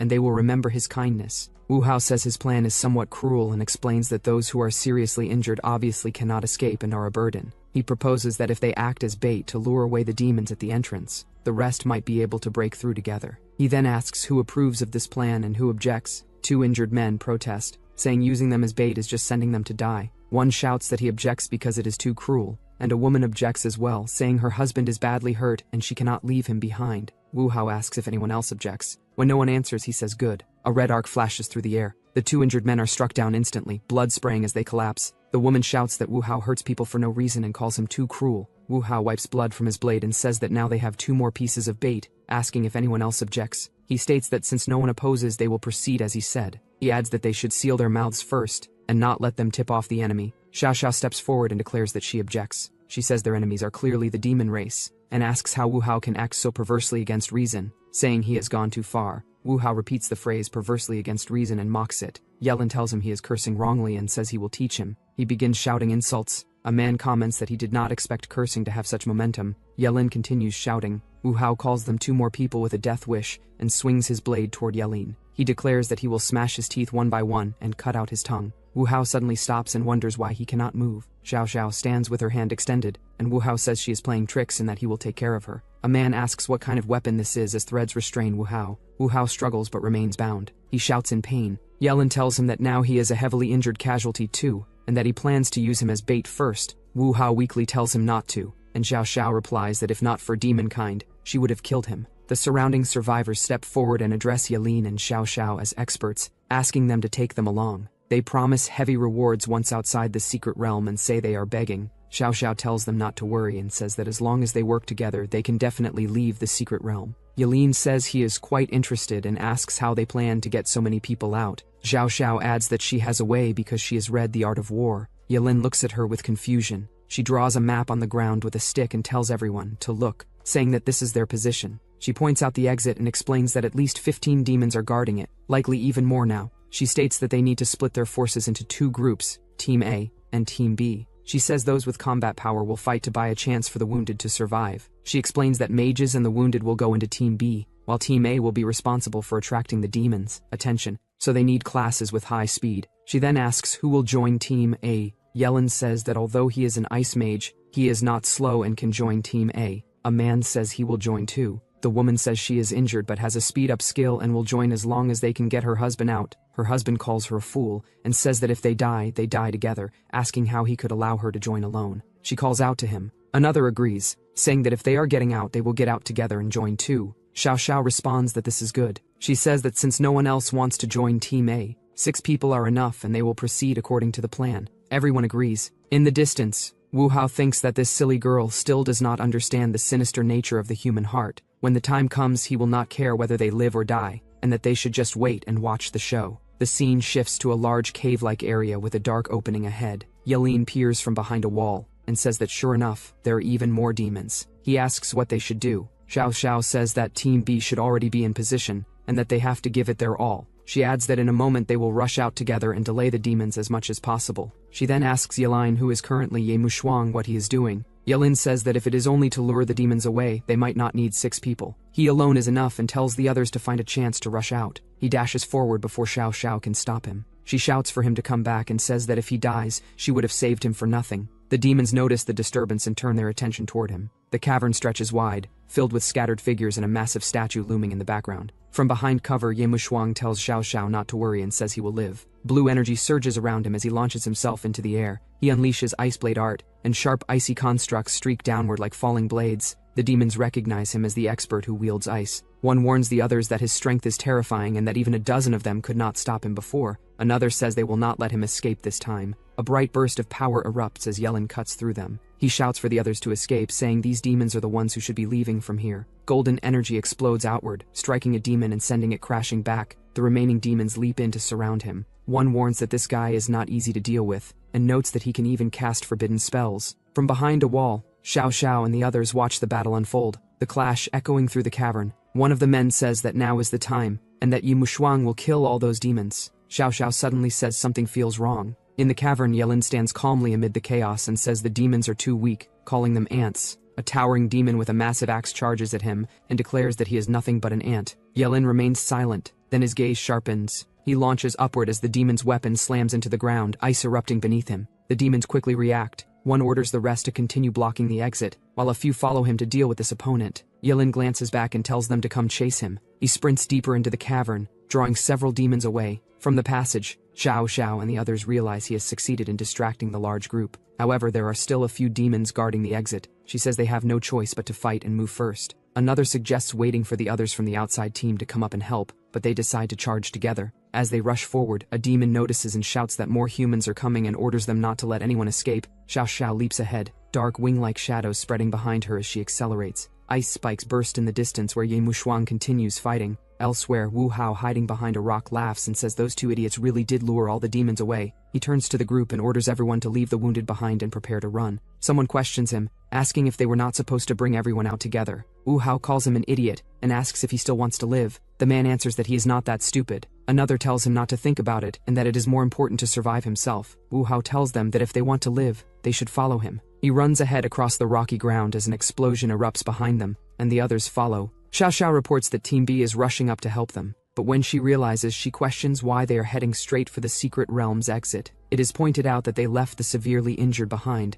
and that troublemakers will get their retribution soon. Wu Hao remarks that thanks to those fools, he hopes there are more fools like them in the world, and that only then can they live long lives. A massive stone door suddenly drops down and blocks the exit with a heavy crash. They react in shock. Wu Hao wonders what is going on. Another questions why the exit is blocked by a stone door, and suggests they might have triggered a trap. Wu Hao curses and says this might be the backup plan of those demons, insisting it is just a wall and that they should break it down together. They attack the wall, but the impact only sends debris flying without breaking it. Wu Hao questions how so many of them attacking together cannot even break a single wall. Meanwhile, Xiao Xiao observes that they seem to have fallen into the demon tribe's trap and have been stopped. A companion agrees that it serves them right and calls them cowardly. Someone shouts to look over there. Xiao Xiao sees demons returning through a bright light and warns that those demons are coming back. The red-skinned demon charges forward, calling them damned humans and declaring that all of them should go to hell. The demons surround the group as water or energy crashes around them. The man mutters in frustration. Wu Hao states that they are surrounded and that they should fight them.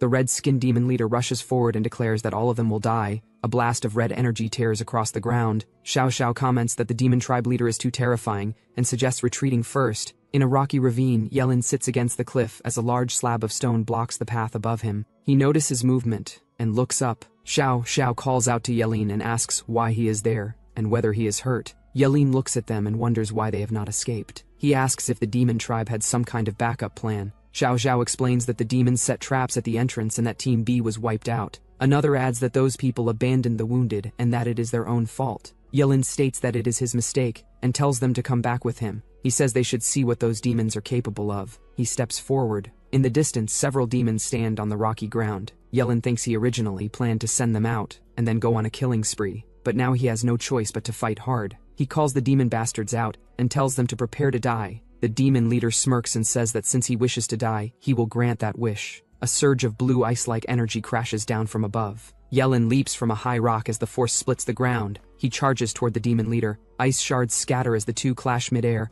An explosion erupts, sending shockwaves across the rocky terrain. The demon leader stares at him and remarks that he was badly injured just now, questioning how he managed to recover so quickly. Yellen raises his hand and states that there are still many things they cannot imagine. A dark red force surges forward. Demons are thrown back, and blood sprays across the air. The demon leader stares in shock and wonders what kind of move this is. Yellen stands firm with one hand forming a seal. A large blue spirit figure rises behind him, while red and blue energies coil around his body. Yellen presses his fingers together and tells the demon leader that there are even more things he cannot imagine. Demons rush forward across the rocky ground. A violent force strikes, and blood bursts from the demon leader's body as he is hit. The demon leader glares in shock and demands to know what kind of move this is. Yellen stands firmly with one hand extended and the other forming a sign. A large spectral figure rises behind him as energy swirls around his body. He activates Devour. The surrounding canyon trembles. A pillar of power shoots upward between the cliffs, shaking the rocks. The demon leader is thrown back as stones lift into the air. He shouts in anger that Yellen even devours his own kind. Yellen looks at him and calmly tells him not to worry, that it will be his turn soon. He thinks that outside, he would not get the chance to kill so many demons. The forbidden spell Burning Karma Sacrifice is invoked. Yellen softly repeats sacrifice. Energy gathers into a sphere as cracks of blue lightning spread across it. The forbidden skill world Devouring Karma activates. Seeing this, the demon leader calls for someone. He then orders the others to attack together. Multiple demons charge forward across the shattered ground toward Yellen.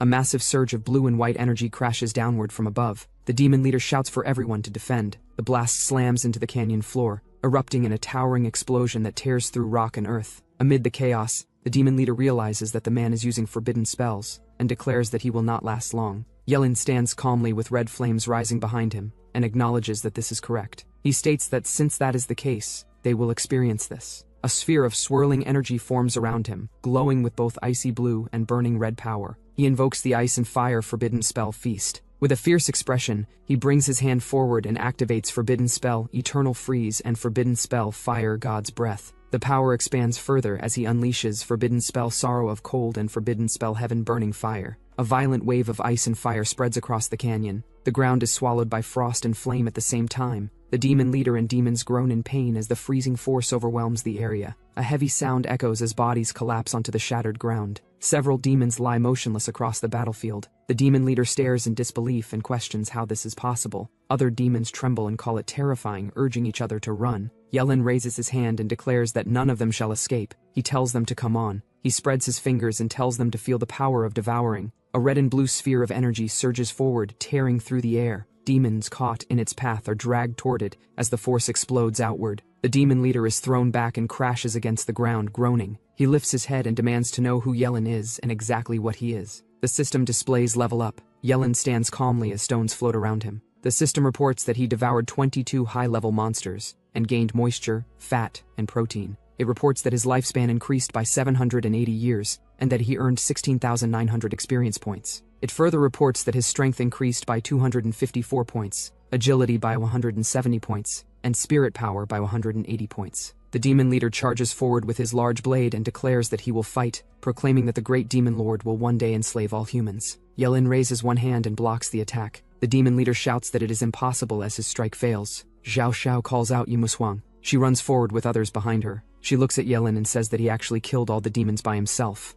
Yellen glances at them and thinks that these people showed up at a critical moment. He realizes that if he does not pretend a bit, his identity will definitely be exposed. Yellen pauses for a brief moment. Using this brief moment, the demon leader attacks Yellen from behind, knocking him on the ground. Xiao Xiao shouts that Yi Mushuang should hold on because she is coming to help. She tells the others to charge out and she is going to help him, and someone else warns her to be careful. The demon leader lands heavily on the ground. Xiao Xiao steps forward and shouts for the demons to come at her. Behind her, Yellen coughs repeatedly. Yellen apologizes and says he really did his best. He admits that the demon is too strong and explains that the demon leader absorbs the power of other demons to strengthen himself. Xiao Xiao tells him that it is okay. She says he has already done very well and tells him to leave the rest to her. The demon leader curses Yellen as a despicable human. He declares that the human corpses and the demon warriors were all devoured by Yellen and that Yellen even ate them. Xiao Xiao tells the demon to stop his nonsense. She spreads dark wings and rises into the air, declaring that she will make him pay for blood with blood. The demon leader roars in anger and charges forward.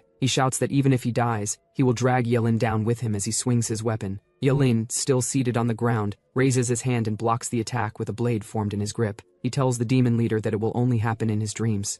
The force of Yellen's counterattack surges forward and strikes the demon leader. Shock spreads across the demon's face as the impact throws him away and slams him into the ground. Lying there, injured and stunned, the demon leader refuses to accept what has happened and admits that he has never been so wrong before. Yellen looks at him calmly and remarks that if the demon had not been wrong, there would have been no way for him to keep his identity a secret. Xiao Xiao rushes over and asks Yellen whether his injury is serious. He answers that he will not die just yet and urges to leave quickly. She agrees. As they move away together, Xiao Xiao hesitates and tells Yellen that she has something she needs to tell him. Yellen replies that he also has something to say to her. In amidst that, Yellen releases energy from his finger and absorbs the demon leader's remains. At the exit of the secret realm, Xiao Xiao asks Yellen to let her speak first. She explains that her father is likely right outside the exit and warns him that he must pretend they are strangers who only met by chance, otherwise he will die. Yelin questions whether her father is some kind of man-eating monster. Xiao Xiao tells him to stop asking, and adds that knowing too much will not do him any good.